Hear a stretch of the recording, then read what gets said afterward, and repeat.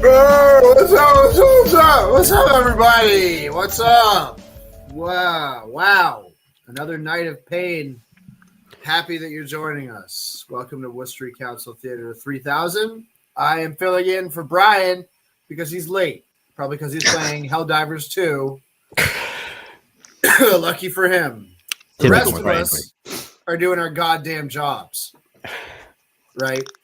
That's right. So, Travis, how you doing? I'm lovely, thank you. Fresh back from our nation's capital.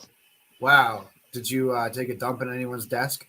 You know, I tried, but they wouldn't let me in. I brought my horn helmet and everything, but instead I just stared at some cherry blossoms. You got me that dais I was asking for, right? We're not supposed to talk about it on air.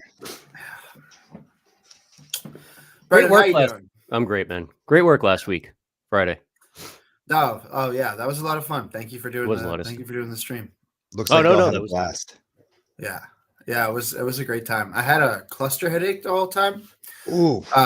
Which is a lot like somebody just surgically implanting a nail right behind your eye. But you know, I got drunk enough that I powered through it. So okay. It worked out. Yeah, I ended up at the White Eagle after. I was doing Jello shots. I don't remember getting home. Katie drove. Spectacular way to handle a cluster headache. Yeah, you just have to outdrink them. You got to drink through it. They say that drinking is one of the triggers of that, but it's also the answer if you're in a pinch. So the cause of and solution to all of life's problems. Yeah. I know. Bryan phoned his jokes in from somewhere else. I have no idea where he was. He's too scared to show up. So he's Joe Petty. His leadership in. Yeah. And no one even called Joe Petty any bad words.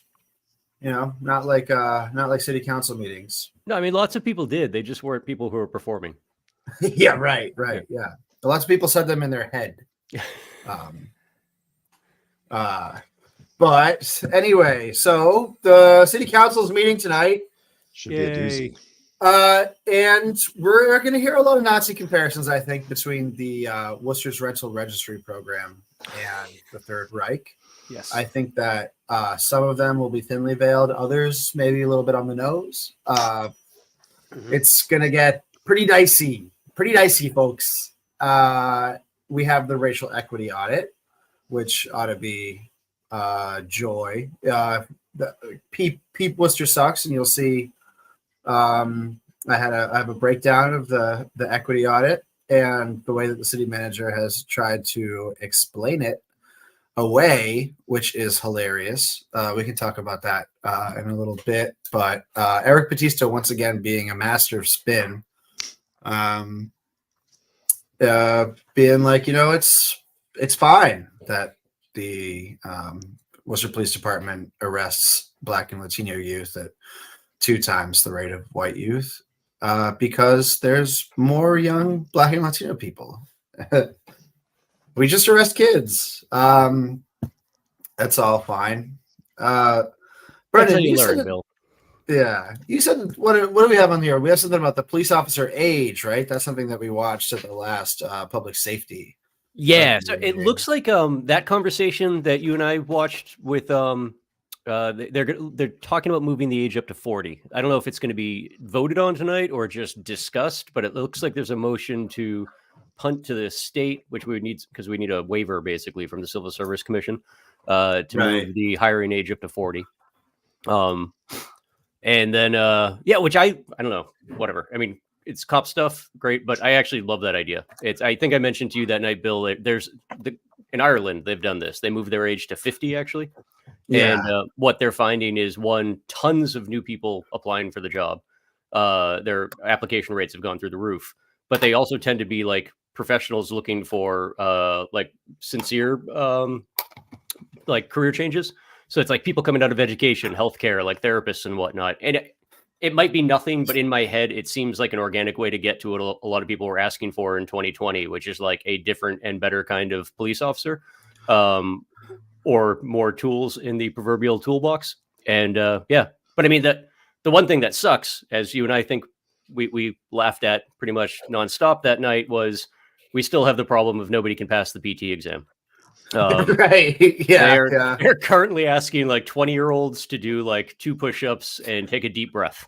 It's not a lot, and 40% of the people who are applying can't do the minimum physical standards, which seems to be the biggest problem facing the city right now in terms of hiring police.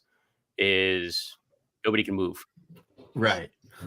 It's it's not good at all, but the physical fitness requirements for the older you get, the easier they are. So They are, but I mean, yeah, even then they're embarrassing across the board.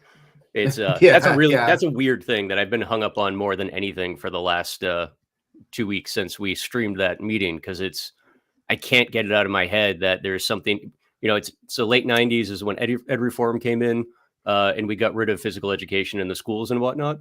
So now you actually are seeing the generation. You have the data now to see like what happens when you don't teach kids to run around, play, climb ropes, whatever.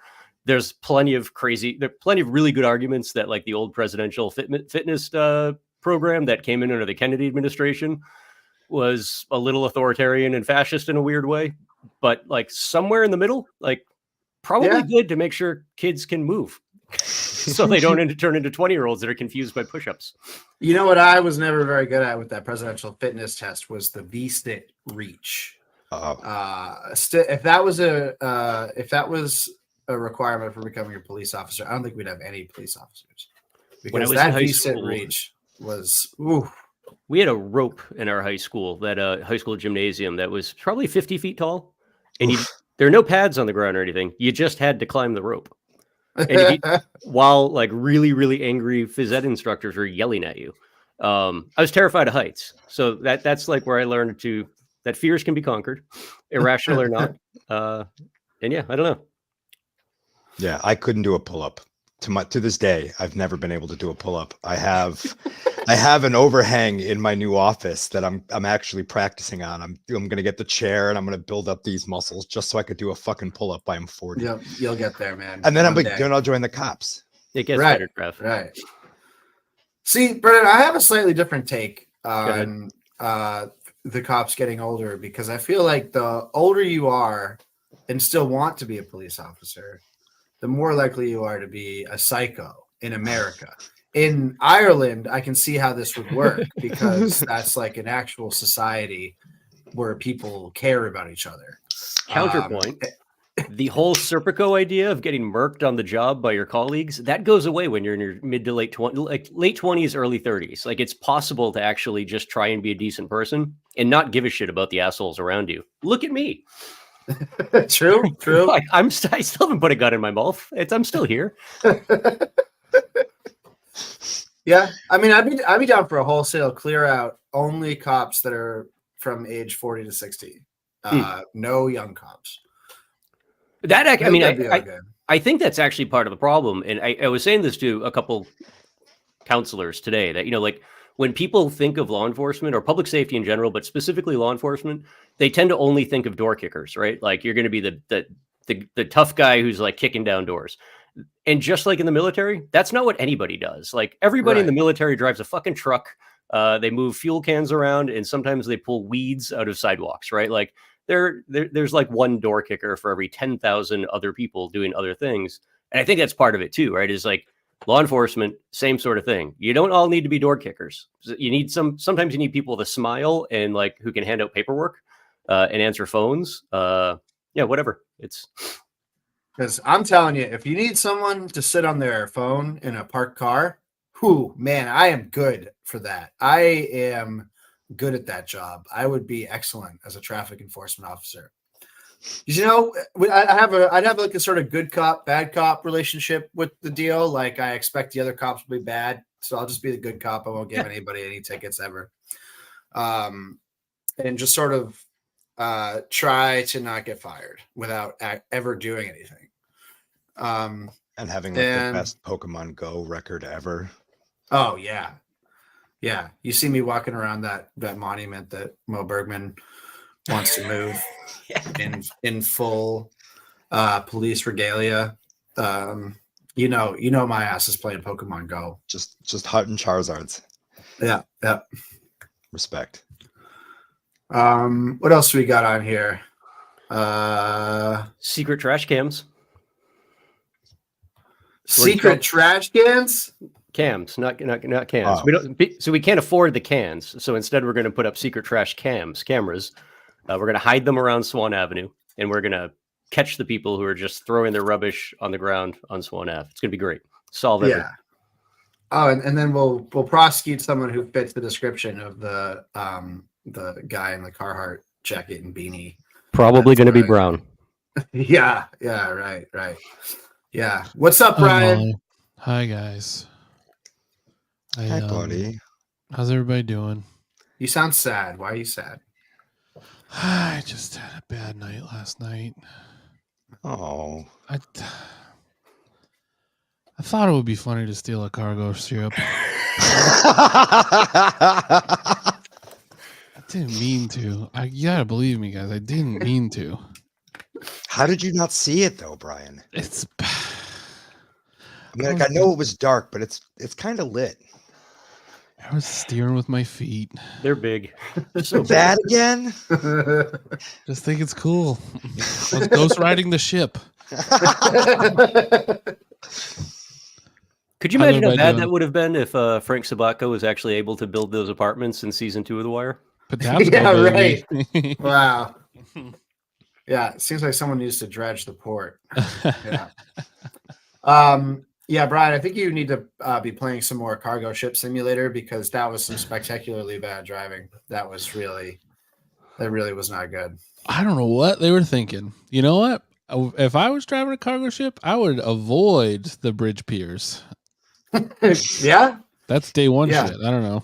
What I know about the whole enterprise is that like water is where you want to be and little bits of land are not what you want to shoot for. Yeah, that's pretty crazy. Did you see how quickly it fell and collapsed too? It looked like toys when it. Yeah. I mean, to think that there was people on it really that was sunk my heart. That would have been awful to experience. Oh yeah, call me out for making a joke. That's fine. Well, I was just thinking about the experience myself. Sorry.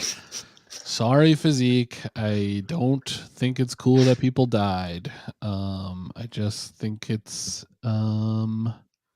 crazy, and I got a weird sense of humor. You should have seen me this weekend at my cousin's funeral.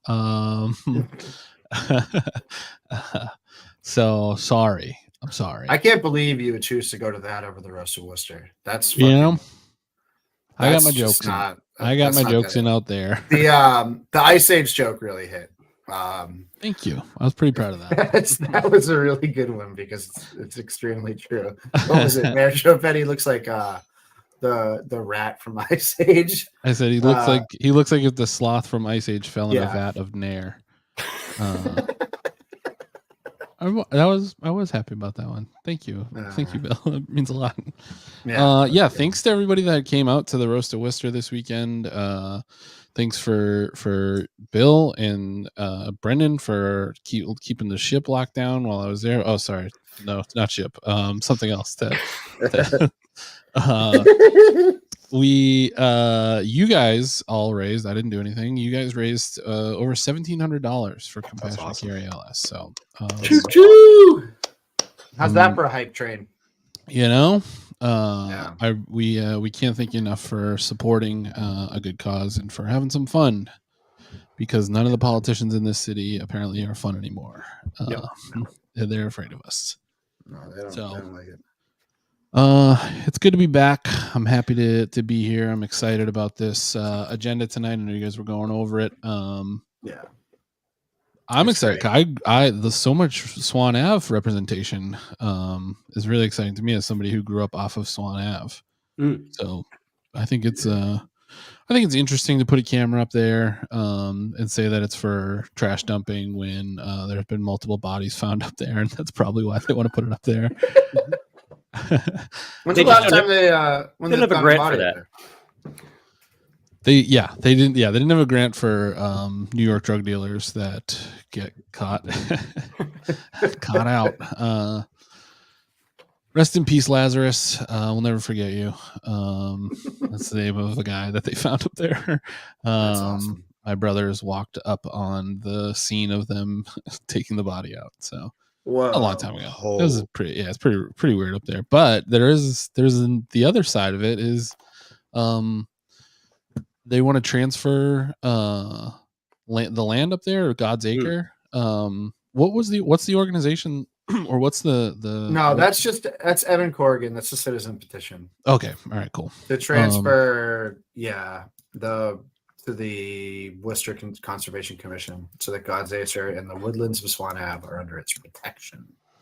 It's it is, I don't know if anybody has ever been up there. It's when we talk about the Hermitage nursing home on Mill Street, that's in reference to God's Acre. It is an old hermitage. And there's a thing up there called Deed Rock, which is the guy that ran the hermitage deeded the land to God, who is a terrible landlord. That place is a mess up there. There's bodies all over the place. It's a nice hike, though. It's beautiful. It's beautiful. I gotta say, I really appreciate that. I enjoy that hike. Yeah. I've never seen any bodies. Could have been a body myself, I suppose. I really didn't know about the bodies going in. Well, you could have been, because the hill behind Deed Rock is called Rattlesnake Hill. Oh yeah, I walked up that in Crocs. Yeah, and it was like the fall. It was really like leafy. We have rattlesnakes? Yeah. No, I think they saw one there in like 1850, and they're We like, have, that's Rattlesnake Hill. There are two breeding populations of rattlesnakes in Massachusetts. One's out like by the Quabbin, and one is, I think it's out in one of the Boston Harbor Islands. They have them there, but it almost never gets warm enough consistently enough throughout the year for them to do anything except continue hibernating. So they're not really scary rattlesnakes at all. So they're mostly dead now. They're mostly sleepy. Yeah. I mean, God is such a terrible landlord up there. I'm under the impression that that's the reason this rental registry is getting underway, is just to start levying the appropriate fines on God for what he isn't doing with the property that was deeded to him back in the 1700s or 1800s by a crazy person. Slum capital L Lord. That's a good one. We used to go up there like every other day. Has anyone else ever been to Deed Rock? Yeah. Oh, yeah. You guys checked it out? Did you guys ever pee on it so you could read the words? I didn't think about that. Yeah. I'm just fascinated by do the it. idea that somebody, like, you have to be really fucking insane to spend the time to carve into a giant rock a deed to God. It's legible. If you pour water on it, it is legible still. That's an insane amount of work. Yep. There was some sort of doomsday cult aspect to that too, correct? There's something to that. Weren't they expecting the end times to come? Like every religion. It was like that group in Parks and Rec. They're a harmless doomsday cult. It was cool. There's like a bunch of old foundations up there. One time we dug up, we found like an old like trash bin, and it had like a bunch of like those like clay like jugs in them. And so we just have a ton of those at my house now. Here.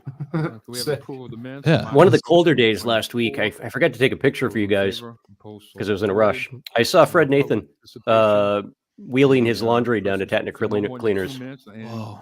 It was so cute. He was all bundled up because it was a really cold morning, pushing his little dolly full of laundry. Oh. His What a cute boxes little are bugger he briefs. I don't think the mic is on. Hang on. Is this looking choppy to you guys? No, Not but too bad. Fred Nathan's looking like he's got some junk in the trunk. This is some good fitting pants for the dude. Damn. Look at that. Wow. Walking that laundry to the Absolutely. Tatnick every day. He's dragging a wagon now. 10B, the item about the city borrowing money Camber. Damn. against the anticipated revenues for the Preservation Act. That's actually, I really like that idea of borrowing money against that, because obviously it's going to bring in a lot of money. Wow. He's really phoning it in lately. 10D, Cold reading? the item about the colleges with this new rental program. I'm sure they'll pass that off like they do everything else. The city taxpayers will be picking up the bill for the colleges for all the rental property that they own. Watch and see. Stay tuned. Cliffhanger Nathan. Watch and see. And 10M. I love to watch and see. As long as they have this new rental thing, or they want Pumped to do that this the new closed rental captioning thing, is working. And it's huge. now. and if the people who own property have not got the information in time, charging them $300 a day. This is not the judge going after Trump, but it almost sounds like it's kind of punitive. So I could support the $10 a Wait, day. what? But who knows? You guys are going to do whatever you're going to do. So it is what it is. And in closing, something that has nothing to do with on the item, I just want to say that I am displeased that you have decided to go away from the civil service with the chief and the deputies. And I hope you realize that in 3 years from now, the city police force will probably be half of what it is. I hope you're proud of yourself. Thank you. That was amazing. What's your name? Okay. Pretty good. Anybody else? So Nope. Just sneaking in here. No, you go. No, you go. Hi, Janet Davis, Worcester resident. I'm here just to speak to item 17A regarding the Worcester Police Department racial equity audit. And I'm just requesting that it go back to the city manager to allow people in the community more time to process the report. It is 131 pages. And to also request that the city manager hold some community listening sessions to get more feedback from the community. Thank you.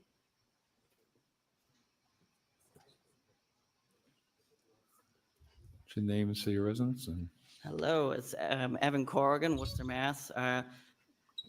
First and foremost, I don't have the time All right. to Start the timer. 5 minutes. I just want to go on the record as being in support of 10A, 10E, 10F, and 10G, and everything that has my name on it too, of course. As for the issues I wanted to actually speak to, 10C is a quick thing. There used to be a little pump station there, and it needed to be replaced. It couldn't service Indian Lake, but it used to be a nice little brick two-door house. Simple. Now it's just a utilitarian pump station. My request is to put low maintenance plants, shrubbery, trees, whatever, make it look better. The other issue, 7D, that stretch of East Mountain Street has literally no sidewalk on both sides, and it's a pretty dangerous road to walk on. I did a walk when I was doing a tree walk, and it was pretty difficult to go from What is this guy? An int? Triangle Street all the way down to Quinnipoxet just because you had to walk in the It's weeds. the Lorax. Then It's Bill. the Bill is big a item Lorax. that I wanted to spend Yeah. the I time am on Bill's is 7S, titles. and this is I don't know. referring to, City Worcester conservation does not land agree. surrounding City Swan Worcester does Ave. not allow Lorax Now, to I do what attached Lorax does. to the petition the deed history or the deed that I could Industrialists. find easily. All of them. And Brutalists. out of the parcels that I identified, and one of the attachments is a map where I wrote the MBLs by hand. Most of it is held by economic development, as it's been held for a while as such. And there's two little parcels that are held in tax title. One was from Parsons Hill Development Corp., which hasn't existed in 32 years. And then the got- other one he's was got in, big He time. is being adorable, practicing what he's I'm going to in say. with This thing, and if one were to ever go down Swan Ave, I think the first question you'd ask That's yourself, so cute. is this still Worcester, Massachusetts? Because it's for that half-mile stretch. It's basically in the woods, in the dark, 1 car length wide. There's a brook running through it, so it's obviously wetland. It's not very easily That brook is developable cool. because of the fact Yeah. that there's no utilities there. So if you were to do a development project there, you'd have to run the utilities there, and then whatever margins the developers would have on the houses is gone. So they're not going to attract anyone there. There's a reason why it's that in economic development. But the main thing is that it's essentially conservation land without title. It's got trails. There's deed rock there. I can't. Yeah, I can't tell if I agree with this The kid. area in the north part is God's Acre. It borders the land held by the Greater Worcester Land Trust, which has the east-west trail, and You give it to the I think- Conservation Commission. It's going to be It's- I think, condos. the woods but and I the think woods. I thought God's Acre And- was owned by the airport. The On other part of this Massport. too is that I Oh my believe God. strongly that transferring this to the It's right there on the rock, Conservation, Brian. Commission would be in line with God the never signed it. objectives That's not set binding. out in the Worcester. You guys want to see Oh. something cool? Look at this Plan, bookmark. which was, if I believe, 2021 that was put out, and that's really Sexy why lady. I wanted to Va, va, put va, it on the Ready? voom. agenda. Ready? And You I put was it. You also put it on the hoping that page. we send Check it to this the out. Conservation Commission after this meeting. What number was that one? Conservation? That is 7S. Her titties Thank you, Evan, and good to see you, and good luck. hanging in school over abroad, and, Yes. we'll see you the when you get page. back. This is my See last that? week. She's having a good Pretty time. cool. Katie got that for me. My Or name is Ron demonetized O'Donnell. for showing. I live at 22 Wildwood Drive. I'm talking about They're the metal. rental inspection letter, and I have some concerns about that because of the Fourth Amendment, where people have the right to be secure against unreasonable search and seizures of persons, houses, papers, and effects. I love and This respect is all women. conform to the Fourth Amendment. And I looked up, there is some case law in the Baker versus the city of Portsmouth where you have to get a warrant to go into someone's house, their property. I've talked to my tenants. They don't feel comfortable allowing He's a someone into their landlord. property. I also have some concerns about giving out personal information. Firefighter was a where good catch, though. A good I catch. probably definitely still a thought firefighter. firefighter. Mass Medical, they had their. Yeah, he probably is a firefighter. That's why he owns rental properties. Yeah. True. Double. Yeah. When I go into the apartment to do repairs, I also make sure that the homeowner's there. I think it's just I an don't like American to go in flag without them. on his lapel, but I I'm can't also tell. concerned about It's an American flag. single-family property. When I But there's a look at circle CMR emblem in front of it. 105, It talks about what you're gonna inspect. All right, now we're The, talking. CMR Worcester 105, sucks. the Lady administrative booby side bookmarks. talks about going into dwellings, Actually, dwelling units. I said, now I got to We got redo the ones I sent you. houses. We So got I don't some think Worcester look at sucks single-family bookmarks houses in their Mhm. future. kind of coming up. And it also talks about. You stay in tuned about that. 105, Section 100. Is this the angle that landlords are going to take? That Interference by we can't any allow occupant or other inspectors person into refuses, properties? impedes, inhibits, interferes, Sounds like or it. restricts, obstructs entry or Fascinating. free access to private structure. It's not a good Operation of argument. a premise where inspection authorized by state sanitary code. It's Sergeant you know, they take out the insurance on them. It's their God-given right to burn them down. should seek the court of competent jurisdiction a search warrant so to apprise the owner, occupant, and person concerned in the nature of the inspection, justification for it, and seek assistance of police authorities for such search warrant. Okay, I'm just concerned about these things. I don't want to see the city get dragged into future lawsuits. Okay, thank you. Sure. Thank you. Sure. Yeah, sure. It's for us. Yeah. It's for our Thanks, benefit. Everton. Well, that's good. Colin Novick, Yeah, that's a really good Greater one. Worcester I Land like that. Trust, 135 Olean The Street. Boop I'm Club. here to Now, speak here's with an respect end to for item y'all. 7S, transferring God's An acre actual to end. care and custody of the Conservation Oh, Commission. yeah. This area is well over 130 acres. Colin Bombadil. This would be entirely in accord with the 1991 action of City Council dedicating God's acre to conservation purposes through restrictive covenants. And that was book 13327, page 339. So it's already dedicated to conservation, but its Evan, you ownership got is owned. divided among a number of different departments. And that means that when it's time for us to work on improvements or dealing with dumping or working on trails, there's no one party to work with. So what you end up doing is notifying 3 or 4 different city departments, waiting to see if anyone has an objection. And if you hear nothing, going forward to try to do an improvement. If it went to Concom, there would be a partner to work with, and we could actually start to develop this as a public resource in terms of the trails and resources. Right now, it's very difficult to do anything because it isn't really owned by any one group.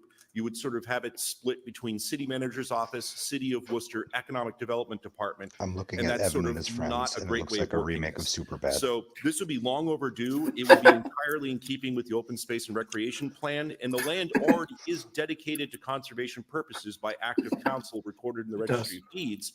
So it's not like it's changing anything other than administratively how we engage it and how we can improve it. This would actually be entirely helpful and really useful and long overdue.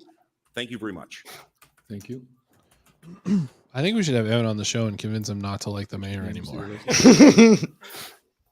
We radicalize him. My name is Janice DeStefano, Lake City President. There's a few things I'd like to touch on. Colin is right. Going back to It's a good few point. Prior city Agreed. council meetings, January 23rd of this year, and I believe January 30th.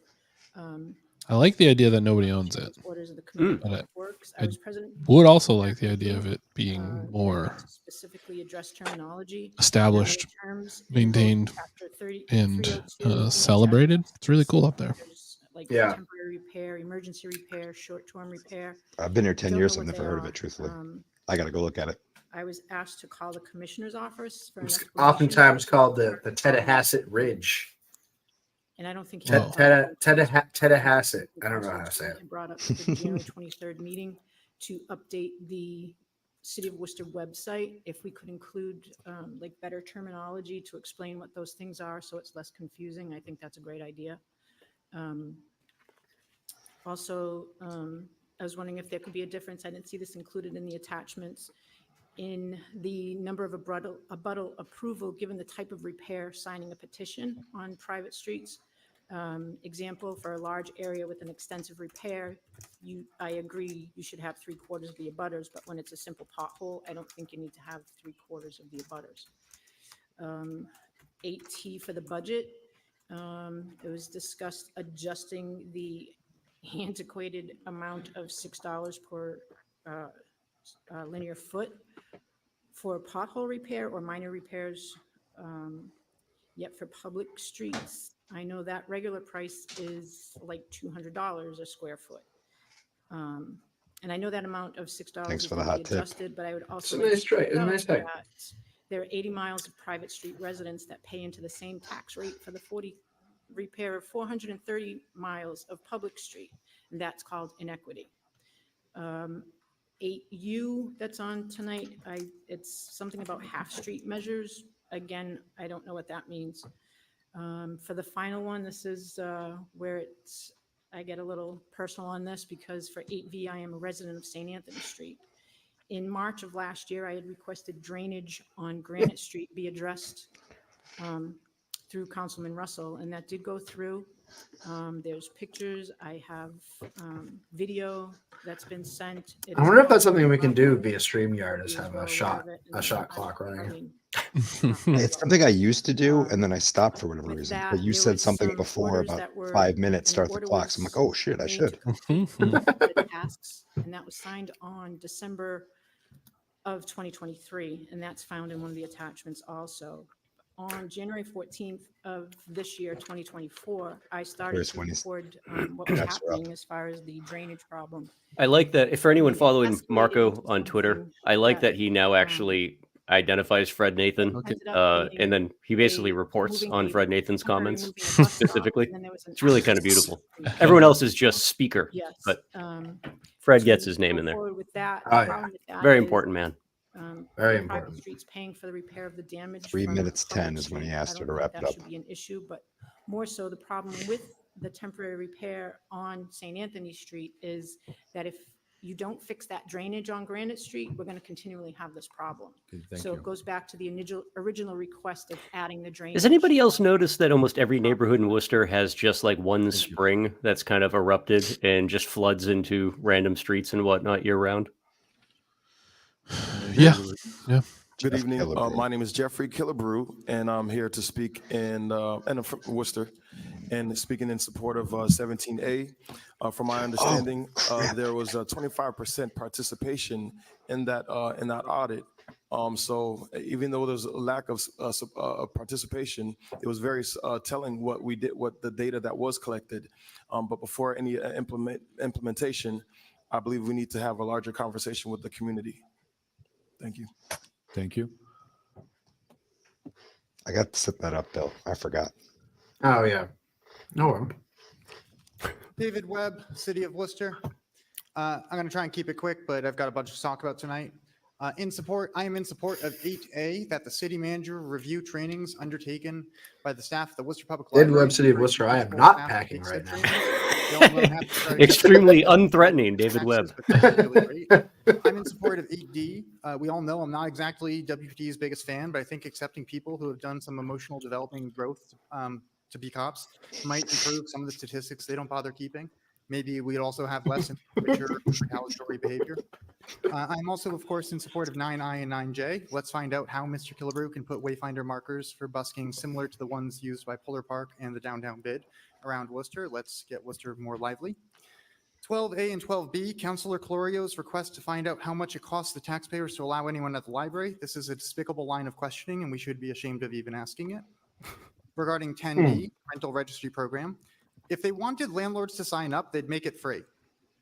This is prohibitive, unnecessary, inefficient, and doesn't really explain why the inspectional services hasn't been doing their job for decades. Gage Street was inspected multiple times. This is just Worcester continuing to prioritize developers over anyone else. Also, the database doesn't actually verify any of the contact information provided. In support of 10E, we need larger recycling bins too, not just ones that close and don't destroy when the DPW tosses them on the ground. As for the racial equity audit, it confirmed what we all know. Blue takes care of blue before it takes care of you, but in Worcester, it doesn't even do that well. Please send it back to the manager for community input. The data and recommendations fall drastically short of what is actually needed. The reason we have so little to show after 4 years is because they kept so little information to hold them accountable. Next speaker. Very efficient.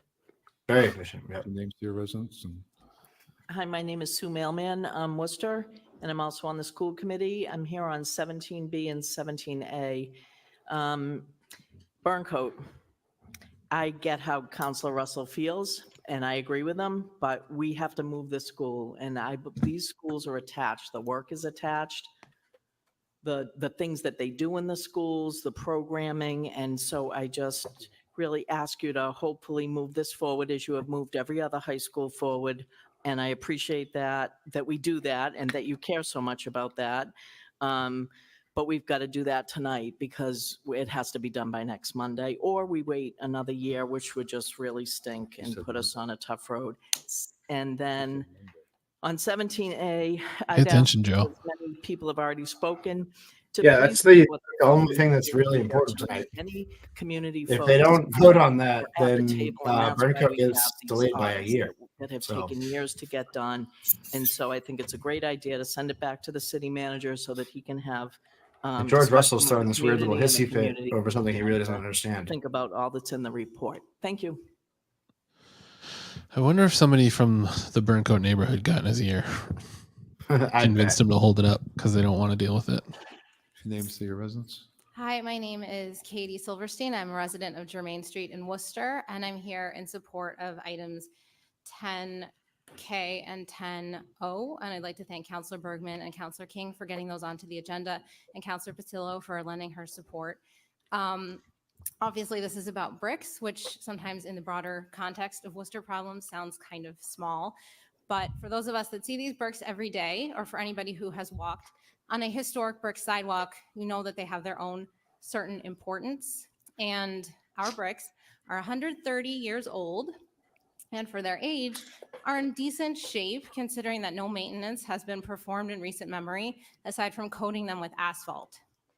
They were locally manufactured and made of local clays, so they have historical value, not only for our neighborhood, but for Worcester and Massachusetts in general.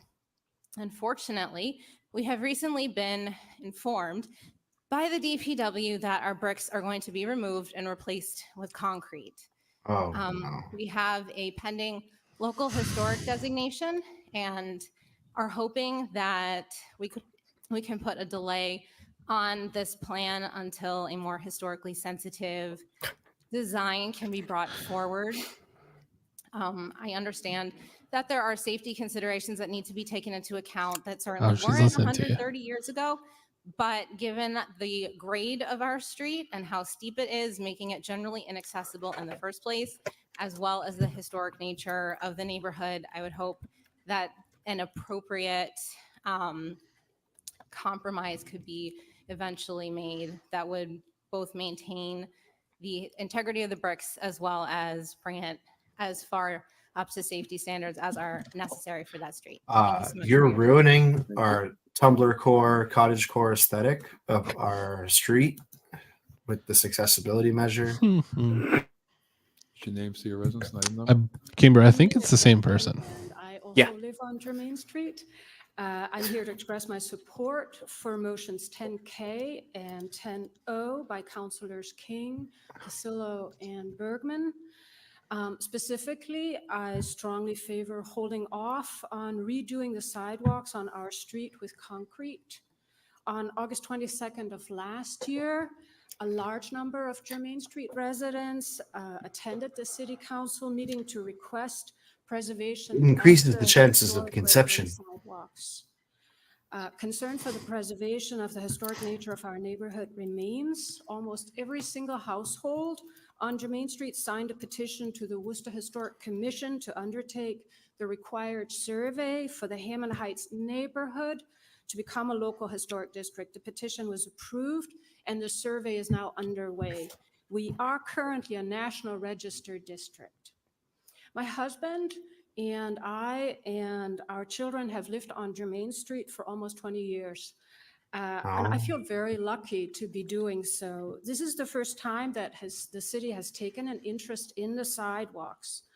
My 12-year-old daughter, she's now 24, she removed the dangerously broken up asphalt that covered the historic red brick sidewalk in front of our house. Oh my God, this is arrest her.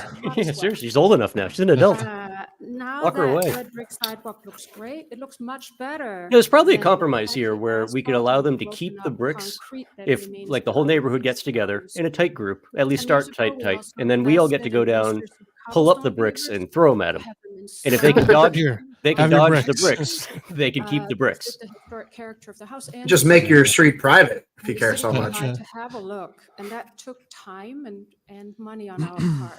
But these are only my examples. this My female neighbors Bond have villain put in talking? similar effort and care in our Hans street Gruber's neighborhood. widow. According to Commissioner Raleigh, 70% It's Maud of from The Big sidewalks Lebowski. on Germain Street are red brick, even if some are still partly hidden under patchy asphalt. This is really rare. I sincerely hope that the city can find a constructive way to preserve and install red brick sidewalks. They're long-lasting, they're ADA compliant, they're environmentally friendly, they're beautiful, and perhaps above all, they are part of the city's distinctive history. I don't know. So I thank all of you for your time, and I also again specifically would like to thank Councilors King, Councilor. Isn't this Jenny? This is Councilor Jenny's fault, Bergman right? For having taken an interest Probably. in this I'll topic blame her and in our anyways. neighborhood in general for almost Thank a you. year now. Thank you. Lots of things are her. No. What we need to prioritize is a Culver's. Okay. I went back to Culver's this weekend in Indiana, and I remembered that it's the best. 7N. I got hooked on mumbo sauce this weekend. Oh, you're in Mumbo DC. sauce? Yeah. Yeah. First time I ever had it. It was really, really good. Really good. Mumbo sauce. That sounds good. It's like a sweeter barbecue. Block up from 22 Walnut Chestnut Street to 18 Chestnut Street. The wintertime, the parking is so horrendous over there. You have to literally go out into the street to catch a bus. Right now, if you go up there anytime between 10 a.m. in the morning to like 4 in the afternoon, there's like 3 or 4, even Ooh, the cheese they park curds. in front of the building. Oh, and they're the so sign is good. right there, no parking, there's a bus stop. There's always 4 or 5 cars all up and down that area. And I'm asking for the bus stop to be moved back up to 22 Chestnut Street, where the sign for 290 is on that light pole also. So it's very dangerous. And I catch the bus every day of the week. And it ain't nothing but about 75, 85 feet from that bus stop to the front of 18 Chestnut Street. And I just wish it get taken care of because it is a dangerous situation. Thank you. Thank you. What's your name, say residence? My name is Fiona. I drove to Jatensi, like and I Peabody or live in whatever to County, get Sonic one Western time, Mass. and I found it to I'm be here just talk over okay. A few different items. I'll start with 9J. The saw. What's where the Saugus one is better, I in order think. to discuss Right? the Worcester No, Renaissance Plan. PBD is that one. I know that there's There's been a lot of another talk one about this Renaissance Plan, and I support his on the project South to move Shore that I forward think with, is helping better. make things more easier But to Sonic navigate is for a little hit other, or miss. people that are trying to have different things in the city as far as the arts go. I just realized one of my petitions I put But in the last menu's year really is now good, on the is the agenda. thing. Number 15E report for. I like a there lot was of what a Jeff's doing, petition but he from wants to Fianna have a Gazette Worcester saying requesting Renaissance installation of Fair. speed limit It's not a signage on Renaissance Haywood Fair, and I Street. think it's just going to confuse a lot of people. I had requested I'm that showing way up in back, full I believe it was armor. October You're or not gonna be the only September one. last year when I was door knocking in that neighborhood, and Rocket says many hello, of the everybody. Neighbors that live on that area were upset about how fast the Rocket. cars go, and they said I'm gonna show up like a "We need wizard. speed humps or Cast, speed limit signs. So I came in and put in do 4 different do petitions at that time for alchemy. Haywood Street. I see now the one of them is finally Skyrim here, that we style. get a speed I'll limit have sign there. a I think since then there was a an blinking sign alembic, put up when you're coming up mortar from and the pestle. south part with the little flashing light, but coming from Massasoit, where you turn on We the just Haywood start there, picking there's up no speed limit roots until around the you city. get like, there's none going in that direction. There's only one coming from the Hey, opposite can I share direction something now. with you We guys? need to have it on both. Always. Yeah. I can 15 share away. B. Is it a secret? Petition for. Not really a school secret. sign No, on I Grafton just Street in Did vicinity you get of Crown Caroline Royale? Street. I support that. There should No, be you know what signs, it is? It's saying that there are schools around all our schools in Worcester. I don't know why we don't already have Google that. Photos, right? It does the Also memories thing. 15 Yeah. And E, for whatever reason, so about the, when COVID no, started, sorry, not 15 I was E, taking a lot of 15. selfies when I was locked in by myself find it right now, but the at one that's Woburn about the because a pandemic had police shuttered my report, ice cream shop and I had nothing to do except sorry, ride a 17 skateboard around A, and take about the pictures of racial myself. equity This one audit just came for up to Worcester me, and I don't Police remember Department. I also taking it all. support Travis, that you can should throw be- that up when it's ready. I don't have any context for it. It's just me taking a selfie with a bandana on my head.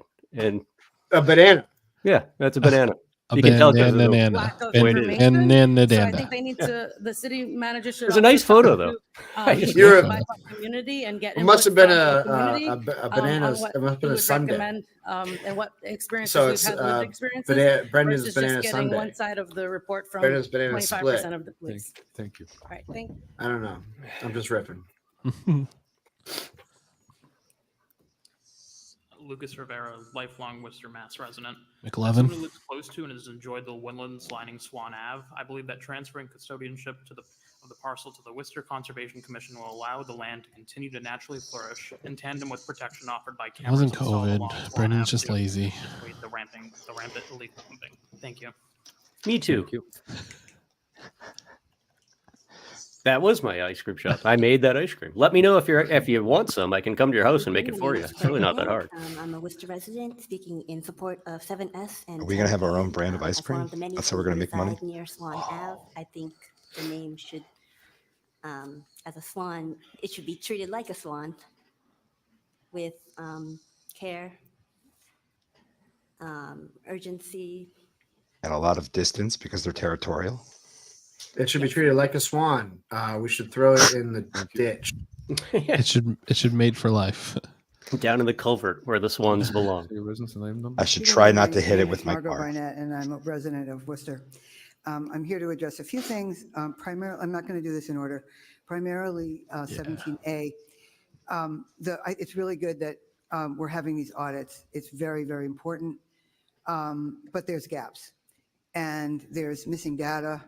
There's discrepancies, and it needs more attention from the community. So I would ask all of the councilors to vote to return this report to the city manager to schedule so that They're going to send it to public safety. Sorry.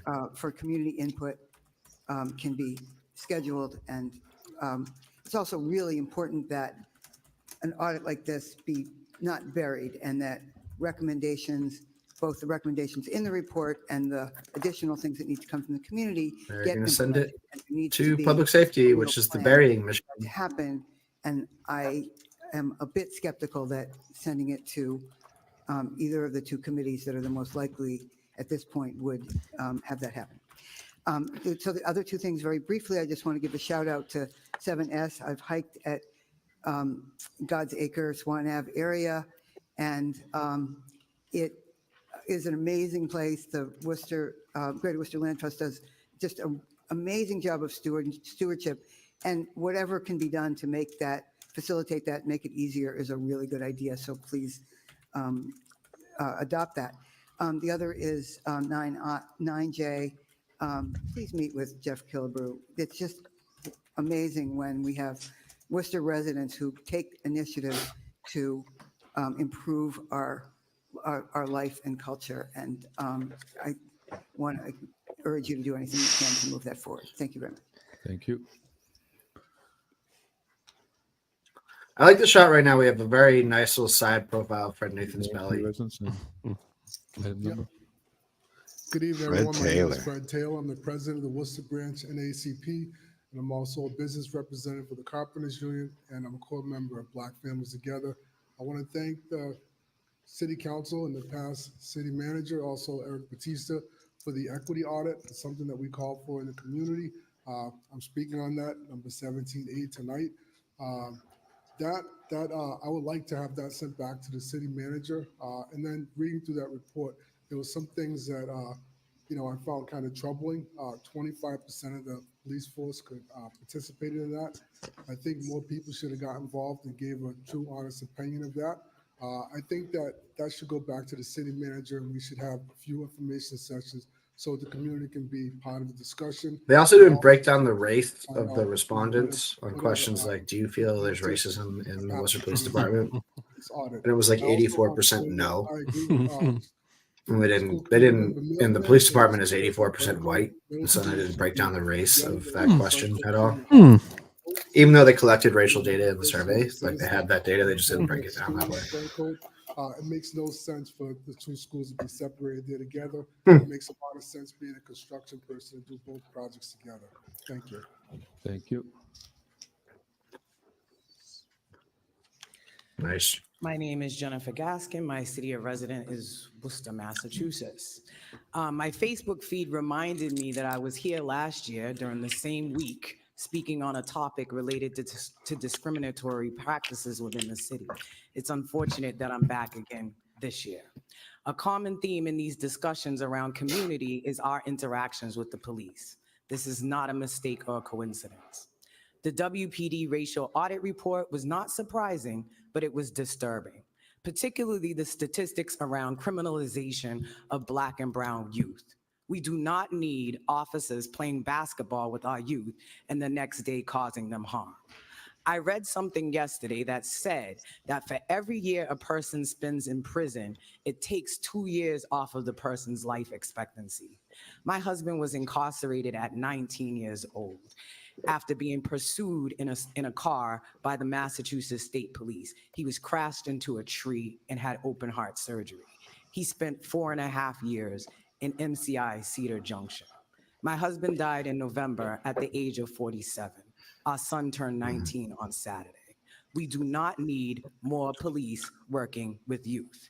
We need resources that are properly trained to protect, support, empower, and mentor our youth. The fact that only a fraction of the police force participated in the survey is a clear indicator of the level of seriousness assigned to DEI concepts and the culture of bias, intimidation, or both that resulted in almost delusional responses to the questions of racial bias internally and externally to the department. This is a culture. This is a culture that was started by hunting enslaved people. No other country struggles with police harming and killing civilians over the color of their skin. This is gang culture, but we are supposed to trust them to mentor our youth? That's ridiculous. This is ingrained behavior that requires an intentional and bold actions to create change.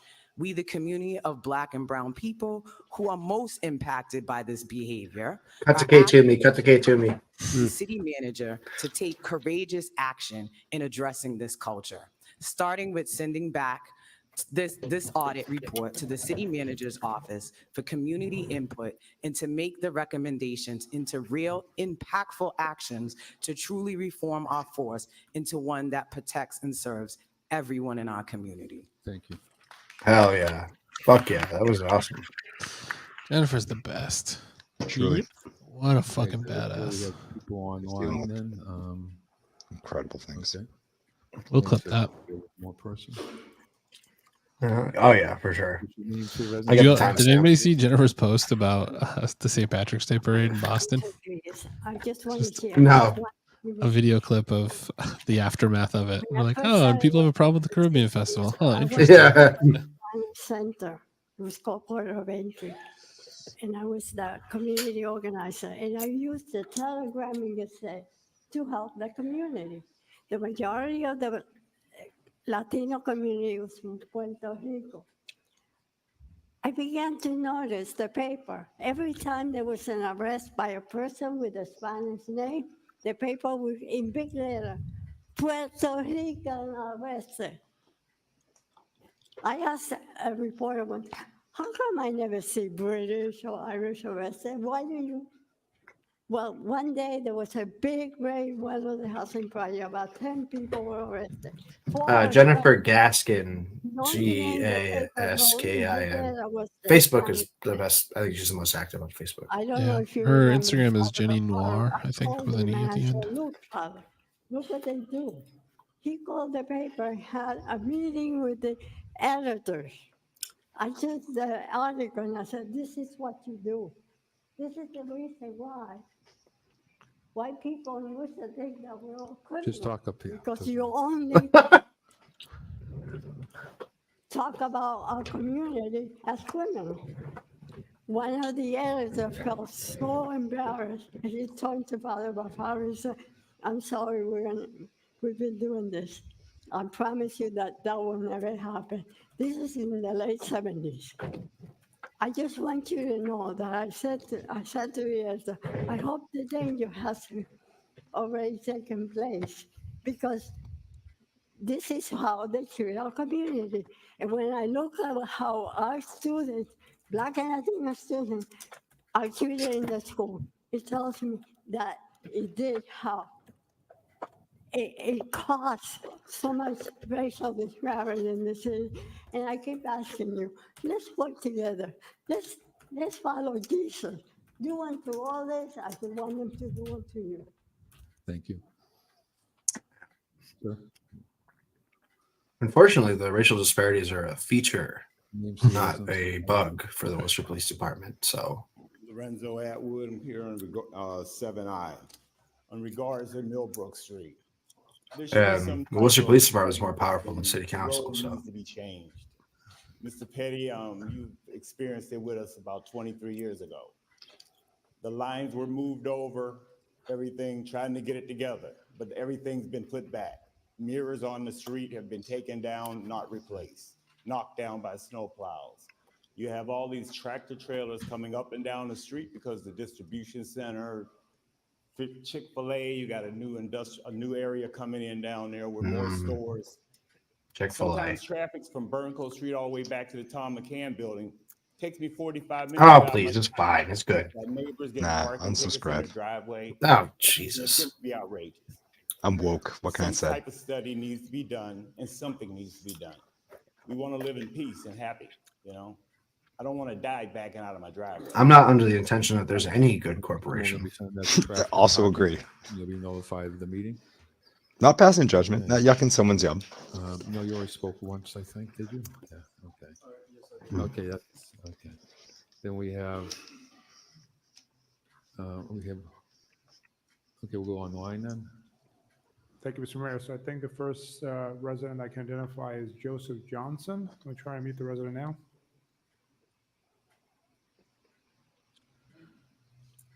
All right, I unmuted. Can you please say your full name? I'm sick of all these cars on my street. Yes, I'm Joseph Johnson, and I'm from Worcester, and I'm speaking on item 7J, the request to create the curbside passenger loading zone and 2 accessible parking spaces to provide accessible access to the West Boylston Drive Community Teaching Garden. Just a little background. Yes, I forgot about this. I'm That's a very thankful nice, that very I good was chosen to Substack. be the one to petition. Highly My son recommend. Joey was deaf and blind, and he received his education in the Worcester school system. And before COVID, I began a conversation about making the garden over on West Boylston Drive handicap accessible. I used to take Joey down there. I could park my van and then take him through the street to the end of the corner and then bring him up. And one day I tipped his chair over in the sand. Well, anyway, they have come up with a plan Delightful to story. build a completely accessible On purpose. I know. It looks like a weird hang off that story. Chairs and walkers and Yeah, and then I left him there and drove away. to the parking committee, I believe, or whatever committee you decide is the best for that. I rescued him from the streets of Worcester. That and he wants And food. again, that's it. I would. That's my request. So I'm done. I'm starting to think that yeah. So yeah, Next, Katie's cat Gus doesn't so much love me. She just thinks that I am a piece of meat that little pieces of meat fall off of occasionally. So she stays around me to wait for more pieces of meat to fall off. Great. Thanks. Hi, my name is Casey, a it's resident a good of theory. Woods Ave in Worcester. I'm the Maybe that's how all executive cats process director for humans. Greater Worcester. Like when you open a can of fish, they're just like, "Oh, more meat is falling off of this thing that I eat." Police department. I know concerns about racist policies, practices, and disparate outcomes have long existed beyond my time working in the city. Where I can speak to that within my time at the Coalition for Greater Worcester, working on the Greater Worcester Community Health Improvement Plan, that since 2013, racism has been named in the city plan as a root cause for the disparities we see. In the 2016, there were several strategies named in the urgent need for implicit bias training within the police department. In the 2021 through 2026 CHIP was named again that institutions, including the city of Worcester, lack policy to address racial equity. This was based on hundreds of hours of testimony that we collected from community members that was turned into qualitative data and provided for this assessment. This is all to say that we have a history of community identified data. We have strategies named. This audit again forces the need for this. I think what we really need is clear and transparent, persistent collaboration. And there's an incredible wealth of advocates and leaders who are showing up and ready to support this work. Black Families Together is an incredible asset to this community, and they are calling for the need for this report to be brought back to the city manager to give them more time to process these heavy findings, as well as for community listening session. The coalition is ready to stand together with Black Families Together in order to support listening sessions if it's needed, support qualitative data collection, analysis, thematic. This is what we are here for. We have these assets in the community, and we just urge the council to work in Is this partnership something to you address have? these urgent needs. Thank you. I don't have it written down. Okay, the next speaker identifies as Molly McCullough. I could do Please that. state your full name, city of residence, and item you're calling on.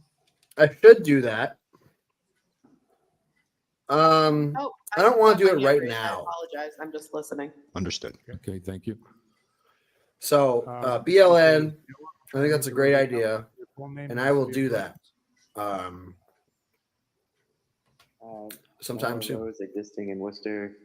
Just commenting on 17A and 9J request that the recent WPC racial equity audit be sent back to the city manager so that the community has enough time to process the information, and ask that the city manager holds community input sessions with more officers rather than just specific ones. 9J request city manager meet with George Killebrew to discuss the Worcester Renaissance plan. Thank you.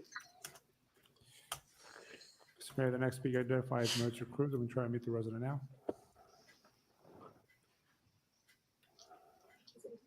Hello, good evening. I'm calling on the item 15N.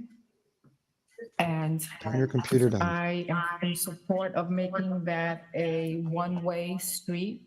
It has been a quality of life issue for, my family has been on there for 43 years, and that's how long we've had issues with the traffic coming up and down Benefit Street.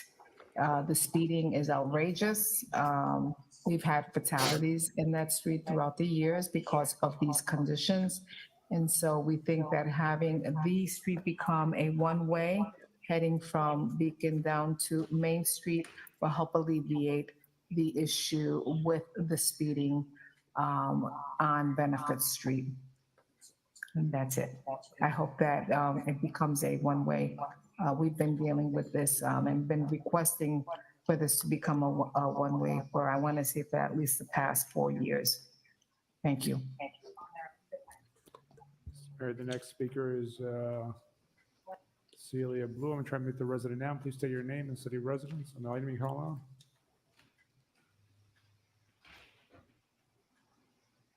on. Good evening. Thank you. My name is Celia Johnston Ballou. I'm a Worcester resident, Liberty Street here in Worcester.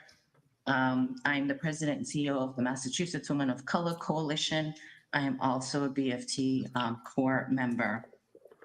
I first want to thank the former city manager and the current city manager and the mayor and the city council members for your support of the racial audits.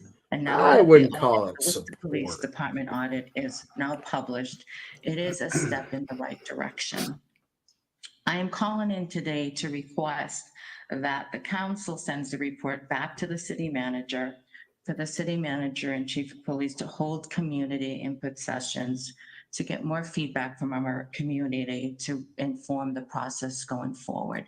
And that is something that is definitely needed in order to move forward with this audit. Thank you. And that's on 17A. Thank you. One of the recommendations was more The next speaker is Liz Lydell. I'm gonna try to meet the processes for community input. And if they ignore this request to send it Hi, back my to the name city is Liz manager for more Lytle. input, that'll just I'm be a resident of fucking cherry Worcester, on born and top. raised, and I'm raising my own family here now. I'm calling on 17A. Like many other speakers, I'm asking the city council to send this report, the racial equity audit report for the Worcester Police Department, back to the city manager. It is a remarkably long report. It has a lot of recommendations that need some additional thinking. As a community member, I can say that I know I'm here to support things that come out of this work in this report. But at the current state that it's in, and without additional community input, I think it's going to be hard to get the community buy-in that you need. I think one particular point that I would just raise is to echo what a previous speaker, Jennifer Gaskin, said really powerfully, which is that, just as an example, I'm an educator. I work with a lot of youth workers and a lot of youth in the city. And there's no way that I think that an answer to the disproportionate Black and brown young people being arrested is more police and youth programming. And so, for example, I want to support the outcomes of this report, but I would never support that. I think trained youth workers, mental health counselors, people who spend their whole lives knowing how to interact with young people in a way that's supportive, culturally appropriate, and meaningful is a much better use of city funds. And so that is just one example that is very near and dear to my heart. And I know that there are many, many other people who have similar desires to support the work, but reservations about the state of the recommendations as they stand. And so I just urge the city councilors to send that back to the manager so that he can have more time to meet with community members on that. Thank you. Okay. We have one more. Mr. Mayor, the last speaker is Letitia Aluma. Try to meet the resident now. Hi, good evening, everyone. My name is Letitia Amuo. I can't wait to hear Toomey speak on the racial equity audit if she dares. Oh, it's gonna be great. I think she might be too cowardly because she called out last time, so she didn't have to vote on the civil service thing. Of our police force who are adding conversation and offering their opinions. And we're able to assess, then those are not the folks who we need to have working with our children in whatsoever. If they're not informed on positive youth development, if they're not informed on positive youth practices, they're not informed on cultural humility, sensitivity, or with Black and brown folk, how to interact. And again, as was stated, the entire institution of the U.S. police system, how it began as slave catching, then those are not the folks that we need to have. So for the people who are affected day to day by the police officers and their children who interact with police officers, that's who we're asking for the city manager to sit down with and to meet with to discuss this item. Thank you for your time. Thank you. Mr. Mayor, we also have Nellie Medina. Trying to meet the resident now. Nelly. 2024 Roast of Worcester participant. Hello, can you hear me? Yes.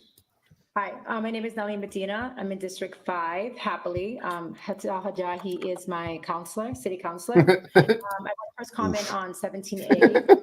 We need more community input before moving forward. We should allow organizations who want to provide feedback to participate, but not just the city-supported organizations. Latinos who are disproportionately impacted should also be met with. I want to dovetail really quickly into 9J. Welcome to If the you want stream, Worcester to Monsieur be Balls. truly inclusive and reflect who we are, please meet with Jeffrey Killebrew and hear his ideas. Worcester will be better for it. He's out there working hard, organizing folks. Give him the respect he deserves, please. So as a mother, I've witnessed firsthand, and this is about the equity audit, the lack of engagement and empathy shown towards my child by police officers.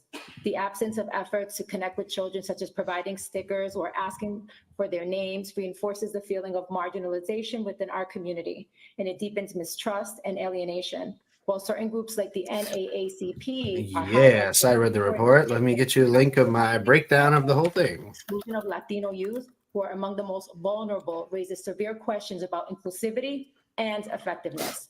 And why aren't demographic segments most affected by arrest, involvement with the Department of Children and Families prioritized by the Worcester Police Department, especially in a city under Latino city leadership?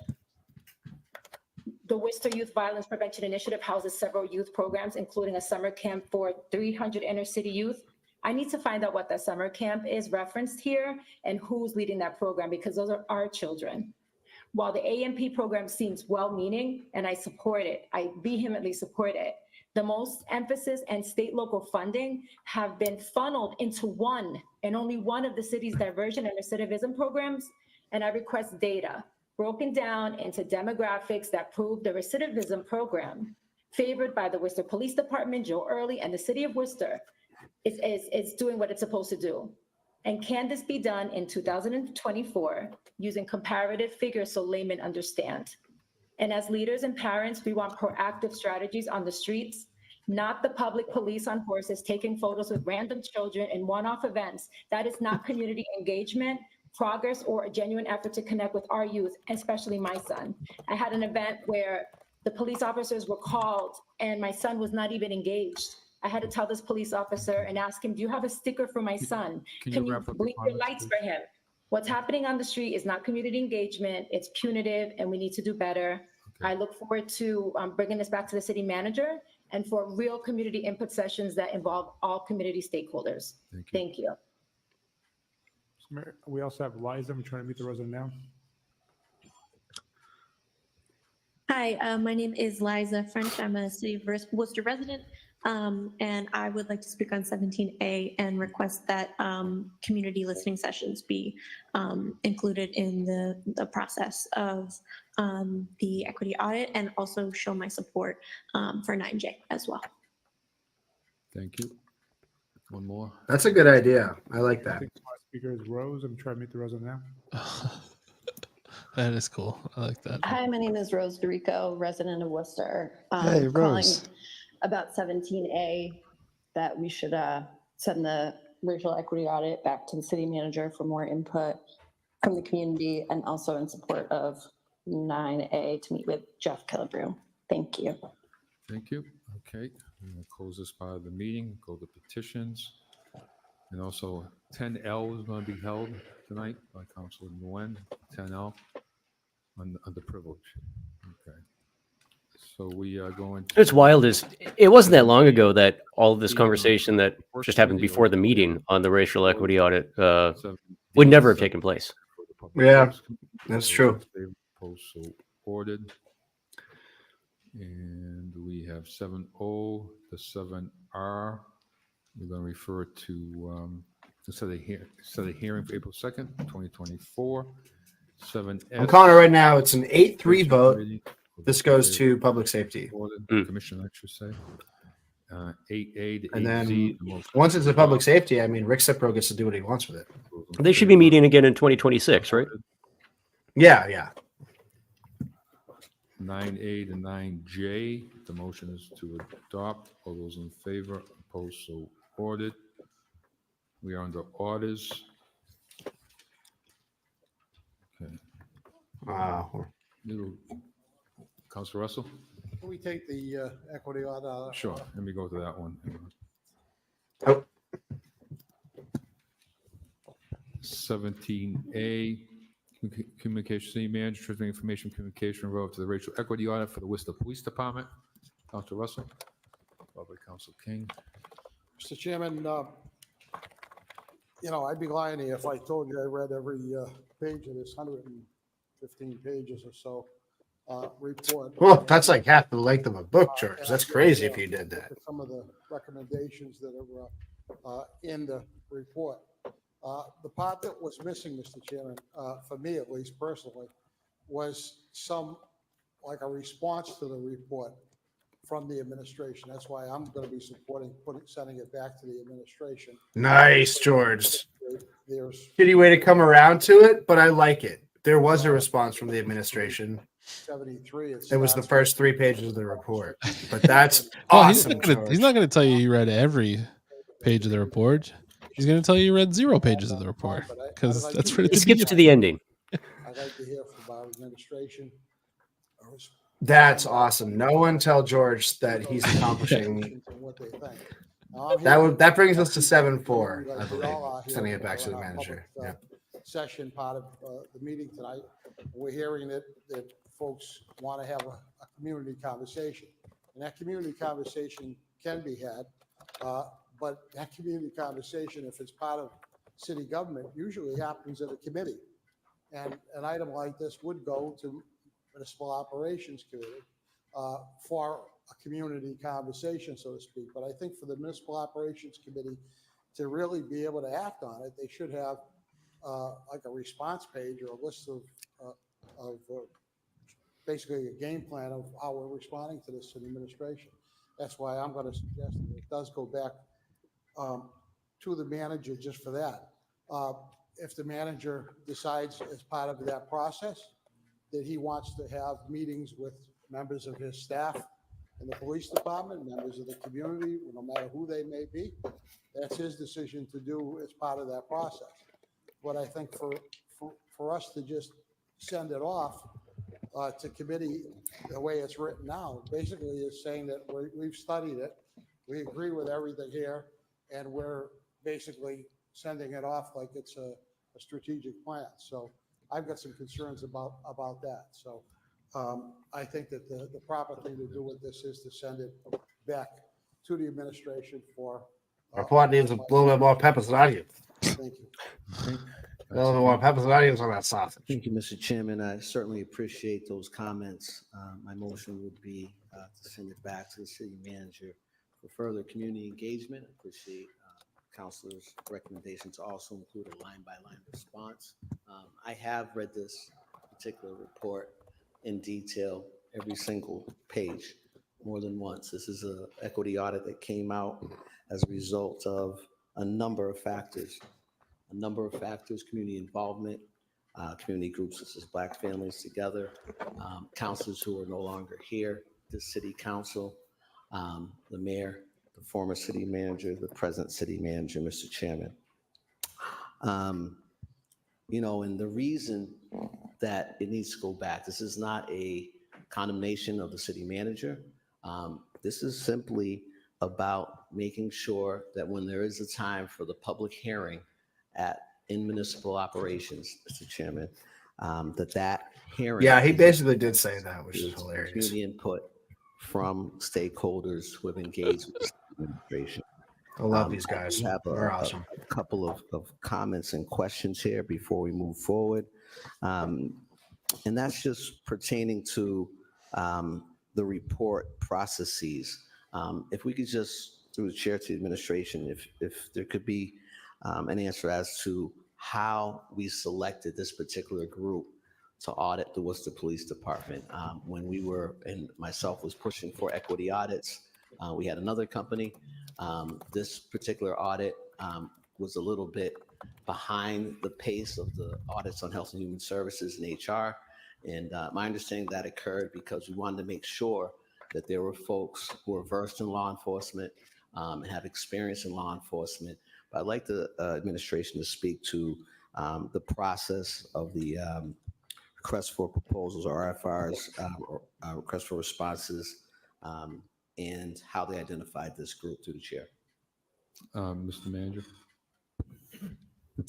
Through the chair to the council, the way this audit came about, like you had stated, Black Family Together played a big role in advocating to former city manager Ed Augustus and making sure this was included as part of his executive. It's not the order. question he asked. Talk about within the other city. companies that bid on it. It was an RFP process that went out to for seeking 2 RFPs for 2 different audits, one for the HHS and HR, and one specifically to the police department. We made sure to separate both RFPs because we wanted to have a more specific focus in the police department and have consultants who had experience in working with law enforcement and understanding to be able to submit proposals in that. The HR and HHS was a much smaller audit process, and that took about 6 months process in which they were able to do community engagement, do some surveys, they met with the staff, et cetera, and then we were able to put that out very quickly and start to work in that area. The police proposal that was submitted to us, this particular entity was selected because the former chief diversity officer felt that this consulting group was the best and that presented the best opportunity for us to receive a great report. They had the lowest bid. Then it was a matter of negotiations on the contract, getting the contract ready to go. You don't get to choose. And this timetable for this particular audit was about 12 to 18 months process because it was a more thorough audit. The department is a lot bigger and it required a lot more review of data, policies, et cetera. And so that's why this audit has taken a lot longer and why we're bringing it at this time, much different than the previous HR and HHS audit. Thank you. As a regional vice president of my union, Mr. Chairman, I know that when it comes to surveying and asking folks to participate in surveys or polling in the workplace, that there's a nuance to it. There are, we don't want folks required to do this. In fact, perhaps skewing one way or another. If you can speak to, or someone can speak to, sort of the approach to surveying folks relative to this audit through the chair. Mr. Manager. Through the chair to the council, you are correct in that we need to be very careful sometimes in mandating employees to fill surveys out because they are potential impact bargaining situations with members in certain unions. And so we need to be aware of that. And so what we do is we highly recommend employees to participate. This year, we highly encourage the police department to participate. We're talking about over 500 employees in that department with 25% of them were the ones that answered. And we encourage them. We talk to the chief talked to the leadership and make sure. And at the time when this review was happening, former Sergeant Lito was also involved in trying to get folks to fill in the survey and be involved and encourage both unions and folks. Again, everybody got the notification, and it was multiple times encouraging them to fill out the survey as well. So that's what the process took. And a couple more questions regarding process. So as relates to the surveying, did we see 25% participation over all levels of rank in the department? Were the officials in the department participating at the same rate as the rank and file? What did that breakdown look like through the chair? Mr. Manager. To the chair to the council, I don't think it went in detail the survey in terms of breakdown of what ranks and file there was. I think it just gave a general 25% of the departments. Okay. And the last question regarding process. I know one of the things that it references here is that there were a number of listening sessions where they were able to gather data from community stakeholders, which is what we're talking about here today. 2 listening sessions where a total of 25 people showed up. Here that attendees for listening sessions were recruited through the Worcester PD Facebook page. And we also, it says we, meaning the auditors, sent email invitations to community groups identified by Worcester PD. Are you aware whether or not there was additional efforts to engage community stakeholders outside of what's identified in this document? Mr. Manager.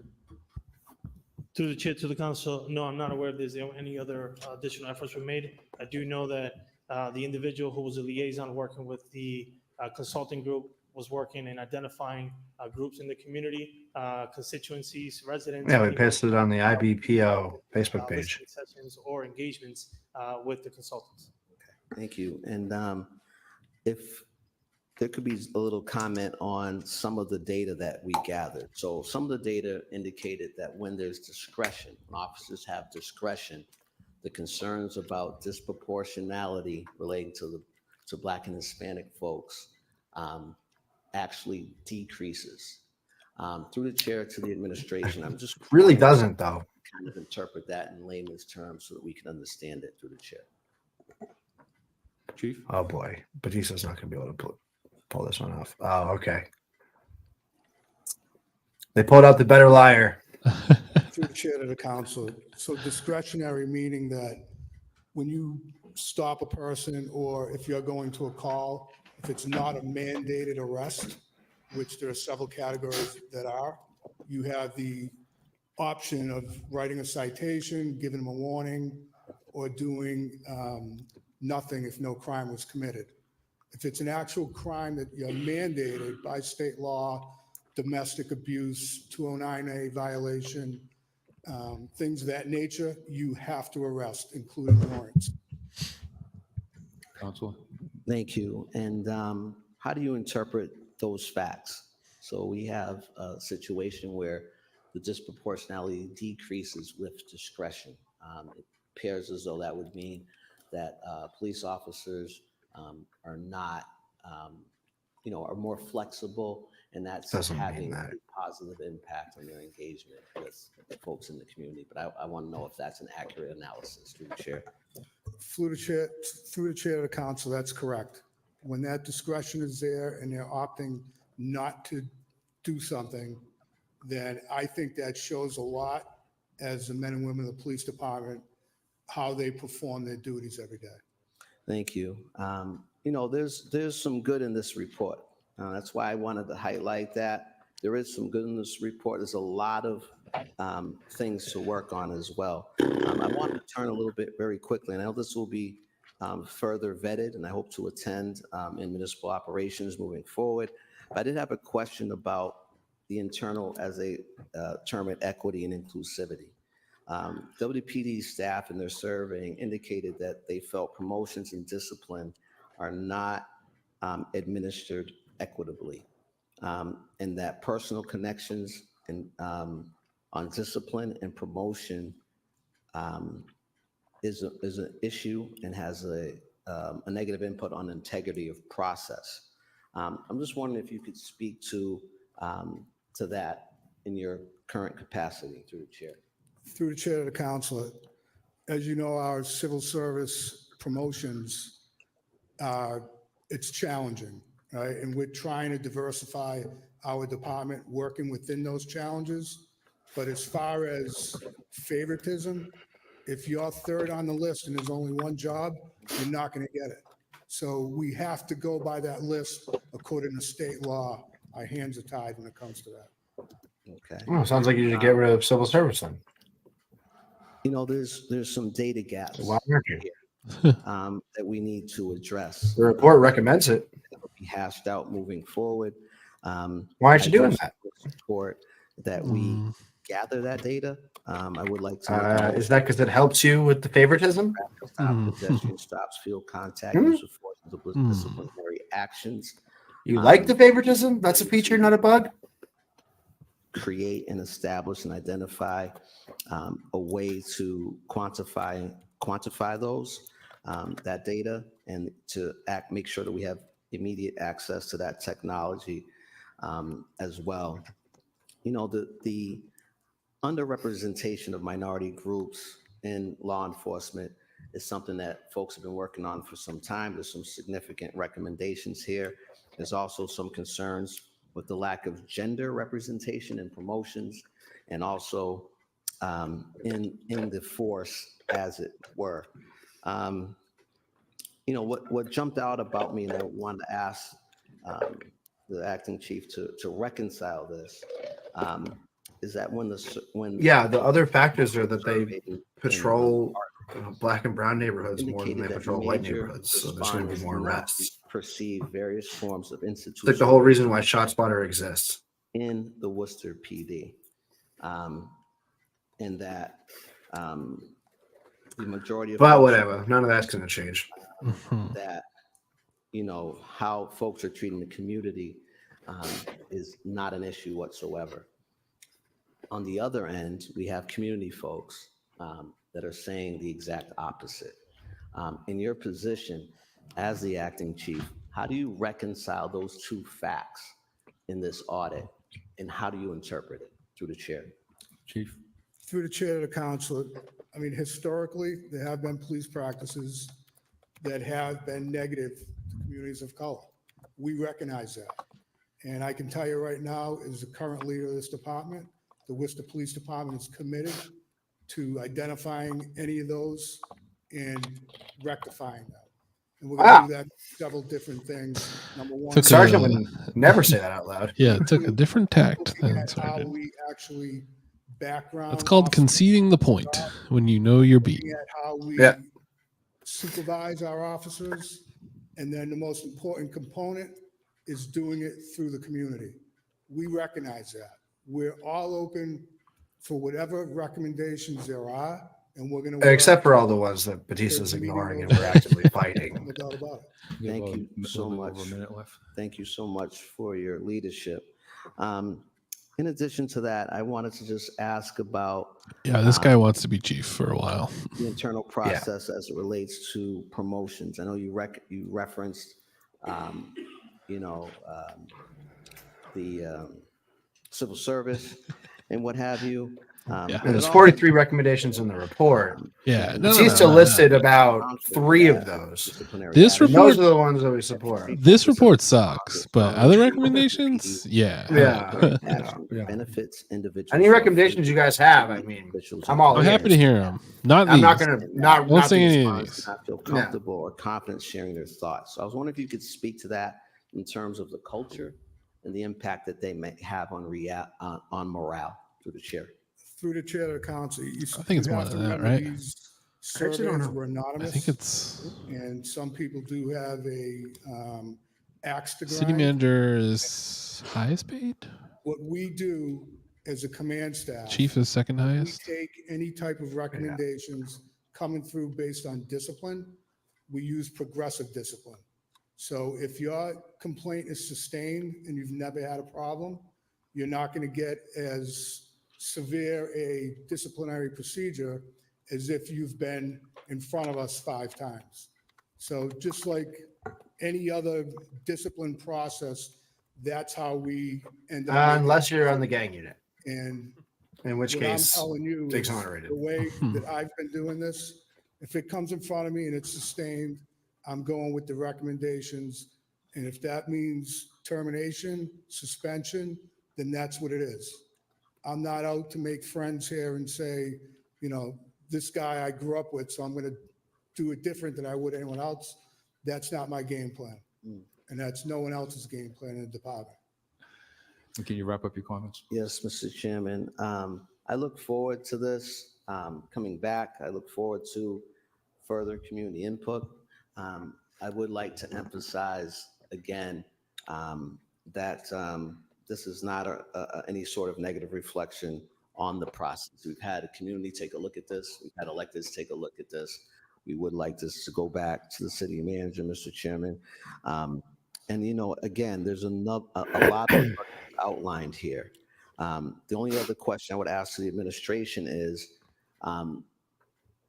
when did you begin working on responding to this? Was it when the first draft was provided? Because, in your cover letter indicates we are doing things in response to this. Can you just give us an idea of that time frame? Of what I don't think Toomey speaks on this. I don't think she has the fortitude. I don't think she has the power. Through the chair, through the counselor, I think it started. Bye, Molly. We started to have conversations with the consultants. The consultant was identifying things, and we were having conversations. And I personally myself would go to those meetings to try to get updates from the consultants directly. And then when we initially received our first draft of the document, we saw things there that we were either already working on. Molly came by and introduced themselves on Friday night.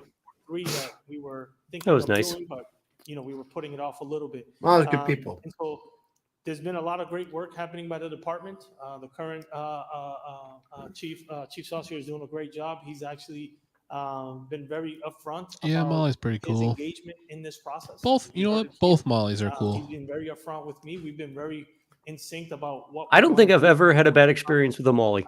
Intent of I have, yeah. I've, I just realized that sounded kind of funny, and I'm going all in. I've never had bad experience with any Mollies at all. It's only the day after a Molly that'll get you.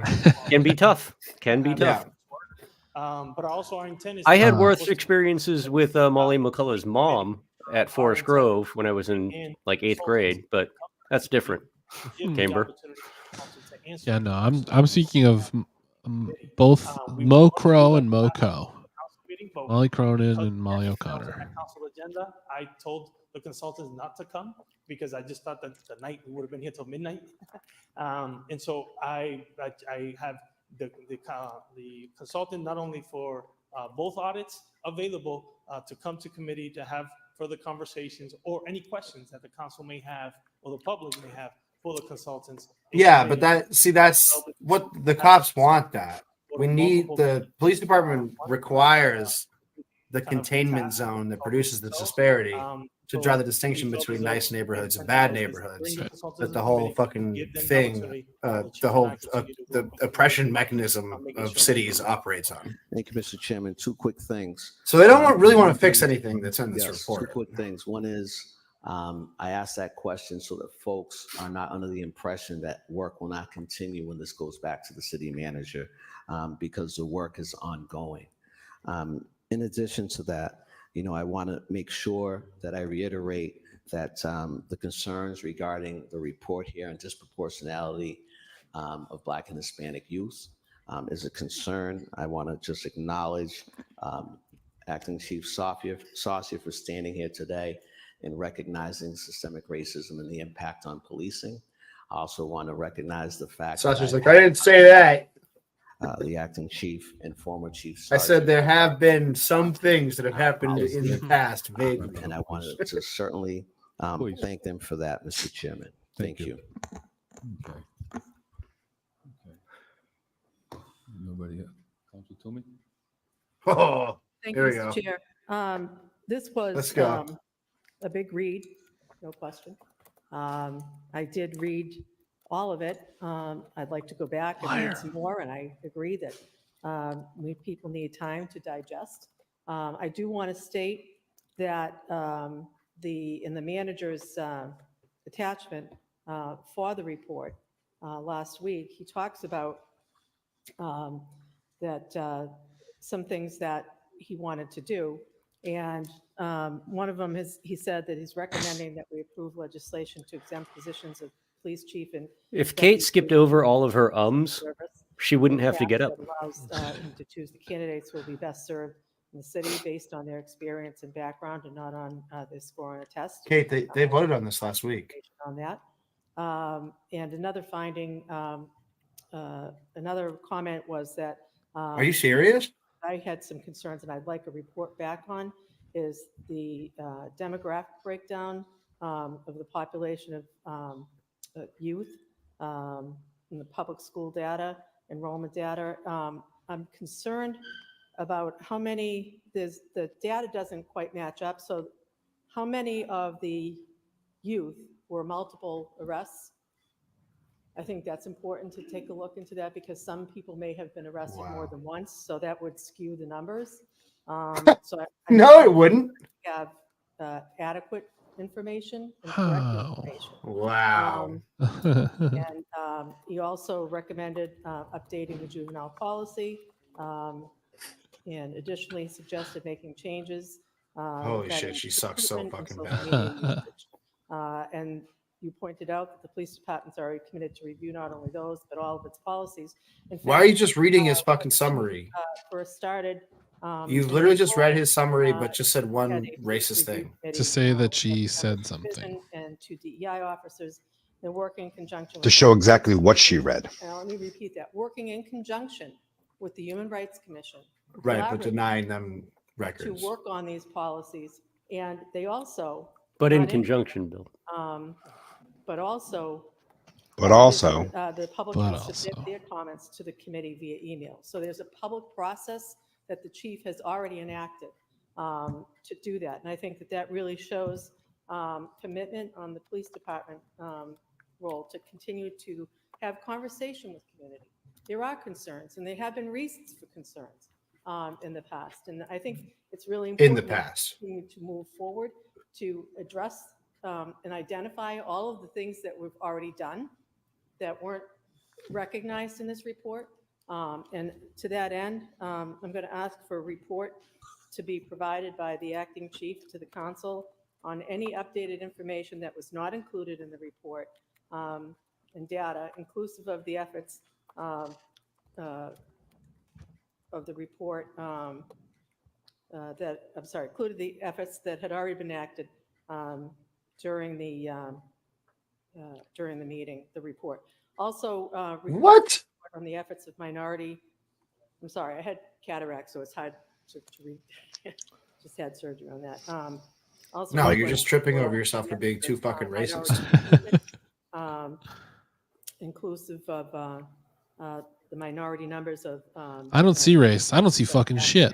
I think that number has increased dramatically, and that's the key.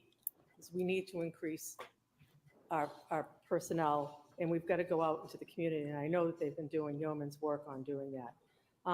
So God, whether we send it to the manager or we send it to committee, and the committee probably won't meet for at least a month, we can commit to having more likely a couple of years public meetings. And I think that that's what the intent was in the manager's recommendations, was that he actually wrote that in the audit, let's see, overall, that he wanted. Yeah, the last line. Can you just and to start the process of community involvement and communication. So it's a reminder that it's important to continuously review and analyze the work that we do. So just because this report's done and it goes to committee and the public talks about it a couple of times, doesn't mean that we aren't going to continue to work on this. We have to. We always yes, need it to work does inside to improve, to make sure that we're working together with the community. But I think, to be honest with you, I think you get the same results by putting it in committee, and it's a public meeting. And as the manager just said, you'll have the whole reason we want it to go back to the manager because we don't want it to go to your fucking committee, Kate. Because we know you're not going to do shit with it. Right. So actually something gets done about it. Haven't been done, and continue to address. God, what a them. bad And also recognize counterpoint because here. a lot of people don't know that things have been done. And I think it's very important that that all gets out there. The other comment I want to make, I know it was disappointing that only 25% of police officers were on this, did the survey, but it was also disappointing that only 25 people in the community participated in this. And I know that there were 2 meetings held on September 19th, and September 20th of 2022. I should have kept going, I know Ellen. that there were a number of reposts of that to different organizations and groups in the community. Yeah, you only so put it on the police I Facebook hope page. that more people get involved in these discussions when they go to public comment in the committee. Thank you. Oh my God. Mayor Petty. Thank you, Mr. Chairman, and Mr. Manager, thank you for the report, bringing it in here, and the auditors, and thank you to the chief and his comments. And I won't reiterate what's been already said, but the purpose of this audit was really evaluate the Worcester PD, the system, and their policies, and it's done that, and brings out some great points about the Worcester Police Department, men and women, and the great job that they do for the city of Worcester. Also brings about some challenges and some things that need to change. A little bit. Chief talking about systematic racism that does exist and how it impacts the community. And one of the questions, a bunch of questions have already been asked, but when it comes to data, Chief, maybe you can, is it because we don't report the data? Do we have a systems problem? Do we have a computer problem? Why don't we have some of the data? Is it written records or something you just want to elaborate on? To the Acting chair. Chief Saucy. I'm sorry. To the chair. Our data system right now is approximately 30 years old. End of life in 2021. That's great. And we are now in contract negotiations to get a new system which will actually be able to disaggregate all that information, and you can punch it in and it will spit out what you're looking for. Disaggregate a word? Right now, and I'll give you an example. The DOJ requested Fair enough. information on use of force. We gave it 5 years worth. Hey, I'll admit when I'm 10,000 wrong. pages. The Yeah, they Senate definitely don't collect the data because they know it'll look awful. It's definitely do not it. have the capability, because of you have to have a Corey background done to look at this. So we would have to go through every single page And hire like and 4 redact Corys. any information related to criminal histories. I'm sticking with Molly's. I have no interest in bringing Corey's into the conversation. Lots of bad experiences with Corey's in general. To that company, Corey's and Trevor's, man. They'll get you. So some of the data probably does exist, but it's 5 years of data is 10,000 pages. Correct. In order to disaggregate that data, if 4 officers go on a call, you have to actually go through every single one, do another search for whatever the person was arrested, what race or nationality that person was. So every single report would have to be separately accessed in order to do that, and then redact. Well, what the hell else are you guys doing? And how long before we get the new system in place, Chief? Do you know? Right now, they're in negotiations. Once that's on board, I believe it's a 12 to 18-month process. From implementation. Okay. And I just want to, thank you for some of the things you've done. Maybe you can, reading the report, you're very interested in the diversion program. It's approximately 3 horses. We could have bought that system for 3 horses. Young people being arrested, which is very concerning. You have so many young people, which was mentioned by some people in the audience today. I can't believe K2 said the data is skewed because they didn't account for multiple arrests. Like that fucking matters. We started a policy review committee, so we're examining all our policies. And by doing that, we're doing it in concert with the human Also, how would that rights make it committee. better We have for her open dialogues case? with them. I get called. It's a smaller amount of people. All the time. We The have disparities conversations were. about I these don't policies. know. We actually sit down and write the policies with them. They give us input. And then in the end, we take their recommendations. We also have a WPD Policy Review Committee email address where people, including other officers, can actually email in if they want to find out different information. I think the key to this is we have both our DEI officers on this committee. So what they do is they look at the policies. If there's anything in there that may have a negative impact on a community of color, Yes, in South they're Mountain. there to tell me that system is wrong and we'll change it. She'll Having bring forth anything that someone sends to her. looking So through a different I think we lens all and, should start sending her their lived good things. experiences. They Oh, can no, tell me K2 blocked I me. would not identify with that's a Welcome to problem. the club. That's what we're here to do is I'm blocked. change that up. And speaking of DEI, I know that you are sort of focused on the DEI with the police department and some of the positive things you're doing. Can you explain how you? The first finding is that you don't have a DEI plan.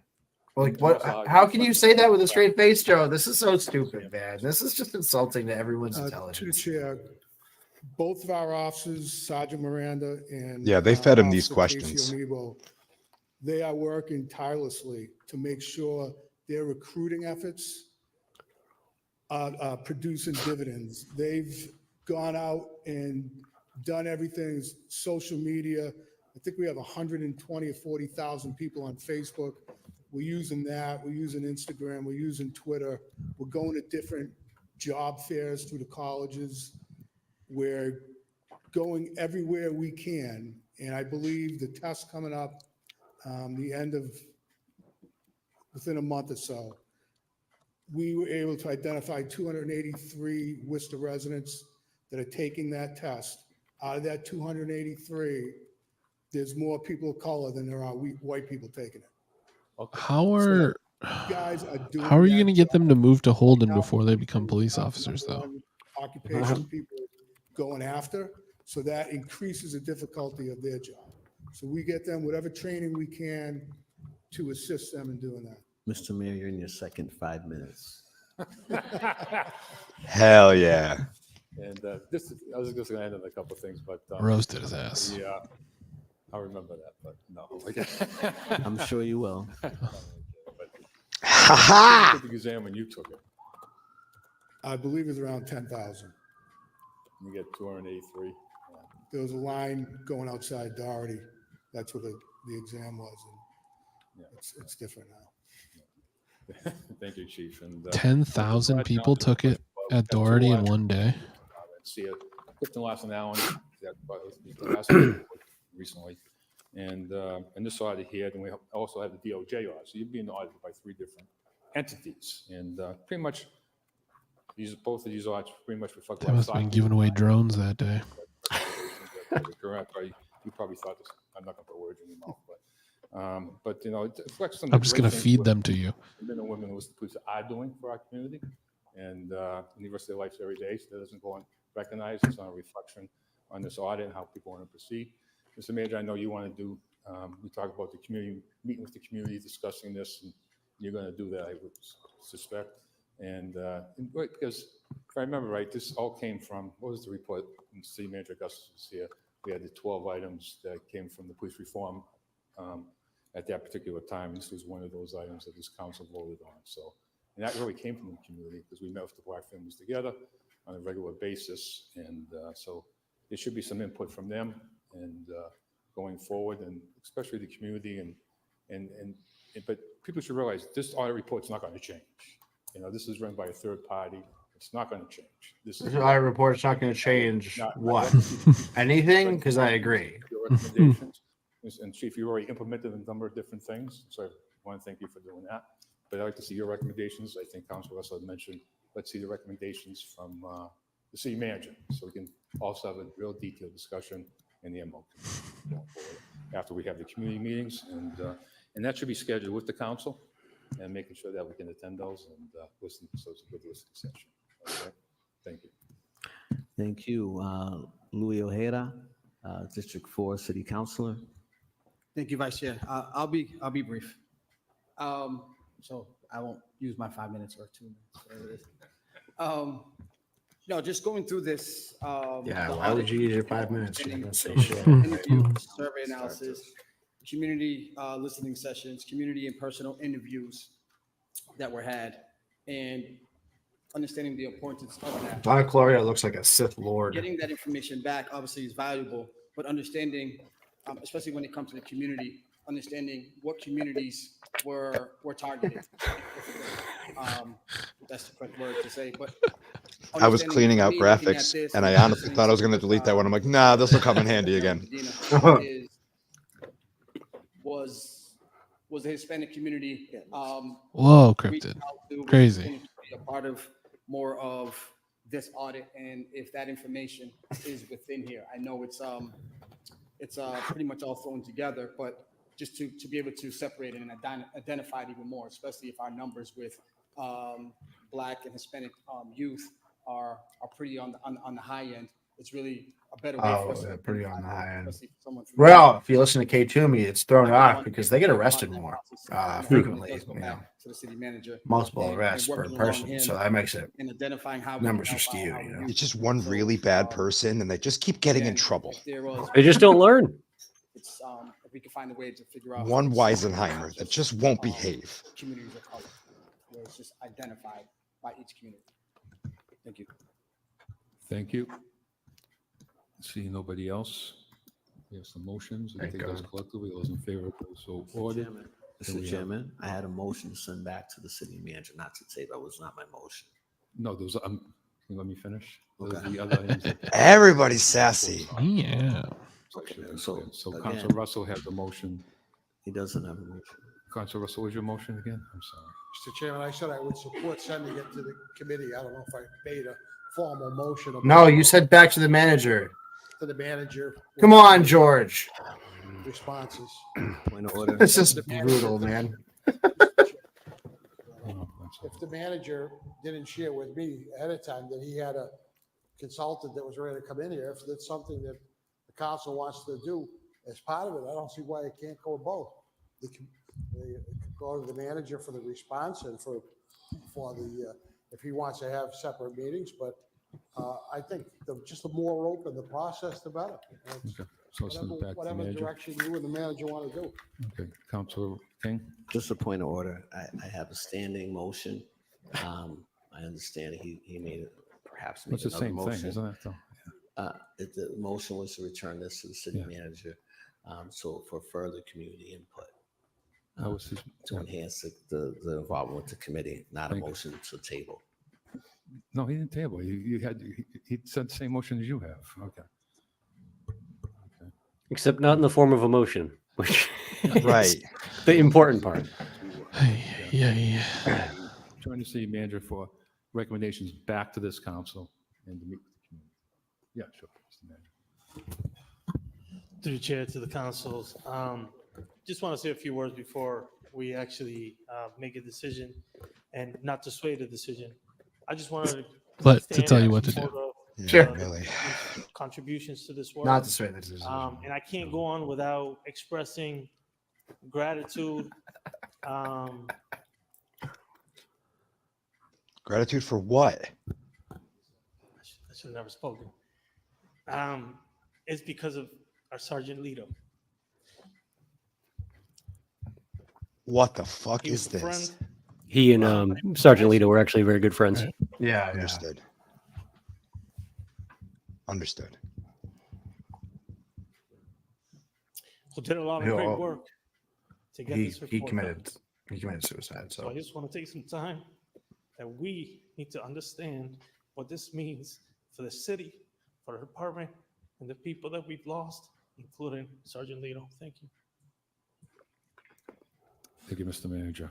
Okay, so we can take a roll call, just like all those in favor. Can you clarify what we're voting on? Because I'm a So little. the motion in front of the Read the council- fucking room, Donna. Jesus. Back to the city manager, have some community meetings on this and bring back recommendations from the city manager to the council. Then the council can look at these recommendations and have its own community meetings and or just have its own meetings from there. She taught psychology to young, impressionable minds for Chairman, when will years. it be sent back to committee?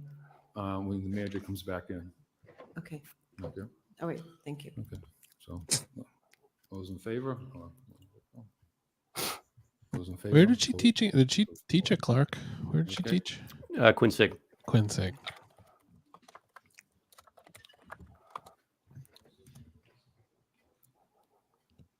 they should have voted on that roll call.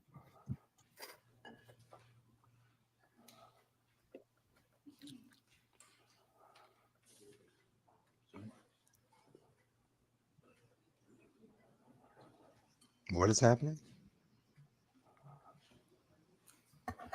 Okay.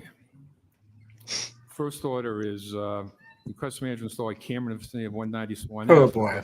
All right, I'll be right back. Dumping occurring on my property. I got to talk to Councilor Hadjiai, and it's a big issue there. And I was on it was on the news the other day, and it sort of caught me by surprise. So, Mr. Manager, we have a huge dumping problem on Swan Ave. If we can take a look at that, and whether it be poop thing, DPW or the police or quality of life team. We have a gentleman, I guess, who's taking the dump, is taking the trash himself and paying for it. No, you do. So, we can put That some gentleman cameras there. needs. We got to get the camera on that guy. Request the manager provide You know how council much money the resources in city could process make of off of this borrowing one guy funding against dumping? anticipated Seriously. revenues earned from the Community Preservation Act. Council Pasella. Thank you, Mr. Chair.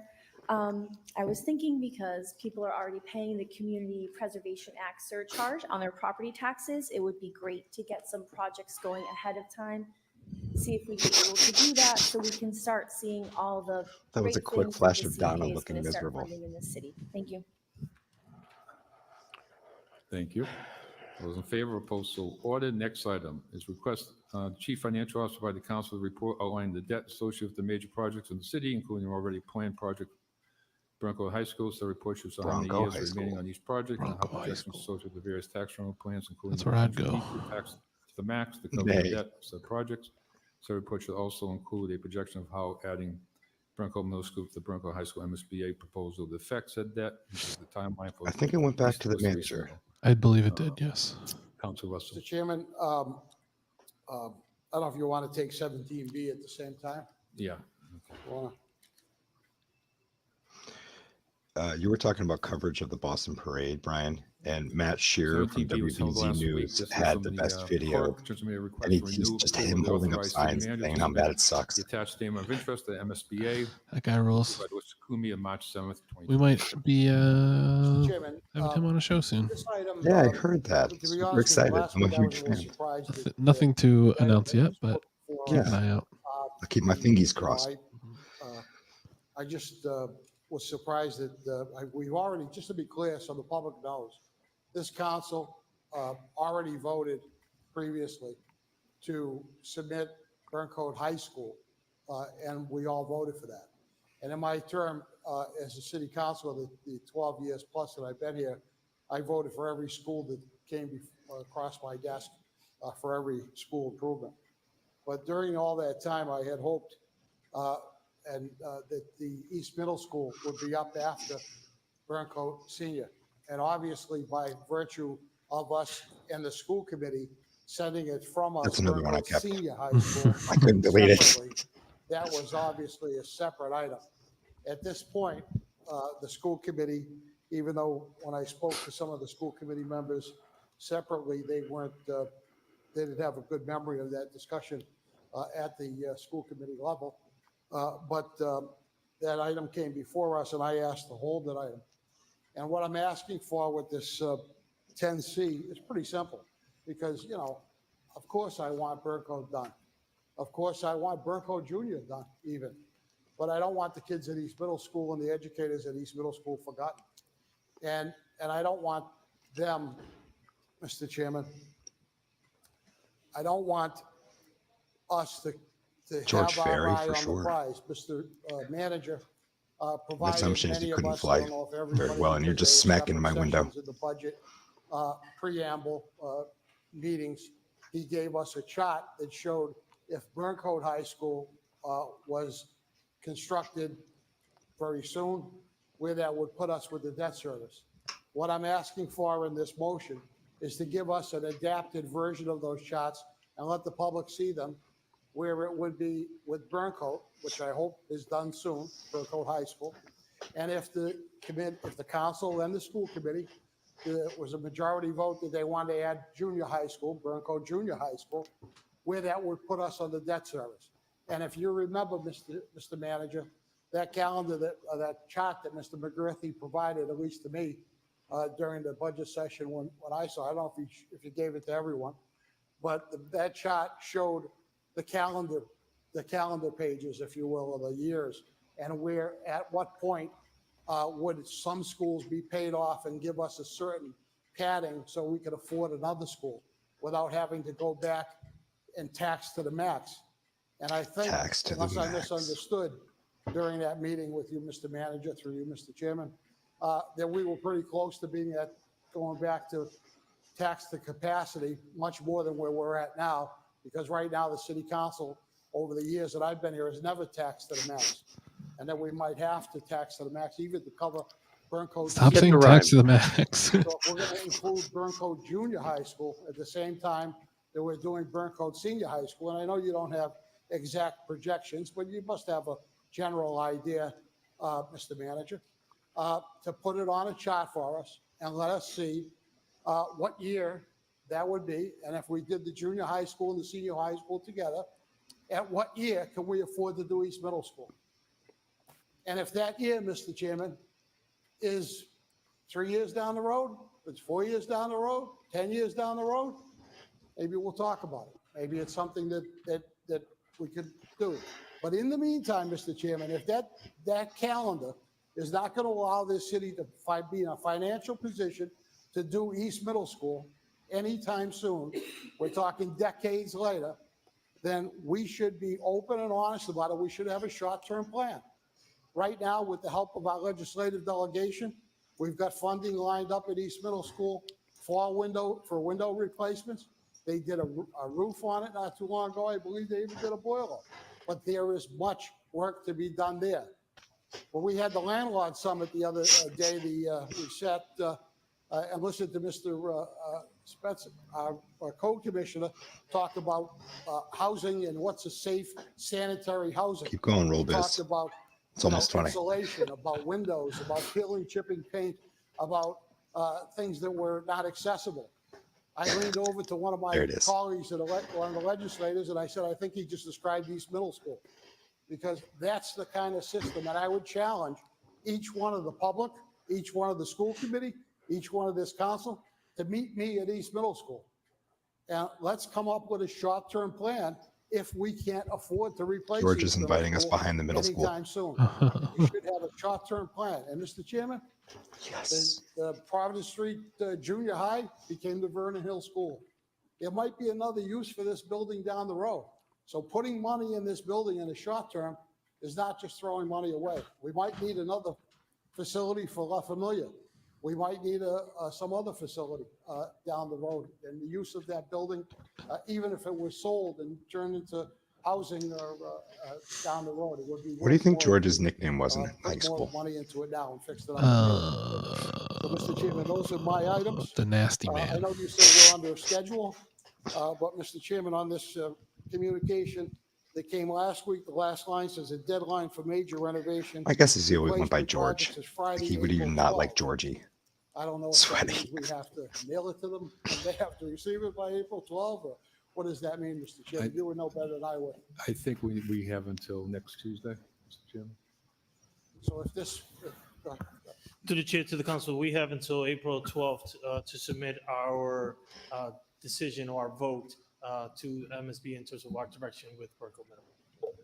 so will we be able to get this information that's requested in my order through you, Mr. Chairman, to the manager? Will we be able to get this information back next week and then still have time to submit the other? Through the chair to the council, that's correct. Okay, and I would ask that as part of that report, that if it does show that East Middle School. Thanks for is gonna the be a inside long information, time out, mustache. What are the short-term plans and what are we planning on doing in East Middle School? That's a tourist you can trust.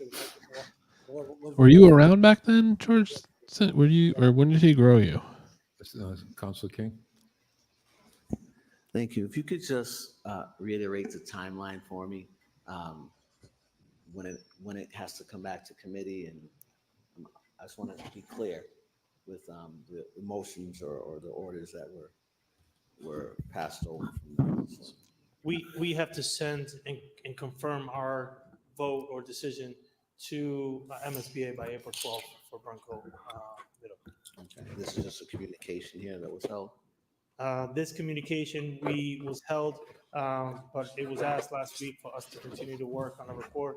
So we've been working on a report that we will have submitted by the end of this Friday, which will go into next Tuesday's meeting. Sure, fair enough. I just want to make sure the public understands, at least from my vantage point, I certainly don't want to miss any timelines. I appreciate. God, we still got to talk about the rental registry. This is going to be terrible. And Burncoat Middle. But, for folks that are watching, again, I want to be very clear. Come on, mustache. Let's keep with the. I'm You were just wee stubble. So at this time, I agree that they should come up with a plan. I want to keep for my East suspension Middle. of disbelief. And my question to the chair is this: in regards to Burncoat Middle, for my time that I've been in and out of there, I just want to clarify for the public. My understanding is that it's attached. There also may be some, additional sewage perhaps attachments. But if you could speak to, Does the new board chair? There's a new board chair for the Chamber of Commerce? That's not Tim Murray. He's the president. Sorry, with Burncoat. And I don't Burncoat think it Middle. matters. And It's is just why Tim it Murray's makes little thief. sense to move this forward in that regard. Mr. Manager? Through the chair to the council, Burncoat Middle and Burncoat High School are unique. Local crypto, we only had one crying landlord, and he was practicing his crying before he went on. It was pretty cute. Basically, you can open and It was really back cute. and forth. But they're also the infrastructure underneath is Support also the amendment. interconnected. He's just So, doing this. Support the amendment. the idea of pursuing Can't both come into my campuses at the same time. Don't be scared. It's warranted. Could there be ways in which you can just do one and not the other? There's always ways you can do that, but I understand why the idea of to do them both. Thank you. And to be frank, I mean, we have a lot of needs here in the city, as a lot of gateway cities do. Through the chair to the administration, is there any sort of movement on a legislative level pertaining to funding or our elected officials, the office of the governor, et cetera, pertaining to MSBOA, and seeking additional funds. We have high needs for our schools. And I don't know if communities are uniting and advocating Gateway City, for things of high that needs. nature. I get So it, through the chair Christian. to the administration, is there anything like that going on at this time, legislatively or in terms of our governmental intersections? Through the chair to the council, we currently are working with the state delegation. There's been some active conversations in community with the superintendent, myself, and others, and finding other ways in which we can continue to support not only East Middle, but also other buildings in terms of our school district. We have an aging kind of infrastructure. So there's a lot of conversations about that. There's some conversations that I've had personally, even with MMA, which is the Massachusetts Municipal Association, and Mass Inc., which is an institution that oversees all gateway cities, communities. So there's a lot of conversation happening to try to encourage legislation, either one, to support some of the efforts when it comes to the cost, but also potentially some funding opportunities. Thank you, Mr. Chairman. I'd like to make a motion that we get a report back on that sort of intersection. I think that report would go well into municipal operations potentially. Partnering with other gateway communities in this endeavor, and also keeping the council and this MLO appraised of what the legislative activity is, lobbying, et cetera, moving forward. We know that the school committee has their piece, and we also should do what we can to keep abreast of that. It can't just be yeah side or the administration. I love to keep abreast. Keep abreast, Mark. Affairs, rest of that as the council. Thank you, Mr. Chairman. Thank you, Councilor Member Carlson. Oh, this ought to be good. Mr. Chairman, Burncoat. As Lord Farquaad of the East Side, I do declare. There's no doubt, especially for those. I swear Candy goes to Warby Parker and just orders the biggest glasses she can find on the website. They get bigger every week. Mr. Chairman, the issue really is that this city doesn't have the money to take care of, as the manager. Because you spent it on a fucking baseball field, Candy. Infrastructure in the schools. But again, this council voted to. Joe, do these glasses make me look difficult enough? To be done some time ago. We do have Burncoat Middle, which is, as the manager talked about, that it is interconnected with Burncoat High School. For those of us who have visited Burncoat and Burncoat Junior, that building in terms of safety for our students. I really wish people would stop speaking expertly about this situation when they're calling it Burncoat Junior, and it's been Burncoat Middle for who knows how fucking long. And for all of those kids that are going to East Middle, there's no doubt that they're going to a school that, quite frankly, needed a lot of work a very long time ago. But again, Such a Trumpian way to say that. Manager indicated we have They're going to a school that, quite frankly, our kids are going needed to work a long time ago, buildings a very that long time ago. honestly should have been new schools a long time ago, or the repairs should have been done a long time ago. I certainly support my colleague, Mr. Russell, for us to take a look at what is the long-term plan for East Middle and where do we go from here. Yeah, how about all the City View teachers that fucking died? I do think it's very unfair for people to say, that my colleague, Judge Russell, isn't supporting Burncoat, because that's not the case at all. No, he just decided to make a weird stink. Like the most inopportune moment. Councilor Russell, but there is no doubt that this East is Middle like is in very, very tough shape. 20 or almost 20 years ago when they discovered has already been like approved by this PCBs in there or council, something, like and crazy I shit do in think the that in City View. certainly That's why it's needs to be closed. done. And They had a I bunch of would teachers, like an incredibly high rate of teachers dying of cancer. certainly advantageous to do them at the same time. But I'm very interested in looking at what these numbers look like, because again, we all seen the budget. I didn't know that either. I don't think that there's a person on this council that thinks that we Yeah, I mean, I should was young when it happened, but I don't know, Brendan. That's honestly, you recall we're something to that hearing effect, right? about whether it's I don't recall that one. CPA or the Let me see if I can text my Sorry, I'm mom. not able to support you in this one. No, just call me out as a liar. It's fine. I would say, to this council, because that just would not Definitely don't tax to the max. community. Can't do that. So financially, I think we need to take a good hard look at how we are going to manage this and what makes this work. It was But radon. you know, it's a The tough silent position killer. because I certainly know what East Middle looks like. Thank you, Mr. Chairman. Thank you. We have Mayor Petty, followed by Councilor at Large Toomey, followed by District 1 City Councilor. Thanks, Jim Epic, for Purcell. Mayor resubscribing. This is going to be the thanks, longest man. fucking meeting of all fucking High time. and Burncoat, it's logical to put those two schools together. If you're going to do the project, it's just logical to do it.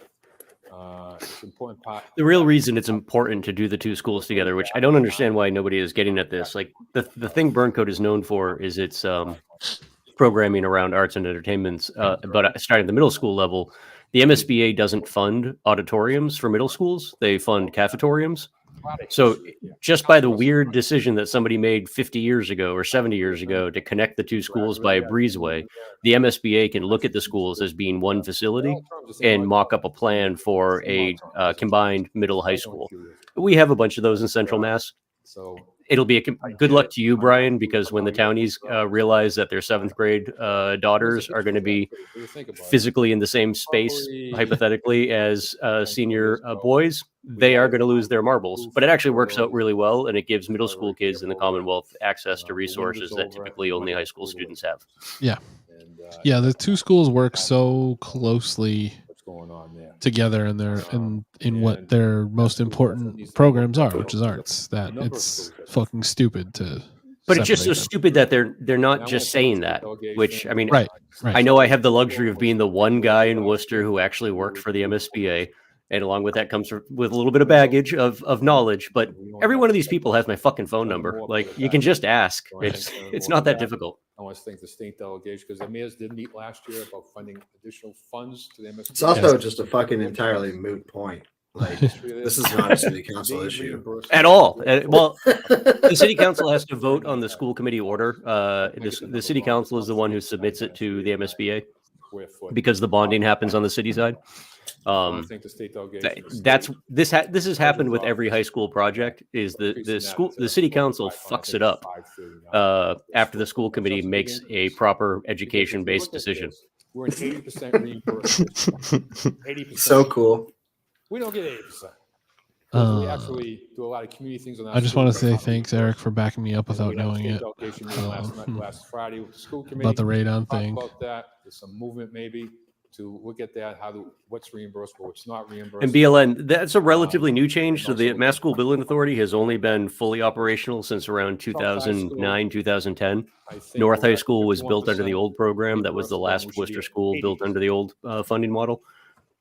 But they just decided that it made more sense from an equity perspective because they're building statewide, that they weren't going to be building massive auditoriums in places, towns that could afford them, basically. They were going to just have a standard for schools across the state. Been a great partner with the city of Worcester over the last, since I've been mayor anyway. With all the we probably put $70 million in accelerated repair programs through them, probably more than that. And almost every school that was built in the PCB timeframe has been done. And not everyone, but we had 27 on the list. We're probably down under 5, between the windows being taken care of.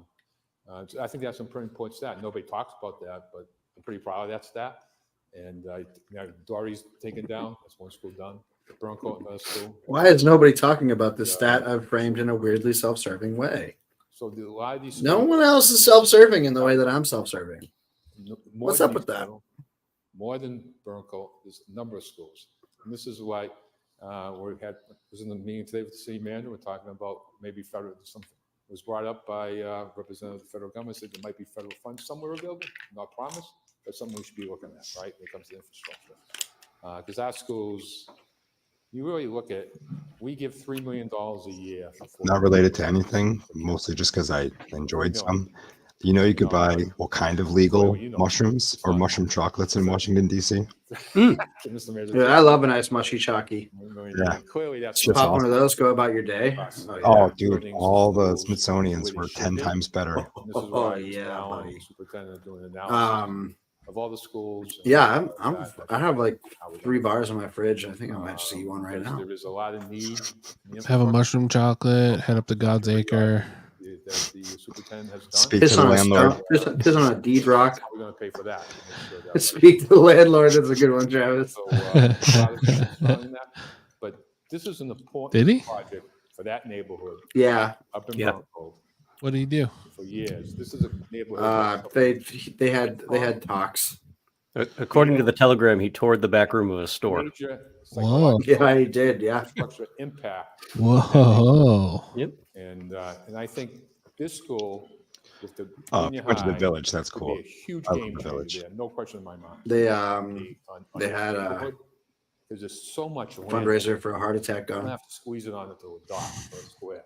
There's so Taking much matters into our own hands, baby. Nice facility up there in the future. You're talking 6 years away, by the way, before that school. Mr. Mayor, in your second 5 minutes. I think you gave me more time. That was good this time. I did. Okay. So, anyways, I just wanted to say it's an important project, but at the same time, East Mill is an important project too. Thank you. Thank you so much, Mr. Mayor. We're on to Councilor at Large Toomey, followed by. Ooh, what did he send you, Bill? You know I did. I recall when my children attended Burncoat as magnet school students. Maggot school students? Maggot school students. Almost lost accreditation several times because of the facilities and the condition that they were in. And certainly there have been some improvements made over the years to the building, but I mean, it was a very... Of course, K2 sends her kids to maggot school. Right now, there are some things that still are on that list that haven't been touched. And they need to, from a safety perspective, from educational perspective. And certainly when you look at it, when you pencil the project... I can't believe K2 blocked me. To have I didn't do anything to her. Both buildings. That being said... You're friends with me. I certainly support Burncoat. But I also live on the east side. And I've been in East Middle. When I was on the school committee, I was there many times, and I wondered how these teachers Talk about something besides yourself. Challenge. in such an antiquated building. And actually, it's a feeder school, Grafton Street School, in 2 different buildings built. What president was that? Remember that? What president was it? Was it? You don't remember? Nixon. All right, built in the 1800s. You know, so those I mean, I remember walking into a classroom and the floors were like this. So we need infrastructure improvements in many of our schools. You know what sucks too is that we never have the conversation about why our schools are in such shitty condition, because our maintenance budgets are near non-existent until we put in getting ready to put applications into the MSBA where they require maintenance budgets. Like, so Worcester East Middle, we're talking about it like it's so horrible. As soon as we have a new one, it'll just be torn down, when we all know we'll probably find new land for it, and then the old school will be turned into luxury condominiums. So like, it's still a perfectly workable building that somebody else will make a fortune off of. We just don't know how to take care of anything.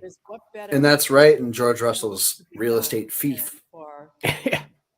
So you can kind of see why he's raising us think about it. You know, that's a lot of buildable land right there. A lot of buildable land right there. Especially in the colleges, universities, it fits their mission. K-Timmy loves to say thinking outside the box when So I just want to remind ironic, because the only box that she thinks within is the text message box that Rick Cipro sends her ideas. As was said, it's going to be 6 years anyway before we do. Boom. So, you know, we have to start thinking creatively. We have to look for different funding sources. And I think that that's an important thing that we have to do. I know that the school department has a list, Mr. Mayor. When you go to magnet school, you want to stay in the box. That's where the stuff you eat is. That's where the goods are. That's where the food is. Spreadsheet on the condition of the In the building. trash box. I think they're all listed. Yeah. Okay, that would be great because that would help us too when we're looking at budgets in the future. Oh. Wait, you actually sent me pics? Thank you, Mr. Chair. And thank you to my colleagues. I'm sure that every single one of us in this room wants to make sure that all Worcester Public School students are in safe buildings where everyone can thrive. And I didn't certainly will recognize her take voice at Counselor first. Russell up This is on actually a the city Worcester council East fit, though. Middle visit. I would really like to do Yeah, that. it's pretty sick. But in the meantime, I'm crossing the my eyes to see if it MSBA did works. recommend I feel like that I the city took a build mushroom both chocolate. high school and middle school at the same time. I'm not super familiar with construction best practices, but I'm assuming that because they are connected, this does make the most sense. So yeah, I just think it's something we should really move forward on while considering, as Councillor Toomey said, thinking outside the box on funding sources so that all kids throughout the city have livable Mushroom chocolate candy schools where they drive, can learn and guys. thrive. Thank You'd you. make a fortune. Okay, so we will, Councilor Ojeda. Or lose a fortune, like the DARE program. Not sure. I would say if somebody gave me 12-year-old me a piece of mushroom chocolate, that would have been the best night of RuneScape of my entire fucking life. Passionate about it. I work at East Middle, so I've seen firsthand some of the rooms that staff just wanted to leave due to some serious repair. Those yew trees wouldn't stand a chance, dude. I just have a picture in the old meme of the kid laying back with like the computer blowing his face out. These buildings are not just That's Bill. schools. Oh, yeah. Homes with a lot of their Oh, no, I'm not allowed around children, actually. They don't want to leave. By law, They legally. arrive there 7 o'clock in the morning, 8 o'clock in the morning, and some Too of them rad. stay Yeah, you're too cool. Too much of a positive influence. Yeah, because that'd be too good for them. That'd be too much of a good time. Like Councilor Carlson said, there is an issue with the budget and where do we stand. So, in understanding that, Passing out mint McGillicuddies at Halloween. I don't want to get to that point where we're raising Single-handedly responsible for the nip littering problem. Oh, yeah. Teenagers are terrible. Understanding, like, again, what through the chair to the administration, what Definitely thought there was a witch walking through the door. Witch! Witch! In the meantime, what is it that we can do? Shouldn't have ate all those mushrooms. Camera's faced and like the floor is all one color. It definitely looked like she was kind of just floating in for a second. Dun, dun, dun, dun. Those schools are so bad and so run down. Again, these schools are homes to kids, and I see it firsthand how important these schools are at so many different levels. So I think it's important for us to, address those, but at the same time, we understand that It would be amusing if one city councilor had to wear roller skates each week. are there any? I totally support that. Just shake it up. Let's think outside the box. You know what I mean? Mm-hmm. Councilor Russell. Let's think outside the box without saying Chairman, what I'm just that gonna, entails at if all, I may, even very once. briefly. I just want to thank my colleagues for their understanding and for their support of these informational items that I've asked the administration for. Mr. Chairman, you said, Mr. Chairman, that Who said that? money was there for major repairs at East Middle School, but it was yanked back. And it was. It was yanked And it was hard. yanked back from what I've been told. I haven't talked to state building group there, administration. What is it? The building. Random Building yanked Carter here. party. Well, Mr. Chairman, the word that I heard was that it was taken back from East Middle. Do I wait? Okay, Mr. Chairman, I'm losing my train because there's so much activity going on. Mr. Chairman, let me go back to what I said. George. East Middle School. Pay attention to me. Donna Calorio walked by and he got scared. Because the state building authority said they didn't want to put good money after bad money. They thought that that building was in such condition that they were not willing to invest. Where'd you hear that, honeydew? State money in that, and they recommended that that building needed to be replaced.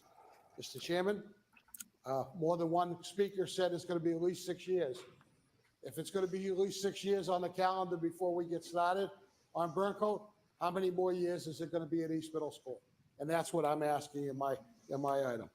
Yeah, Mr. well, Chairman, it's I'll throw out another challenge to the school committee. It'll be 6 years until Burncoat is finished if it's getting voted in now. Right. And let's have the state tell us which ones. I just like want to like George Russell, Junior high school on Burncoat. but I think he's a fucking idiot. That's all. I mean, I just want people to know what they're fucking talking about.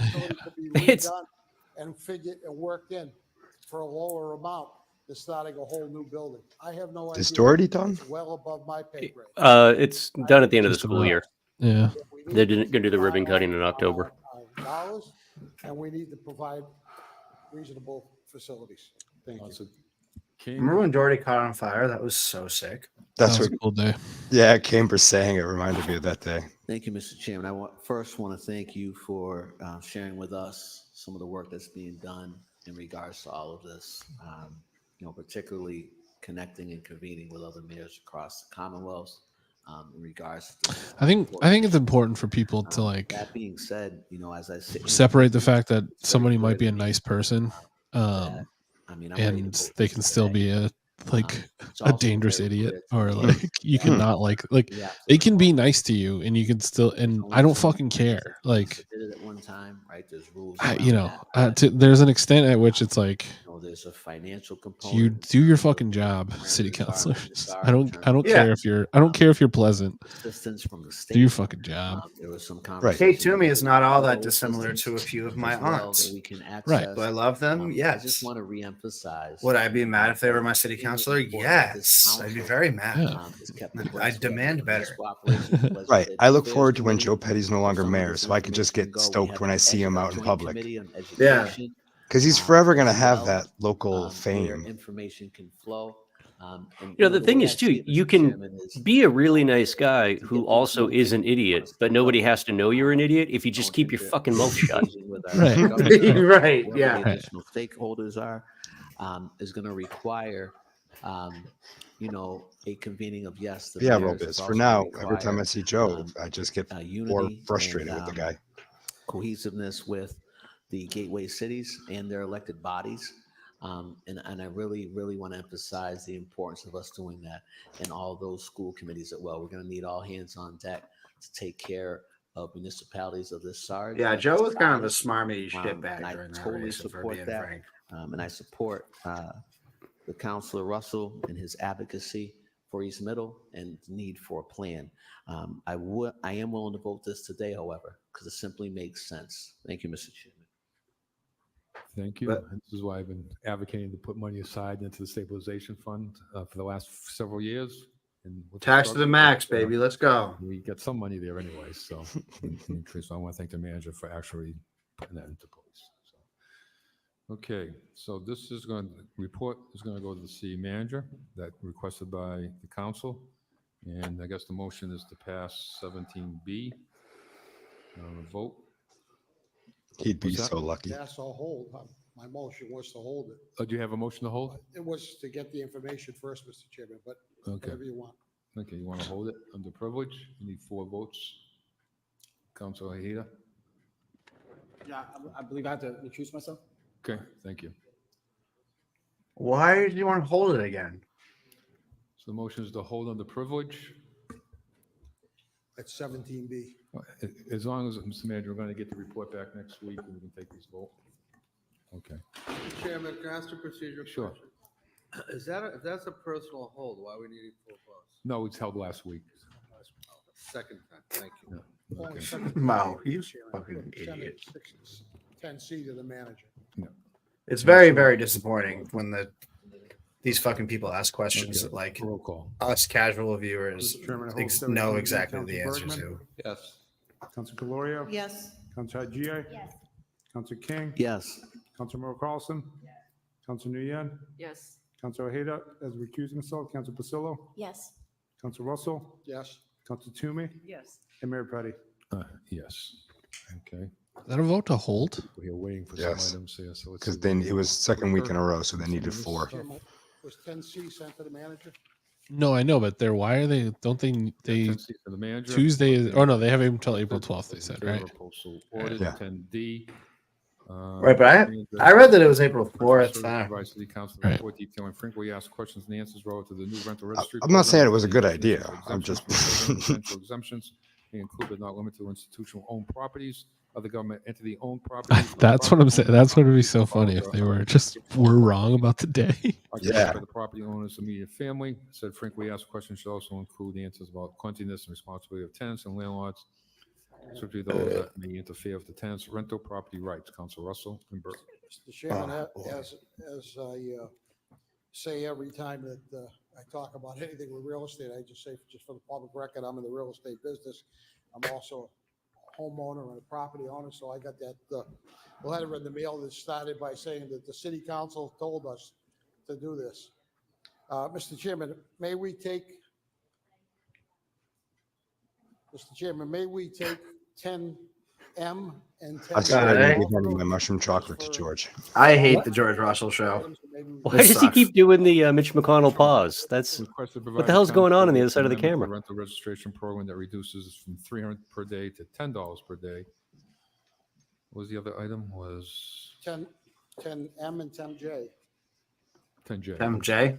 Yep. 10J. Request the commission. 10J. Service consider offering and publicizing a non-computer rental property registration and payment option in the near future. Council Bergman.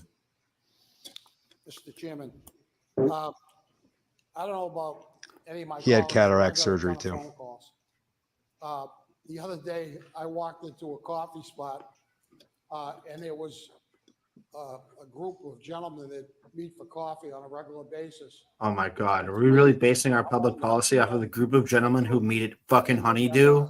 In hand. Jesus Christ. Because they didn't understand it, because they had questions. I called Commissioner Spencer. He was nice enough to pick up the phone. He's gonna learn not to answer my phone calls anymore, and I put him on speakerphone and they started asking him questions. Wow, Because Punisher they didn't move. quite That's a real understand fucking some dogging aspects George Russell did to of that the guy. item. Mr. Chairman, there's a lot of questions with this, and there might be a lot of misunderstanding.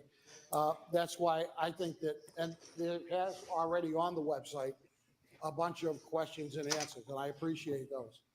But I think they need to go a lot further. What about people who The sit other next day to at the coffee rental shops all day? lobby of the landlord summit, Mr. Chairman, after you left, there was a group. 1,000% it was the Honeydew on Grafton Street. That were This put is off to a room where they not invited even a the question. landlord to come in and to talk to us.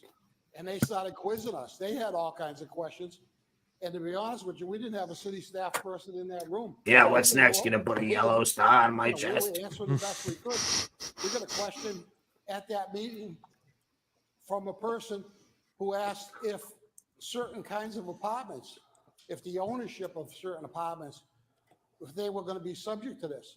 I answered yes, because I thought it was everybody. And I come to find out that it's not. There may be institutions, other government entities are not included. So there's some unclear information here. So what you're saying is you should have paid closer attention. So people can understand this. You voted on this, bro. Happy to talk with the commissioner off the council floor and make suggestions to those questions, but I've got a long list of them, and I'm sure each one of us There do. you go. Yeah. But Mr. Chairman, in the ordinance that was passed according to the clerk and his deputy, who I asked to research it for me, to tell me on the videotape exactly. It happened 2 years ago. Why do you need the clerk to research that for you? You were there. When it was voted in, it was just a roll call. There was plenty of debate previously. There was a long conversation at the Economic Development Committee with a 2-to-1 vote coming out of Economic Development Committee. There were some questions at that committee and some questions that Councilor Rivera ended at the meeting saying, well, we can discuss those things on the council floor, and they never got discussed. And Mr. Chairman, this item dealing with the finances, I didn't see it. I don't know if any of my colleagues saw it, but $300 per day for a fine if somebody's not registered. So if someone thinks register. his son is living in his house or renting an apartment or using an apartment on the third floor in his 3-decker, and he doesn't have to rent that, or there's some confusion, or it's an institution, a college that maybe might be exempt or whatever. If there's some confusion and then they find out a year down the road or a month down the road that they should have registered and they didn't, $300 a day at a month. That's Do you think that's how it's going to work? if it goes a year. Do you think, George, that they're not going to get a warning that they need to register? Do you think that? Should have registered that last year.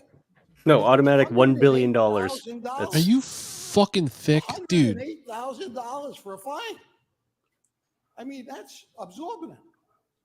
It's Better have your absorbent. Mega Millions ticket. That's George. That's absorbent. absorbent. That's absorbent. That was his high school nickname. That's what his nickname was in high school. Absorbent. Yeah, they used to call me Absorbent Georgie. That's the bottom line. I suggested we. It's because I'm good at watching stuff. I'm really absorbent. Exorbitant George, they all say.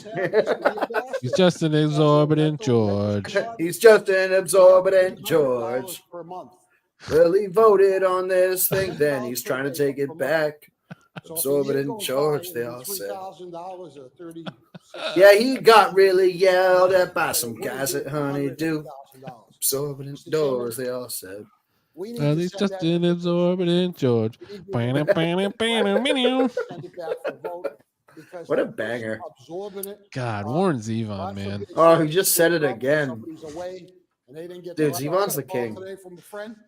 Rolling the headless Thompson gunner. Yeah, dude. Lawyers, Guns, and Money. Come on, dude. That might be one of the might be one of the top 5 all-time songs. Yeah. The website. So That happy birthday and absorbent George. Thank you. Thank you. We have Council Cororio from Bergman and Mr. Council Chairman, Council Bergman's item I didn't address, and we're talking about it. Council Bergman go first, and Council Cororio, then Council King. Either one. Good, Don. Okay, thank you. Doesn't really matter. You ever just watch that his last appearance on David Letterman and just bawl your fucking eyes out? No, I've never seen that. Oh boy. Chaotic with people asking me questions about this item. People don't understand it. They don't understand that everybody got a letter, not just landlords got a letter. They don't understand that if they have a 3-family and they're only renting out 1 floor, they only have to register 1 floor. They think they have to register all 3 floors. There's so much confusion around the rollout of this that I mean, Learn I'm like my colleague to read. I'm getting inundated with calls. People stopping me in the street. People have the letter in my hand. I'm not going to tell you. Yeah, because you ginned them up. Point. So I'm glad that we have this on. I'm glad that we can get more clarification on really where this goes. But I would like to make a motion on that kind of counters 10M, which is Councilor Russell's. I want to have it down to 0 a day for the first 5 years of the rollout. That's my motion. What? I don't think that we should be penalizing people. Yeah, I don't just want to think make sure this people is are as gonna be very useless as confused. possible. You know, you say, well, at the end of the month, it's going to be $300. Well, if you're charging $900 for rent, $300 is a big hit on a. Who's charging $900 for rent? So I don't think. Where we are should they? Yeah, please.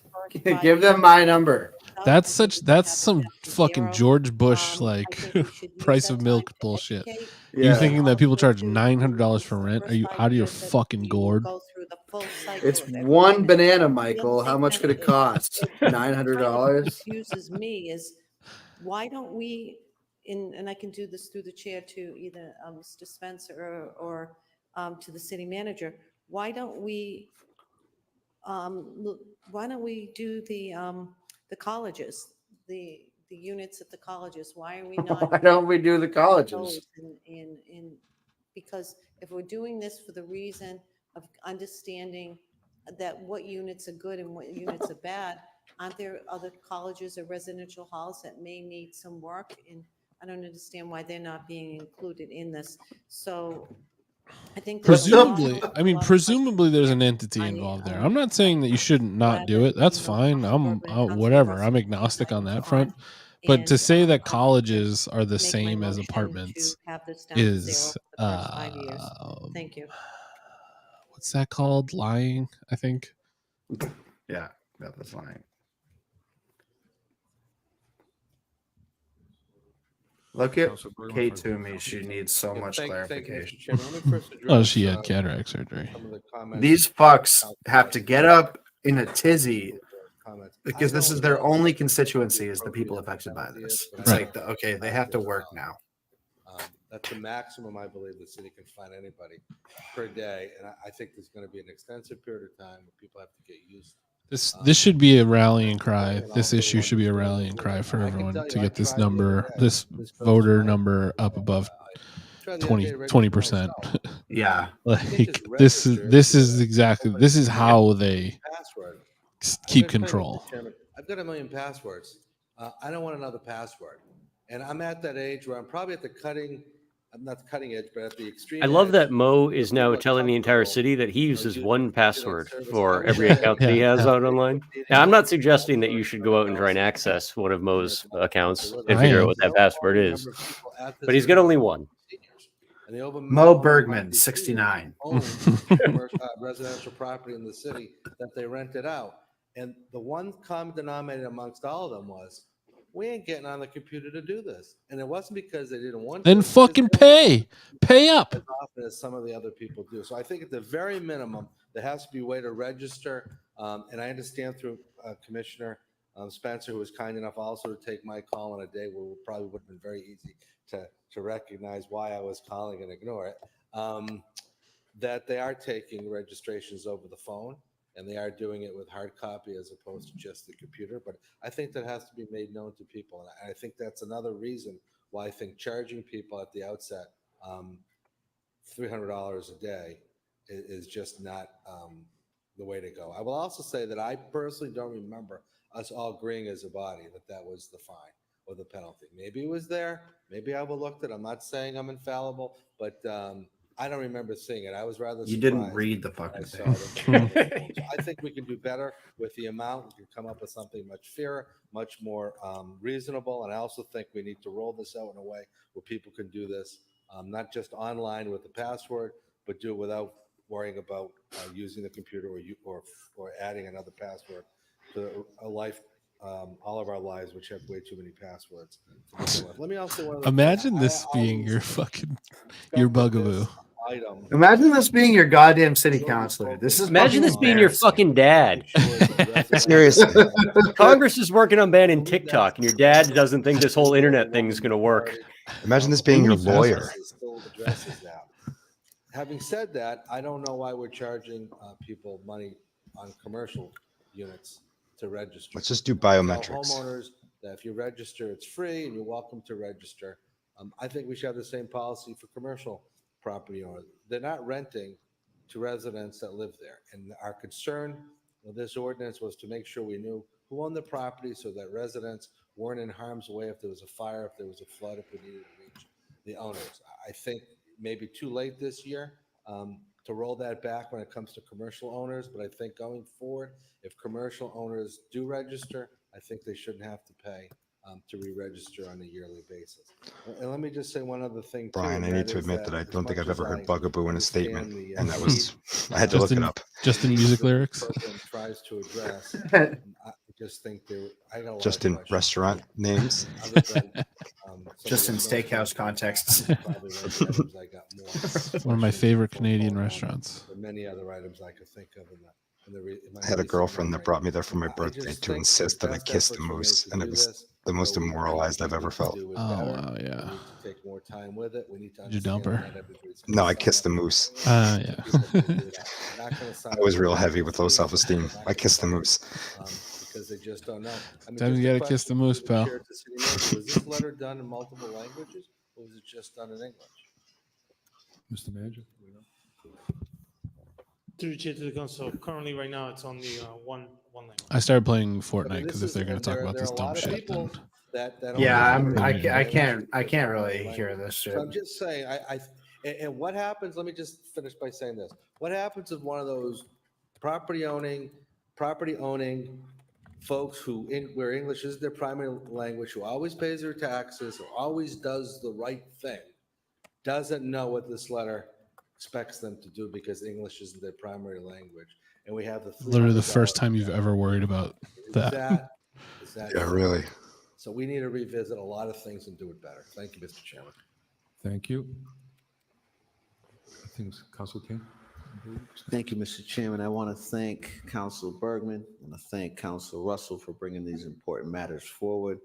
For transparency, I was on economic development at the time. This went to committee. I was the sole dissenting vote, Mr. Chairman, because I had a lot of questions. For the love of God.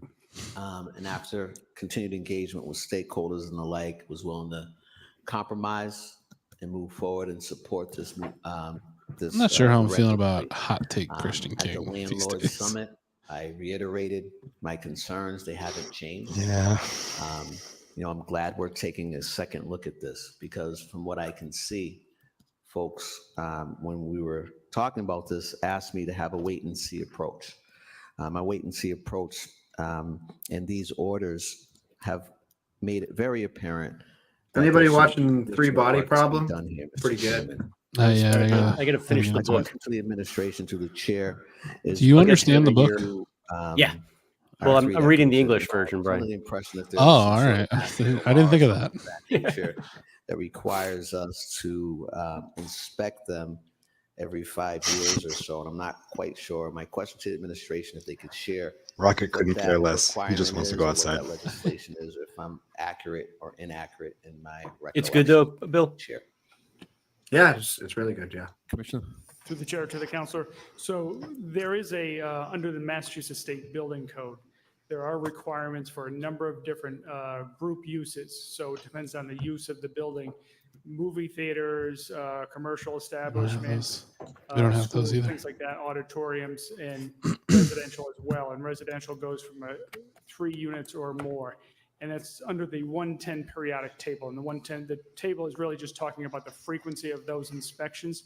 So All those right, are done under I'll the make a building rocket one. code. And He is so a what very we're cute doing with boy, this and I program can't is to try imagine to that make somebody sure left that his the dog building behind. code 110s are We coinciding need a rocket with one the for inspections on sure. this. He's a rocket man. 110s that get done under the building codes don't look at the individual units. I and thought it's because he looked like that's the difference raccoon, there. So we're but trying now to if do you that. look at like the Rocket And the Dog biggest logo, it issue looks we've a lot had in like the him past too. with trying to do the 110 is that we were spending 80 to 90% of our time administratively trying to find out who owns a property, how do we get in contact with Brandon, them, what's a how do we banana of the schedule. gods? So a lot of this It makes you jump good. Jump good, and it gives you a healing too. So it like works as like a really fast bandage. And but then it keeps you healing while you're at 100%. So if you eat it before you go into a big fight, golden. I want to Like reiterate, the banana. I've had a number of good tip. concerns. One is staffing of this particular department. I've called for a staffing analysis for these folks. When this first came forward, we had some concerns about the backlog of these 5-year, I think they reference them as 110 inspections. And my understanding is that we had made some headway. And I'm just wondering through the chair to the administration, are we up to date? Are we in accordance with The scriptures. the 5-year 110 inspections? Is there zero backlog at this time through the chair? Commissioner. Through the chair to the counselor. No, I wouldn't say that there's a zero backlog. And again, the issue there is spending 90% of our time administratively and 10% on the inspection was not efficient. So again, what we're trying to do here is to create a program where we can actually get caught up on those and working on the two of these hand in hand, because a lot of the things that are required under the 110, and we talked about staffing, a lot of the things that are required under the 110 are also in the sanitary code. So a lot of those items will be getting done through this program as well. And that reduces the staffing that we need from the building code to finish the 110. So it's a little complicated, but that's the way we're looking at it. Again, looking at the efficiencies. Once we have the information, telephone numbers, emails, and things like that of property owners, we'll have once we determine an area where we have the highest risk properties and we designate that area as where we're going to start our inspections, everybody in that area will either get a phone call or an email saying that we're going to be in that area to do the inspections.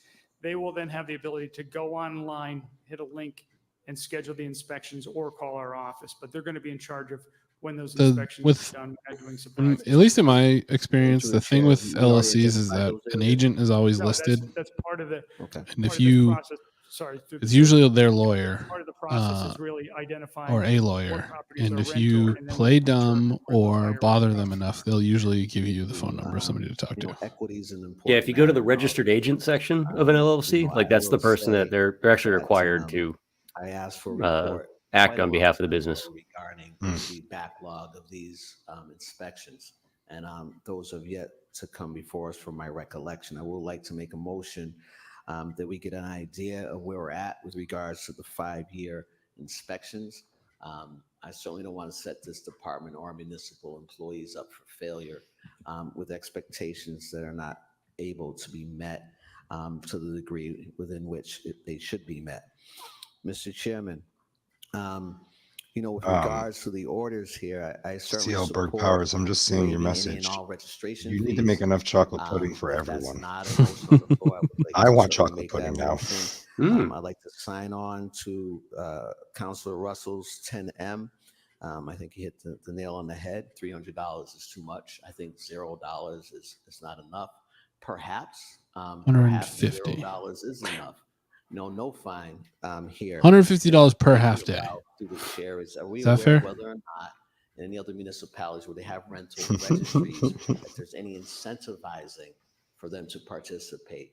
And I'm not sure what that looks Yeah, like. and don't get charged $300 a day. $5 off on your taxes. I don't know. But through the chair to the administration, is there any incentivizing sort of approach to rental registries in the research that you've done? And have you done research to that end, through the chair? Through the chair to the council. Yeah, there are a number of communities, none in Massachusetts that I'm aware of, but in New York, I know Rochester and a few other cities, they use an incentive program, and it's really looking at sort of the overall compliance with those buildings. So after a number of years, if there are no infractions, they either get a reduction or they do just a sampling of those particular units. In some Exactly, cases, with the Robus. newer buildings, they'll do either a sampling or Priorities. accept a third party on those Priorities. inspections. But again, looking Priorities, at the that's history good. of the I like buildings to that. create that incentive and doing it that way, sort of with that kind of a metric, looking, with that information. So at this point, we don't have that information. We still talking about the stupid bullshit? Yes. No, we're talking about priorities now, Bill. What are your priorities? Best pie. Priorities. I'd like to file. I prioritize pumpkin research and first. report back to the What? regarding Yeah. incentivizing this program. I didn't know we were so opposite, Bill. Pumpkin's my first pie. Apple second. Part of the Blueberry third, but policy was not only just the confusion. I a appreciate choice blueberry pie. I won't buy any the, blueberry pie. Language capacity that was brought And then up by after the that, probably council chicken president. pot. That part of this. You have some strong stances there, perhaps sir. to move forward in a better manner. I went to report O'Connor's and I back got on one of that their would meat be pies. valuable It was to lamb, a the lamb police meat pie. committee. That was Mm. fucking Further banging. discussion. Thank you, Mr. Chairman. The Irish really, they knew how to take a soup and go, what if this was a pastry? Right? One of the best meals I had in London was a steak and ale pie. Program. Oh, yeah. I know we Was it a started pasty, Bill, or was it time was it a hand pie? and there was some No, it was issues just a when bowl we with a tried with a this pie roll crust it over out, it. and it got sent out. I think here we are a year and a half later, could be 2 years, and it came out. I will say to you that the confusion on that letter was more than any one individual could handle, going to 3 neighborhood meetings that night. There wasn't a soul out of all of them who understood what that letter meant. And I God. say that with You calling landlords somebody stupid? who owns property myself, somebody who Okay. owns a lot myself, meaning a lot, an empty lot. I own a lot of property. And for Why do you a own lot an of empty folks lot? who are in my district, there's several lots that people Me and my have, husband took but a they lot do of not union rent, dues nor do they lease and it. invested that into property. For those folks, they never even thought about leasing their lot. Was she involved in the union before she married Enough, Joe Council Carlson? Bergman was there that I'm not night, sure. and there were more questions over what they should do with that paper. I would be because really it's curious as to how many constituent calls I have to tell you were that taken by counselors, or the counselor turned around and said, you know what, maybe you should start paying attention to the shit we do on a regular basis, because we've been talking about this for 2 fucking years. There's a bunch of assholes online that are like talking. They know all about this. They're actually bored to tears with it.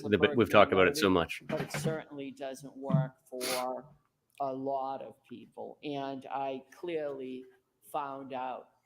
And I think, Mr. Chairman, through you to the manager, when we send out something of this significance to people, I really think that there needs to be an education process. And again, the amount of phone calls that this sparked was unbelievable. And it was really all based on people not understanding. And for those who own properties and they have a rental unit in their property, I think she just for a whipped lot back of up in those her own folks, they script. said to me, I'm not going to bother to rent this because if I need to go through this, this just doesn't work for me. Well, then what are you doing owning the build? Then sell the building, and then somebody who wants like, so what? Who cares? One of the folks from You're not going to bother renting it? What do you mean? came and she said, well, I'm just going to hold on to this empty building. we're only Just so millennials can't have it Yeah. out of spite. What does that mean? Down in DC, we went to this thing called Artomatic, which they've been doing for 25 years, and they took over a 8-story building and filled it with 2,000 artists. And it was like old office buildings, so they gave each artist or each pair of artists an office to decorate and design and feature their art. Everything was for sale. It was incredible. This is wicked fucking important right here. Sanitary code versus the building code. This is the head of fucking inspectional services explaining what sanitary code is to a city councilor.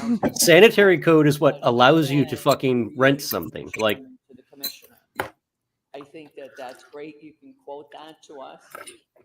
But what does that mean to the person who's being asked to fill out that? it means if they're a fucking landlord and they don't know what the Massachusetts sanitary code is, that their property should be seized. What do laws mean if I don't like I them? honestly didn't feel comfortable answering that question. So what does that mean when you are going into a property and you say you're doing, under the law, the minimum sanitary inspection? What does that mean? What does that entail? So that we can answer that to the constituents, because that's what they want to know. Sure, through the chair. This is just a condemnation of the state of our inspections. To try, we developed. And all these owners are like, wait, here, their inspections? That's part of the problem. This guy was hired because our inspectional service division is so wildly understaffed, and he was brought in to build it up so we can start functioning like an actual city that can be inhabited by humans. Starting on the outside, going through the common spaces, what's required in the bedroom. But we have tons of landlords who have no understanding at all of what their responsibilities are of They need more information on that. So it's really a walkthrough. letting humans live in their buildings. It's going to be a while before we start scheduling any inspections. Before you schedule an inspection, we're encouraging people to download this, take a look through, walk through their property, and have a reasonable expectation they understand. The only time I ever saw an inspector in one of my apartments is when I tried to get my next door neighbor tried to snitch on me for having more than 3 unrelated people living in the same Of a apartment. property owner who's renting to in a residential capacity. But again, I've created. He just came in and I told him they were all my brothers. We're making it available. And he left. That was fine for him. And I think it can answer a lot of questions if people start to walk through it and do that sort of self-inspect prior to scheduling the inspection. And again, we're very willing to answer any of the questions people have. We've probably filled out about 300 or 400 applications in our building, another couple hundred over the phone. We've been dealing, with all the questions that have come in, answered many phone calls, put up the Q&A. We're trying to do the best we can to try to understand that people are having some difficulty interpreting what the letter meant, and again, when you're putting together those letters and you vet it and you have other people read it and you look at it, you understand what it is that you're asking for, and then somebody comes in and they're looking at 2 paragraphs together, and they're thinking, you know, in this. All right. When it comes to sprinkle cheese, The program was passed. are we 2000 Parmigiano Reggiano's Now I'm people? gonna get fined Are we Romano? Pecorino Romano? So I can Pecorino understand where Romano, some I of think. those confusions come in, but again, those are the things. I just when we run a microplaned program like this, we roll it out, some we respond. Parmigiano Reggiano into this pasta. Oh, and I last found time it I lacking. went to the dentist, they microplaned me on ketamine. Understand it, and then make sure that we are I'm pretty able cool. to answer all of those questions. And we are having a lot of people who It don't made me have feel fancy to do, but now I got some good old fashioned sprinkle calling, cheese. and we're walking them through, and we're filling out the. And it might be half clay, but it's just so much We're better. doing it in-house. We're having people stand in front of near the computer so they can verify the information we're inputting for them to make sure that we get it correct. Through you, Mr. Chairman, I appreciate that you have that book, but I can tell you, as a property owner, and I went on and registered my property, I'm going to tell you something. I didn't see that booklet was there. I'm not saying it wasn't there, but again, for us representing people, We have elected officials acknowledging that they have no understanding of housing code when it comes to renting their own properties out. This is insanity. like Bragging now, and about I'll it use almost. Brown Square. There's probably 90% of the people who are in that room that will never use a computer. What the fuck are you talking about? It's stressful until they Candy find Moron Carlson. a ride to go down to fill this out. I just think there's a better way. And Her I poor don't tenants. think What is the better way? all of the property owners Explain the better way. basically left this up Voting for Rob Alata. That was the better way. That was the better way. intentionally or unintentionally. Y'all fucked it up. We Yeah, don't even really. know what we're inspecting. You do, and I appreciate. This really does betray that they It's do online not and I can download consider it. that they have a I responsibility to will, their tenants at obviously, all. to read Yeah. it, but I think we should be able to answer any property owner.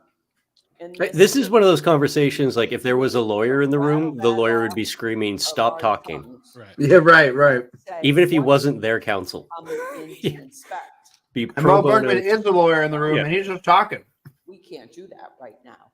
And I worry about, like, quite Is there- honestly, the folks at Brown. There's no Square say, recall "Hey, um, Candy, if this in is Worcester, what is there? this turns into, I have no issue whatsoever. I don't need to. That'd be run fun. these departments." Not in a practical. And trust me, they don't. So I don't want them pulling those offline. That's not our intention. We need every place we can get. But, and the people who are worried about it shouldn't be worried about it, because I know their properties and they're in really good shape. But I can't No, you answer don't. this question about what does You don't this know their mean properties are in good for shape. What are you coming in inspecting? to Right. inspect This is the lady that has spoke, Chairman, through railed about to Gage Street more than anybody. the city manager. I would just ask that, And again, as somebody pointed out earlier, that property was inspected. communicating, and there should be something. So it's not enough to say that the system is when they fine. come in and they're inspecting, these are the things they're gonna be looking at. It shouldn't be complicated. It isn't complicated. And we know as a city, we are one of the cities that has the largest aging population, which means people aren't on the computer. Is Doesn't that mean true? all- Listen, Candy, But more I don't think it's fair to say that Asian people don't go on the computer. I don't think that's okay to say. Please, everybody clip that. 9:27. Okay, what are we? intention. 17 in. Are 2 and Attell there tonight? Attell is. I have not seen 2. Apprehensive about this. This should. Oh my God, she just said that. Necessarily a bad thing. That's I crazy. believe that was not the What in intention her of this mind? and where we were headed with this. But don't even wanna know. unfortunately, the letter didn't work. And certainly, if we're not able to stand there and in, 3 minutes or less, be able to tell people what is it that we're looking at to inspect, to make sure that we're in compliance. That seems arbitrary. Mr. Chairman. She definitely meant aging people. Chairman, but I have a couple of she's questions. Oh, I way- thought you said Asian. I thought you said Asian people. Oh, okay. I was being facetious. That it sounded so much like it. No, I legitimately thought you said The Asian audience, people. That would have been so fucking great. Amendment, that might be incorrect. Have you taken that into consideration, or would you like to give us a report on that and dealing with searches of property and that kind of stuff? Sure. No, I mean, under the sanitary code in chapter 1, it talks about exactly that the entity that enforces the code is permitted to get into those apartments with a reasonable amount of headway to let people know that you're coming in. And I think what the gentleman was referring to is when that doesn't happen, when people don't comply, what are the redress? What other options do you have to make sure that you're getting access to those apartments? Because the idea is really that legally, to rent an apartment, to have somebody in there, you should be meeting the code. And legally, we have to enforce that code, and we have to look to make sure that that's being done. So there is a rationale in that code that talks about that. And I can give you a brief memo, with the law department's help on that to make sure that, we're doing that, and we will make sure that we're on legal ground before we start doing the inspections. So, Mr. Chairman, I know you're keeping an eye on the time, so I'm going to try and make this as fast as possible. I'd ask for that report. I'd also ask for a report that compares our ordinance to the Boston ordinance.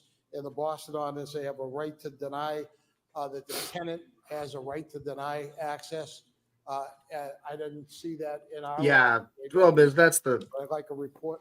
No on one has that. brought up I'd like a the spirit report of this or the is tragic it circumstances defined that this per came unit out of. They just or straight up per don't care. property? That's not their constituency. The tenants that die in unsafe apartments are not their constituency. inspection is per building, and each unit is within. The that. people who complain about it at the Honeydew on Grafton Street, that's their constituency. That fine that was. So that's why they're talking about this and making a bigger deal out of this than the fact that the racial disparities in arrest numbers that should have been Chairman, I'd also the ask for a marquee report, item of the night something tonight. that's more like a garage stall. Somebody rents a garage stall out. Is that considered something that has to be registered?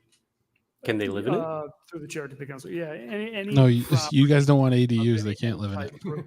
I hope that Intel just doesn't speak on this because. And yet the reason for that really is because. What's the fucking point? When we get complaints. I mean, George is from on a second tenant of comment. Any kind of property, we want to be able to get in touch with the landlord. We and could be also to reaching be the able to make end, sure that but the I don't want to landlord jinx us. Is Oh, understanding. you about the already programs did. that You we got some wood over there? Chairman, how about through you, Mr. Chairman, how about some of the institutions that own, I'd like a detailed report on this, institutions that own specific properties. I know in my district, we have some of the, and nearby in District 4, they have Holy Cross owns some properties that are occupied by both students and staff. They're renting, or I don't know what the agreement is that they have. Why? Who whipped them up into a fucking tizzy about this? These colleges. This college is bullshit. Correct through you, Mr. Chairman, to the commissioner. Through the chair, the institutional, to the councilor, the dormitories and things like that that are run by the institution are different, but triple deckers that are owned individually by the institutions would still fall under this. And that's why we have to be clear. So for example, on Mass Ave, Mr. Chairman, the president of Holy Cross and the president of WPI have properties that are owned by their institutions. I would presume that they have to register for this rental registry. And Mr. Chairman, I have two major concerns, and I'd really like this in the form of a report. Does this have, when the commissioner says, and I understand. Let's talk more what he's Rockwool getting at, biz. because we've had that situation in my district where we've had, the team that comes with all the different departments, and they represent, they go from house to house to try and deal with some of the fire issues or crime issues. But Mr. Chairman, we need to keep an eye on this because in the real estate business, when we circle a neighborhood, we call that redlining. And I'd be real concerned about that. I'd like a detailed report. Are you fucking kidding me? You fucking piece of shit. That we can do, and if we should be doing that, because I want to hold this the city up and have the city be found. What a fucking dickhead. What an absolute prick. Are you kidding me? different than areas that are not being inspected. I love that. What a moron. Came up with the $300 because What do you mean? I drew it with a red pen. It's a red line. This man whose status in life is surely a product of Through the redlining chair, just quick, and I makes back to the counselor, just the one before was the court- dumbest redlining analogy I've ever heard in my life. Totally does not understand it. No. About redlining? Yeah, the redlining. So again, what we're trying to do is create some efficiencies. We're going to have teams of inspectors. And once we look at an area, and again, we're trying to look at high-risk properties that we know are aging, that have a different type of construction, that are most susceptible to fires. And we're trying to make sure that we get those first. It's redlining if you try to keep people from dying in this fires. program. And we have to take it in geographic areas. We can't just sort of throw a. We're starting with the dart at houses the made of wall hay.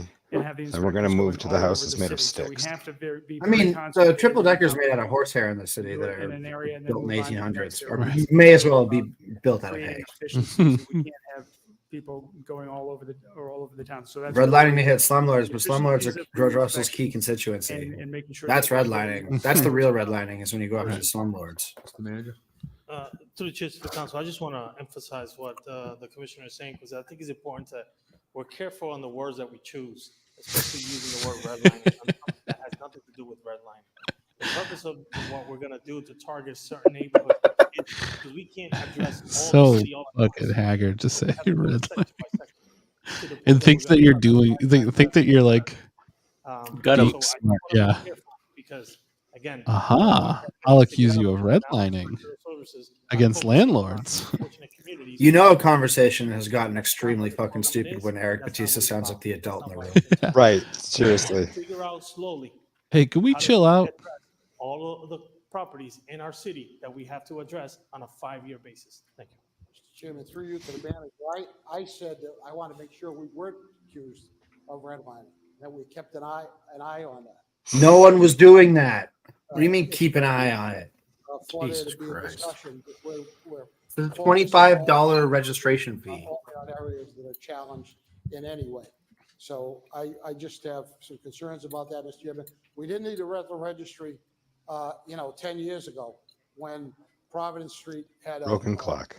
had issues, when the city manager's team at the time went house to house and neighborhood property to property because of the fires up there and because of the issues to try and talk Maybe to we people. did though.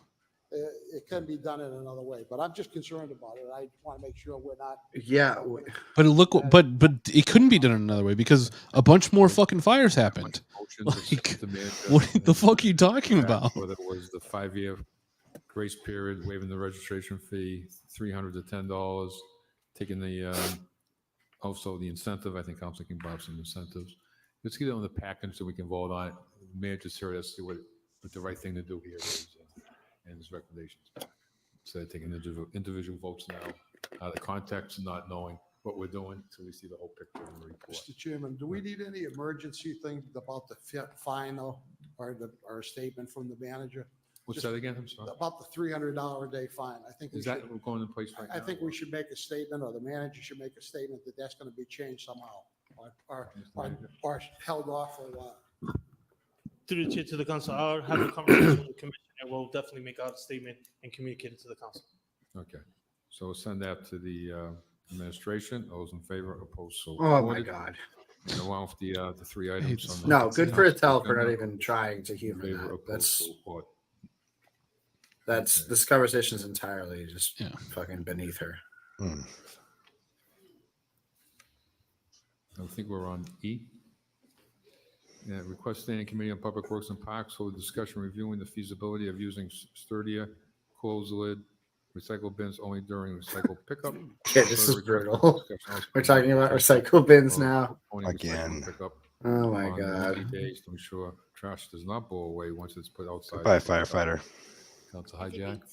Send that to the administration. I mean, to the public works, to committee. Okay. Those in favor, opposed, so ordered. Request the manager, request Commissioner of Transportation Mobility conduct a traffic study with Rose Street, Point Street, and Wishmart Ave. The purpose of determining how many future development in the area would be affect traffic patterns and ways to improve turn visibility, entering West Boylston Street from King Phillips Road. For the order, Council. Great job. Council Priscilla. As it reads. Those in favor, opposed, so ordered. Request the manager, request Assistant Commissioner of Public Works and Parks begin the process of renaming the Indian Hill Sports Field to Jeff Camuso Sports Complex at Indian Hill. Council Priscilla. As it reads. Those in favor, opposed, so ordered. Request the city mayor work in collaboration with Superintendent of Public Schools to provide city council report as to who owns and who's responsible for Tris Speaker Littering Field. The question that's been haunting us for decades. Thank you, Mr. Chair. Yes, this is a question that it's been kind of hard to find the answer. From what I understand, I own it. Public schools owns a part, the city owns some, and then there is a charter with a Tris Speaker Little League field. So basically, I would rented just out for love a $900. answer of who owns the field and who is responsible for trash removal as well. Thank you. Okay, thank you. We all set? Send that to the manager. Yeah, 2 is All in definitely favor, there. opposed, so They're just ordered. chilling. We did J. We are on K. L was held. Okay, K is request city manager, request the Commission Elvis. of Public Works and Parks not install new sidewalks on Jermaine Street until, do we already do this one? No. Pursue to a neighborhood relative incorporating the existing brick sidewalks into some aspects of the new design. Council Bergman. Thank you, Mr. Chairman. I know sometimes we talk about such heavy issues that when aesthetics comes up, it seems like it really doesn't. What was the heavy issue? Bricks, they're heavy. But this is more than aesthetics. It's really part of Worcester's history. And I consider historic and older cities like Boston, you have Beacon Hill, you have sidewalks that are made out of brick. And if you have an opportunity to go to any old cities, Charleston, South Carolina also comes to mind. I mean, there is some sort of pride in maintaining the history and the architectural features of cities, and it's not just about aesthetics. Just public comment. A lot of it's about history. So, my understanding that Jermaine Street was never petitioned to have its sidewalks redone. However, it was petitioned to have the street redone. In the context of doing the streets, it was decided to do the sidewalks, and that may be policy, it may be some DPW policy or some law that I'm not as familiar with as I should, and I'm not suggesting that's a bad idea. I understand there are economies of scale when you're doing this to redo the sidewalks, but my point is nobody asked that the sidewalks be redone. It isn't as if the brick sidewalks caused problems and people were calling in complaints. So in the context of redoing the sidewalks, they're being looked at as all the other Night, sidewalks Cryptid. would, Thanks for hanging just so to be long. redone with cement. Have a great night. However, Later, they're not Cryptid. like all the other I'm sidewalks. fairly certain So cement that stands particular up. neighborhood has Frost heaves brick better than sidewalks brick for most does. of it. Some of it was covered with asphalt over the years, but a good chunk of it remains brick. There are ways to incorporate brick sidewalks. I could not maybe give a fucking shit about the brick sidewalks on one side street in Worcester. This is fucking an insane thing to talk about. Outlay Yeah, on the agreed. outer edges of the sidewalk. But the point is that some portion of those historic bricks should be incorporated into the design of the sidewalks. And I think that's in keeping with the historic nature of the district. It's keeping with the pride that we should have in keeping historic features in our neighborhoods as opposed to just simply being dismissive of them. I would say that I found an interesting article, and many of you know that I am fond of history, going back to 1947 when Beacon Hill, the brick sidewalks of Beacon Hill, were scheduled to be removed. And I just love this notion of like what history is to people like Mo Bergman. women, It's like, particularly, Right. lie down Like- and toss their dresses. and it's not real history. It's just like things that have an historical aesthetic. And at the end, there was a loud commotion with many people attending. and Eye many roll, people Biz. really See you, roll, Biz. Later. back the ocean with the broom. And I just love that expression. You can't sweep back the ocean with the broom. There are many people on that street. I think you heard one of the petitioners say, have signed this petition. There's It isn't as 4. if it's We heard just a few of 4. them. It's the overwhelming majority of the folks that live there. I've met with them. Councilor King has met with them. Councilor Pachillo has met with them. Pachillo? Who's Counselor Pachillo? Councilor Yeah. Councilor Pachilli. Now that they're being changed, they're just asked that be done in a respectful way. And I know I've had conversations with the city manager and with Commissioner Fink, and I know there is some sensitivity to this issue, and I just hope that the sensitivity matures into action And at the end of the day, either the sidewalks will be held off. The if sensitivity there's an matures action into for the historic action. district, Oh my or God, the some next one is even amendments worse. To the brick will be incorporated to the side. This is nature. Bergman's going to mouth off about the Juvenile Justice Reform Bill, which brings the age to try someone as a juvenile Thank you, up to Mr. 20. Chairman. I'd also like to just comment, for the interest of time, a similar item on 10O. Is that possible? Sure. Oh, yeah, this is the same one. Yep. Request the manager provide the city council with a report concerning the process of installing brick sidewalks on Germain Street, including information pertaining to whether the neighborhood's local historic district designation will provide additional funding options for said process, and such projects have been completed in other municipalities. I mean, I want to say it's a heavy lift, but I like the spirit of it. I'm not sure who else signed on to this particular matter as relates to pausing any installation of new sidewalks. This has been an issue that's been at play, come before the council after the first time it came. Yeah, I'm a big fan of history. I think we should bring the pig trough back to UMass. We can just feed the corpses right to the pigs. 30 or so residents. And what I want to say is that,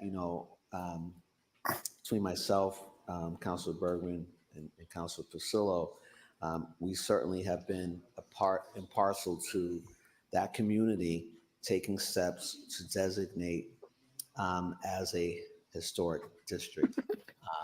And that process has moved on. I know there's been some consultation with Councilor Bergman on this as well. And, really want to know if there's any additional funding available perhaps. And we also know in other communities, they maintain these sorts of brick sidewalks as mentioned. I certainly like some more information on this. I'm going to ask the city solicitor to speak on another item. So another aspect of this, and that is, I was able to meet King, stop Crown Hill fucking talking about this. What appears to be brick sidewalking or something to that nature. And they brought to my attention that years ago, they stumbled upon what they thought was an ordinance or some sort of policy that requires that you replace a like surface on sidewalks with a similar like surface, and that it can't be dissimilar. And so through some research, we looked at the permit manual, and what we know is that on that those sidewalks, that how much time did you spend on this, Christian? The bricks have been paved over with asphalt. The neighborhood reports that those sidewalks have been neglected for a number of years. And I just want to ask, I feel strongly that after putting up with this all night, I deserve to win $1 billion in Mega Millions tonight. Process. If I'm going to go for more of a perhaps the surefire bet solicitor and could go get some speak chubby to, hubby ice cream from the gas station. Whether or not we're required to replace a like. Now that I've said it, they surface won't on have it sidewalk there. with a like surface that's not dissimilar through the chair. I think it's pages 21 and 22 of that permit manual through the chair. Through the chair to the councilor, I did More look memes I into couldn't this. delete. There's not an ordinance that requires this. I looked at the DPW permit manual, which regulates any work that's done on the streets by private parties. There is a provision, and I checked with Commissioner Fink, that if a concrete sidewalk is disturbed or being repaired, you need to put it back to concrete. It tells you the thickness of the concrete you need to replace it with. Similarly, with a bituminous concrete, that has to be replaced with bituminous concrete. I didn't ask him about bricks. So there is another provision that talks about cement, concrete, or paving block. I don't know. I have to. Why refer wouldn't to the you ask commissioner about whether the thing paving that block is is referring to nothing? bricks. Why would per you se, have looked into or this? has to be replaced with It's for bituminous no. concrete. Permit manual, but it's the manual. So he did tell me that sometimes there would be an exception if it's going to be a temporary patch. You might put something else down before you put the permanent replacement back. Like bubble gum. Thank you. Over in the Crown Hill Historic District, they indicated that that was their experience in that community, and that's how they maintained or restored to one degree or another those. Yeah, okay, bro. I think that's kind of a good read, honestly. Yeah, I think you're right. From the that's a bummer. Works engineering permit. manual. Would like that to go to committee so that we're not The lip I'm smack. not really of the mind over the anymore years that the when it city comes to council these is a sorts winnable of entity. Via sidewalks. elections, though. I I agree gotta be it's honest very with that. important that we do this. I know in my conversation with the city manager that he's open to this exploration. And again, want to appreciate the leadership. I know there's other councils that have worked on this as well. I just happen to have intersected with Councilor Bergen and Councilor Pasillo. So thank you, Mr. The Chairman. lip smack is very I remember like distinct. 20 years ago, he put a policy in place for that because Elm Park used to be cement and it turned into tar. Before we had invented grass. Yeah, so that's some clarification. I think perhaps we've taken some missteps there and we shouldn't kind of toss it out because we're so far, down the road, down the sidewalk as it may be. Thank you. Oh my God, shut up. Thank you. I just wanted to stand here and say that I totally support this item and support the Just people wanted to in that stand here. I grew up and I still live 2 streets away. Oh my so God, can we I stop with the personal traveled fucking down stories? Main Street many times, walked it, and I give the neighborhood a lot of credit for wanting to keep the historical nature and restore their sidewalks to, the brick sidewalks. I think it's really a nice thing aesthetically. It looks beautiful, and it just goes along with the houses built in that era around, I think, the turn of the century, probably 1800s, some of the houses, early 1900s. So I just wanted to give my support, sign on to this item, and agree with most of the things that were said on this item. Thank you. Oh my God. Thank you for that, Donna. To Council Bergman, I will sign on. Yep, Council Toomey. Chairman, I just want to sign on. One thing that Worcester has is a diversity of different neighborhoods as well. And it's part of our charm. Not the kind of diversity I hate. It's incredibly important. Kind of that we diversity that I can much say as I we support can, and I without stand actually to supporting support this as well. diversity. Okay, so we're all going to sign on, I think, and those in favor, opposed, so ordered. We'll send those both to the city manager. We are on 10N. Request the manager work with appropriate representatives from the city public safety department to determine necessary upgrades to various forms of equipment, apparatus, and software pertaining to public safety personnel. Council Toomey. As it reads. Those in favor, opposed, so ordered. P. Yeah. Request city manager pursue and bring NCAA men's Oh, basketball. we skipped over the. Just breezed through something and I didn't hear what it was. Which one did you breeze through? I reject the assertion. Request city manager pursue, bring in NCAA's men's. We just basketball breezed match through 28, something. 28, It was a 29. good Curb Your Enthusiasm bit there. Pursue No basketball. breeze. I didn't breeze. Request the manager I provide- never not a breeze. breeze. I It sauntered. was not a breeze. It was not a breeze. It was a rush. No breeze. Thank you, Mr. Chairman. I want to say that I'm no longer the resident basketball person on this committee. Councilor Ojeda as well has significant ties to basketball culture in Worcester. And I've said this all along, Worcester is a basketball city. And I know K Toomey reeling right now. I went to every North High game. Yeah. Holy had Cross teammates managed to playing lose in to the the highest NCAA score tournament right here in the city collegiate of of all Worcester, time. Mr. Chairman. That's record. That's in the books. And at that time, It's for my true. Part of her recollection, story. there was some association with Holy Cross towards that end. I asked our council staff aide and our chief of council to look into that. I was under the impression that that was necessary in order to pursue March Madness, as it were, and was told that it is not. K Toomey's more of a Larry Bird fan. There's some work I'm going to ask. Hint. I know that there's some work that's been done in the past, and the manager was able to communicate with me that in the past they did in fact partner Scalabrini or with death. the College of the Holy Cross and some other folks to bring the tournament here. From what I recall, and I brought this before previously some years ago on the council, this isn't the first time, that there were concerns about a lack of hotel space, and I don't know the specifics of that. Would like to read this is part of this request is a report back on that. And I know we've had a number of hotels that have been built since the last time we had a discussion about this. Where? You know, we've had you know, the All hotel around the town. world. You know, I'm The hotel anticipating Vernon we is may a have real some more hotel. coming on board, perhaps near the ballpark.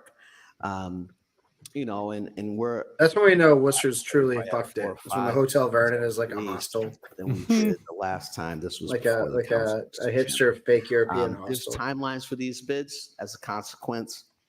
February 7th was a date for bid submissions for I think 2026, 2027.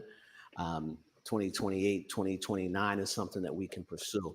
Mr. Chairman, the state of women's basketball right now in our community, with the success of South High. I know my daughter was very, very much enthused to see girls basketball and the leadership of Diego McClain.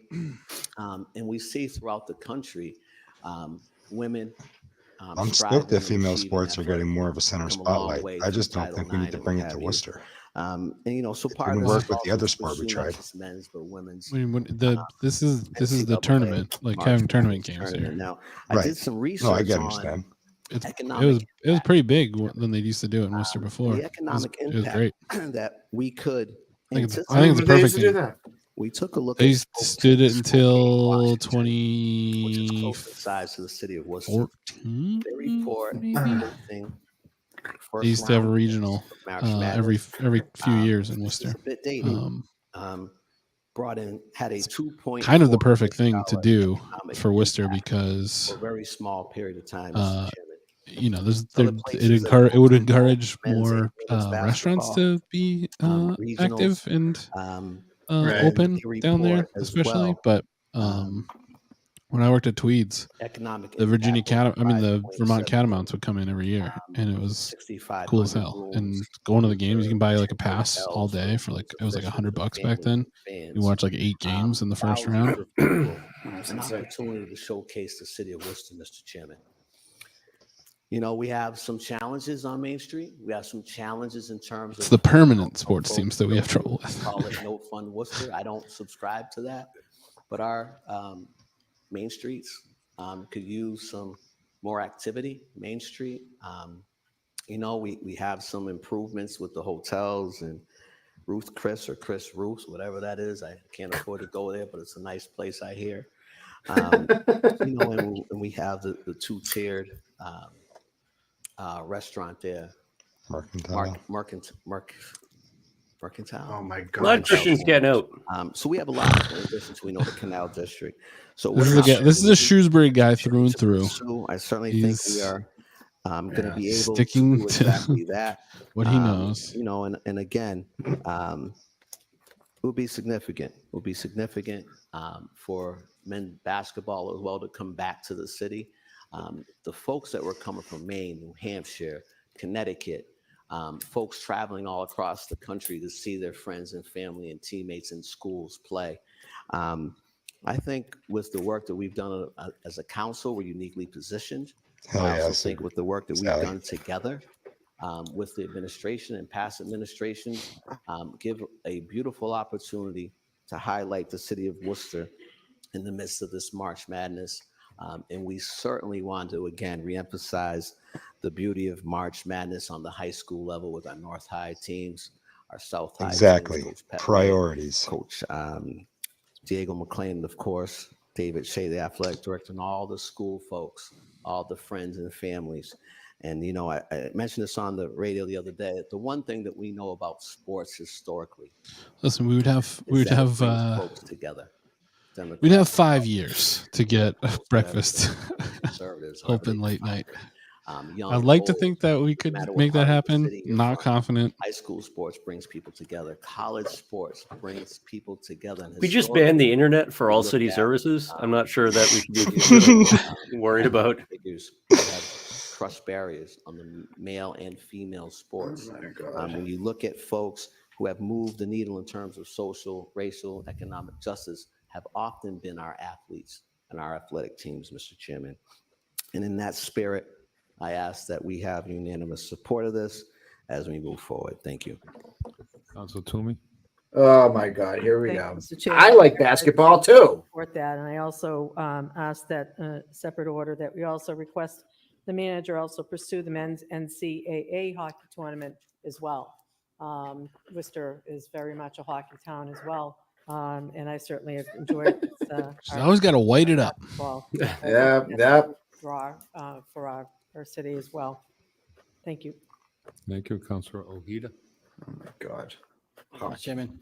Yeah, I just wanted to agree with Councilor King, and I appreciate the fact that you shot me out with when it comes to basketball in the city and culture with over 20 years experience, probably going on 25. Oh my God. And Stop so doing this, guys. too, so we You gotta don't have to talk about yourself. as well as a coach. So we'll get into that later. Basketball But, spinoff. I think, doing some research as well, understanding that it also depends on the radius of where these hotels are in order for some of these teams and some of these high-level national events to be brought to Worcester. But also, again, speaking in women's sports, how we saw Holy Cross women compete at the high level and make it to the dance as well. And it was great to be able to see them on TV, and it was important for my daughter and some of my students to be able to see that. Also, Good question. She was sitting very mentioned still. that sports brings Somebody communities forgot to feed together, her a brings quarter. families together, brings people from all around the world together. But college sports actually brings people from outside our communities into our city. And I think it's important for them to come in here to see how great our city is and what we can offer to be able to build on that. And Yeah, you can go to one of 2 restaurants downtown that aren't chains. Worcester, for me, Just not at night. I believe it to be a baseball town growing up. One of them's only open Thursday to Saturday. Growing up, but I believe now it's basketball has so much history. So many players have gone on and played at so many different levels. We have the statue of Bob Cousy there in front of the DCU Center. So I think it's important to jump on this and see. It is funny that we have that basketball statue, just like no basketball. Councilor I hate that statue. It Thank looks you. so I dumb. just wanted to sign on. This is a great order. Being a, Oh my think God, I here was we trying go. to add it Personal up in my story. head how many years I coached boys and girls basketball. Shoot, shut the Going on fuck 15, 20 years, up. so I have a Jesus long history with Christ. that. Who One of the things that's cares? important too is I just was talking to someone recently and they was Your Who is personal this connection, person? your personal connection to something makes it less like sincere. You know, like support something because it's a good idea, not because we're going to make some you effort coached towards, basketball. Like gaining it's so that. fucking stupid I when remember people the talk about last year stuff like we that. did have Match Madness here, but I think it's really important, and I think that also too, as we look at women in basketball, I think it was really good to acknowledge Holy Cross Crusaders and what they've done this year, and hopefully we can see more of the women elite come forward with the sport. Thank you. Councilor Bergman, all set? Okay, I know Mr. Chairman, that. can I just ask the manager a quick question? I just want to ask him, look, he's a former basketball hooper. Just want to make sure that, he's online, and if there's anything he would like to add pertaining to folks from Worcester and basketball. Oh, don't talk. I just My want to know if God. Councilor Ojeda beat you one-on-one. Joe. I mean, it's a better question than what I was talking about now. Councilor Russell. Joe, who would you beat with ranked choice voting? Clear, I didn't beat. I want to be clear about that, but I just want to sign on to it too. I think it's a great order. Yeah. And No one has to talk about this. Council doesn't matter to include Discover Central Mass. What was it? Yeah. What did he say? It's really I Apostable? think it's really the DCU that Absorbent. bids on this. Absorbent. Or Oh my something God, like it's that. so stupid I couldn't even remember it. Yeah, no, Absorbent, George. But it's really, I think the whole. Oh, there you go. He's just an absorbent boy. He's just an absorbent. Not only North High alum, East And Middle his friends alum, at the Honeydew basketball gave there him a as hard well. time. I wasn't that great at North. Just an I'll absorbent admit that. boy. But Worcester is a The best part of this is that it's not like they're celebrating like securing an NCAA contract. They're just thinking about it. They're just thinking out loud about an organization that forgot about us a decade ago. That's happening just in. They're like, maybe we can get him back. All right, everyone talk about whether you play basketball or not. A long Phil, time ago. Can you put in a forward-looking FOIA request? Like it is. I don't think unbelievable. so. No. Because like there needs to be a way to keep an eye on you're the right. letter that's going to come back from the Baseball used to be NCAA in saying Worcester. if you're willing to Because I sink $1 remember million playing in Little League and Babe upgrades for the Ruth, DCU Center, then from yes, we would Young Boys entertain putting you on our Worcester. very long list. Right. And I would love to So, see a copy of that letter when it comes basketball through. it is, and I Yeah. think we as a city, the DCU Center under the leadership of Sandy Dunn have looked at many ways in which we can continue to submit bids to try to attract that. I remember going not too recently to the Frozen Four that came down to DCU Center. But I do remember the game where Syracuse was here. Okay, I want to take a look at Mike this. Navarro hit the sounds game awesome. winner from almost half court. Actually, it was Maine, what the announcer said. And so, Oh my again, God. those are moments that I was young when I saw that, and I still live by. And I think many people can attest to those moments, and we want to bring those moments back to this community. So I appreciate this order, and we look forward to bringing a report. Thank you. Yeah, it was enjoyable, the NCAA basketball when it was here. I don't remember if that was the first or second round. I think it was probably the first. With a lot of great teams. UConn was there, and Vermont was there, and All those anyways, places that are we'll like in send that 45 minutes from to, Worcester and you city could go to manager, and anytime. also- Incredible. It would be better if you said like Purdue came here. Discover Central Massachusetts. All those in favor, opposed, so ordered. This is rough. Okay, this should be the end. We all done with that? Yeah. Okay, we are on 12A and 12B, motions to accept. No, what? Favor, opposed, so ordered. Courts of Public Safety, 13A to 13C, motions to accept. Those in favor, opposed, so ordered. Public Oh, Works. all right. 13A, Cops can. motion to accept and adopt. All those Cops in can be favor, 40 now. so ordered. 14P to 14V, motions to accept. All those in favor, opposed, so ordered. 15A, we're going to recommit that back to traffic and parking. All those in favor, opposed, so ordered. 15B to 15G, motion to accept and to adopt. All those in favor, opposed, so ordered. 15A to 15V, motions to accept. 16, A to C, motion to accept and to adopt. All those in favor, opposed, so ordered. 16D to 16F, motions to accept. All those in favor, opposed, so ordered. 17C, resolution of Council Worcester Ojeda that the City Council of the City of Worcester does hereby support House Bill 2356 and Act Road to the problem properties enhancing fire safety, filed by State Representative LaBeouf and Patricia Duffy. Councilor Ojeda. Thank you, Mr. Chairman. Yeah, at this moment, I'd like to withdraw the resolution. And the reason is having many discussions with the fire chief, the city manager as well. Right now, it's important to find the right balance of language and work with the administration. In other words, I was To scolded. make sure the residents are safe in their apartments when it comes to fire safety. And to also work with landlords and making sure they are taking the necessary steps to comply with the state regulations. Oh, interesting. 4 fires, 3 of them were. Is it about working with landlords to make sure that they take the necessary steps to comply with state regulations? I wonder what we're trying to do in that regard. That ate up 2 hours of our time tonight. They were able to come back at a reasonable time, or making sure. Brian, that that's there was loaded in things place where brand. Where the landlord found suitable housing. There was another fire in District 4 as well, where the landlord stated that the landlord didn't have any insurance, and that their insurance wasn't going to be taken because they weren't going to take on 3-deckers anymore. So that's just something that, again, we went into real deep discussion when it came to the rental registries.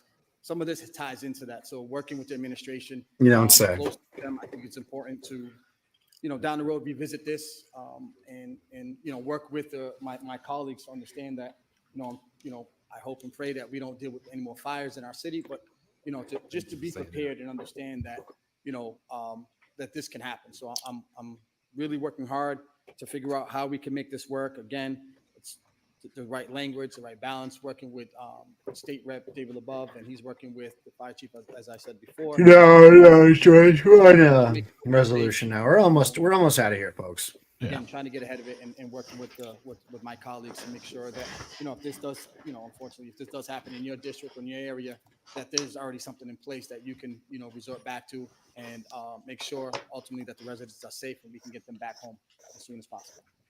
Thank you. Thank you. So motion to withdraw. All those in favor, opposed, so ordered. The City Council, City of Worcester, is hereby call upon the state legislature to fully enforce and enact any additional required legislation to ensure a full sentence be mandatory for legal possession of My firearms. computer's starting to go. Council Toomey. Grinding. Thank you, Mr. Chair. Basically, you can write all the gun laws you want, but the ones that are on the books regarding She mandatory keeps sentences fucking for saying illegal that line. gun possession are not being enforced to their fullest intent. Why is she especially going for after the repeat DA? offenders in the court system, the parole 'Cause he system, hates and her. Matt Bail, as She dangerous must have figured felons it with out. a history of gun violence out early on parole or bail. We'll continue to have tragedies because there are very few consequences. I'm so tired of reading the same story over and over that the perpetrator had been in jail for similar crimes Who wrote and this for you? unlawful gun possession. If we want to save lives, Except for let's This is start literally by the ensuring same consequences thing she said 2 significant weeks enough ago. that people who are violent, repeat Yep. offenders, She illegal said gun like possession, legit, will think like twice almost and be the exact deterred by same the words. lengthy sentence. Yeah, why did this get Encouraging tabled? And us to make sure that Oh, she tabled it. well that Yeah. we can, and we're working on trying to do all sorts of programs with our youth to make sure that first-time offenders, that they have an opportunity to, people make mistakes. We understand that, but I'm talking about people who have been arrested with illegal possession and violent acts 2 times or more. So I think it's really important that we take a look at that. We have the toughest gun laws in the books. They just need to be enacted. So thank you. I hope my colleagues will They are understand the enacted. intent of it. That's what puts them on the book. Council King. She really is a Thank you, dummy. Mr. Chairman. I certainly understand what the council stated.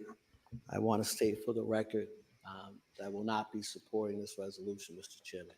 We are certainly in a time where our law enforcement, our communities, folks pertaining to gun use and gun violence have heightened concerns. I will say this, Mr. Chairman, removing judicial discretion is not the answer. Mandatory sentencing in this regard has gone away in the Commonwealth. It's gone away for a reason, Mr. Chairman. We know that mandatory sentencing, when you remove judicial discretions, there's far-reaching implications. It contributes to irrational sentencing, racial disparities. The blanket response, Mr. Chairman.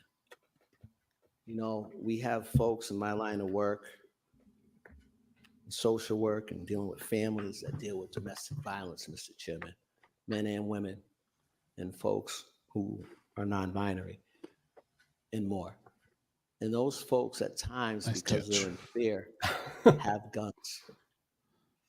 To handicap a judge from using their judicial discretion during those instances where they are trying to figure out a way to defend themselves. We could just start a whisper campaign to convince Kate to run for sheriff. I can't. Yes. That's what she really wants to be. There are significant Lou Evangelitis is too tall. eliminating judicial discretion. Kate, you're short. Okay, I will not Christian, be going Christian, we get it, dude. I wanted to make sure I did my research. And it's by no way, I've had friends who have died from gun violence, Mr. Chairman. Been a pallbearer in those funerals.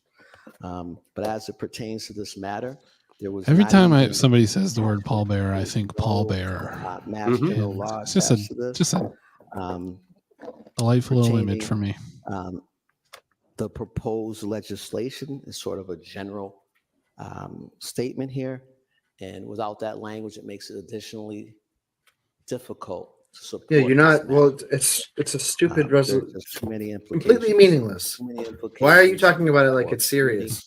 There's too many implications for social justice. There's too many implications with regards to criminal justice reform, and for people who are in a life position where they must defend themselves and their families, and sometimes they don't do it, with in the manner that we would want them to, but to paint them with the same broad brush as someone who perhaps is repeating a crime or had multiple offenses. There's no specific language here. The prior resolution we had, there was language. There's nothing here. I will not be standing in support of this. Thank you. I will not be voting in support of this. Okay, so we will roll call this. Toomey's crying her eyes out right now. Yes. Councilor Caloria? Yes. Councilor Gia? No. Councilor King? No. Councilor Merrill Carlson? No. Councilor Nguyen? No. Councilor Ojeda? No. Councilor Pasillo? No. Councilor Russell? Yes. Councilor Toomey? And Mayor Petty. Yes. So, Mr. Mayor, the resolution passes 6-5. Okay, so that brings us to the end of the meeting. So Joe on Petty, you Saturday, fucking we'll dweeb. march, 1:40, we'll be in from North High School and celebrate the North High basketball team, and on Saturday for a great celebration here at City Hall. So if people are interested, we'll be here for a rally at 2 p.m. on Saturday. Thank you. Under suspension, Mr. Chairman, last time we also brought the North High boys basketball to council for recognition, and I'd like to ask that we do that, and also include the South High girls basketball for recognition for getting to the dance. I think we really. Good order. We'll figure that out. Thank you. Getting to the dance. Did you just learn that tonight, All those in Kate? favor? Also, order motion.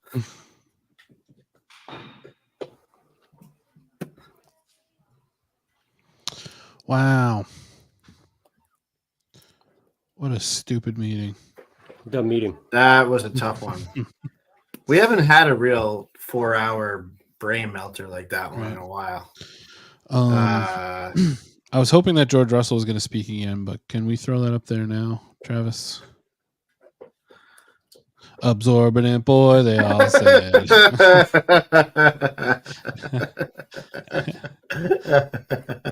That's great. That's fucking awesome, dude.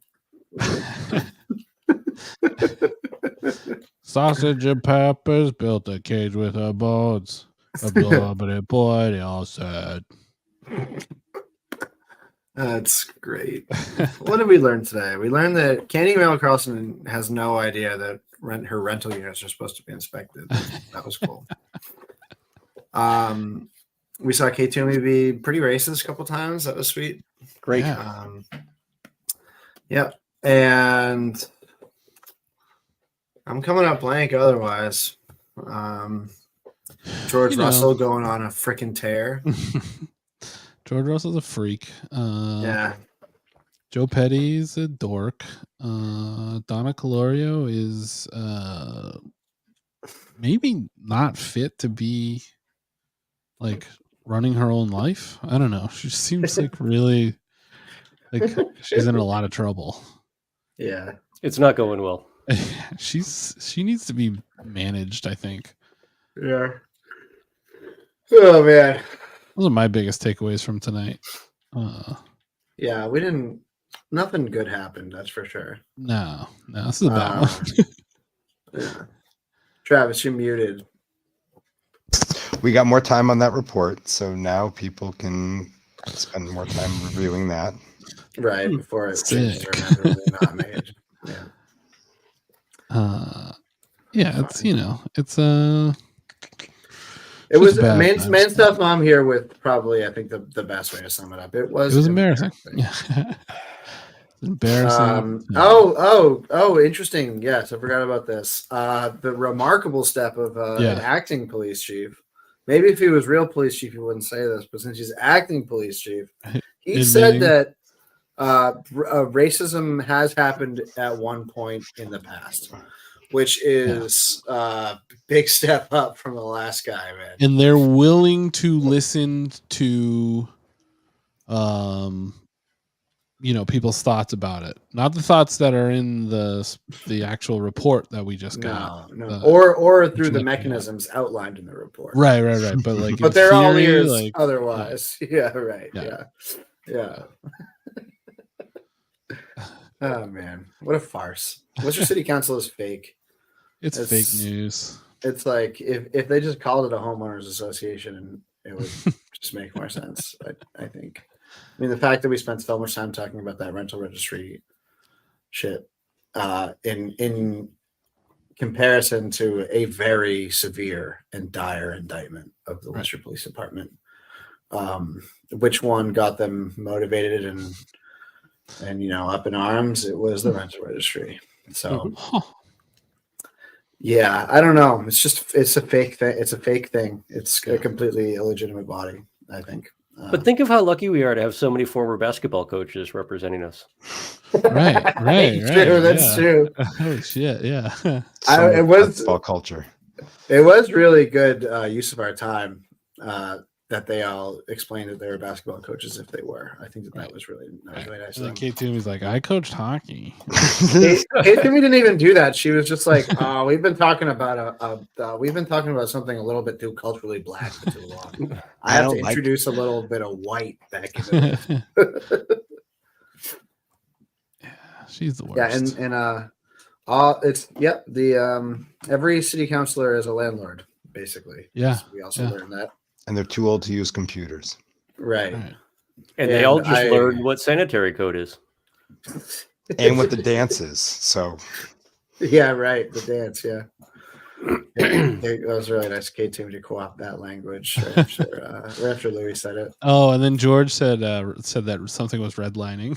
Oh, the redlining. That was yeah. George said that picking which neighborhoods to target for being fire prone is to make sure that the apartments there get inspected first is redlining, actually. Yeah. In the city, it's not often that Eric Batista has to stand up and be like, whoa. Unbidden. Yeah. Can we do less racism? Yeah. Let's be really careful how we use that word. I usually let everything fly. Yeah. But can we do slightly less racism?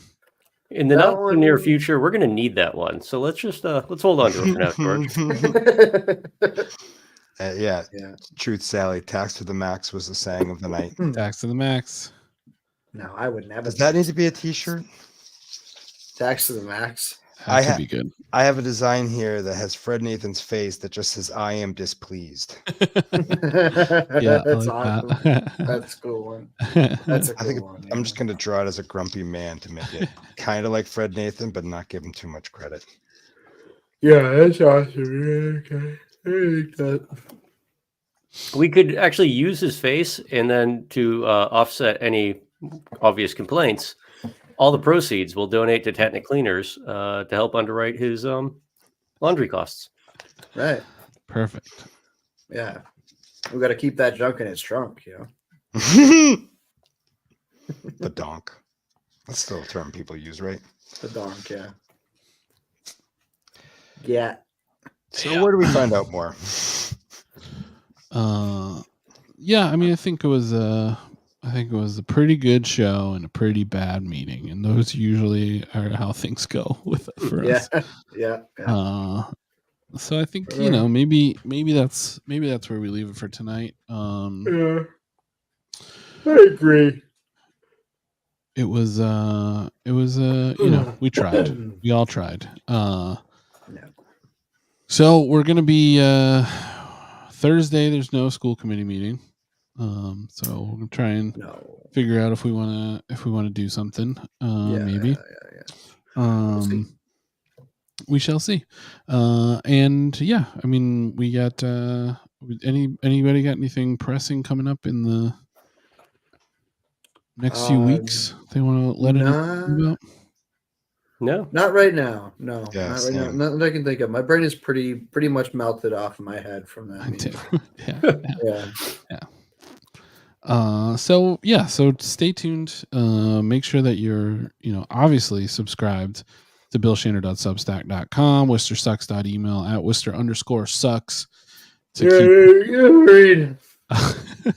Aisling's going to be in regularly now, Bill? Yeah. She's got she'll post up today, second WPS and brief post. Those come out monthly, and then we got agenda previews of every school committee agenda. Sweet. Coming out from Ashland, yeah. And yeah, you better be subscribed. You better be following WCT 3000. Where you get all your details about DMs we get from city councilors. Subscribe to our Twitch. We love to have you as our subscribers. There you go. And follow us at Wootenanny Comedy. Again, thank you everybody for participating in the roast, for watching it on here. It sounded amazing. It looked amazing. We want to do more stuff like that. We're going to keep that going. We got a bunch of hot dogs coming up at Coney Island in the next couple months. We have a lot of things booked. Me and Shaun are going to New Orleans in a few weeks. Hell yeah. For the New Orleans Hot Dog Safari. But when we come back, we got a bunch of shows, including some things planned for the Worcester Hot Dog Safari that we're very excited about. So follow that. Get ready for book club. Book club's club coming is up soon. Next month. We got this chapter 1. I got the book scanned. PDF's going out tomorrow. Hell yeah. Check it out. So if you for some reason, if you don't know about that, then send us a DM. We'll give you more information. But yeah, I think that's it for us tonight. So Absorbent Boy and us, we say goodbye. We love you. Everybody. And we will see you next Tuesday, everybody. Have a great night. Good night.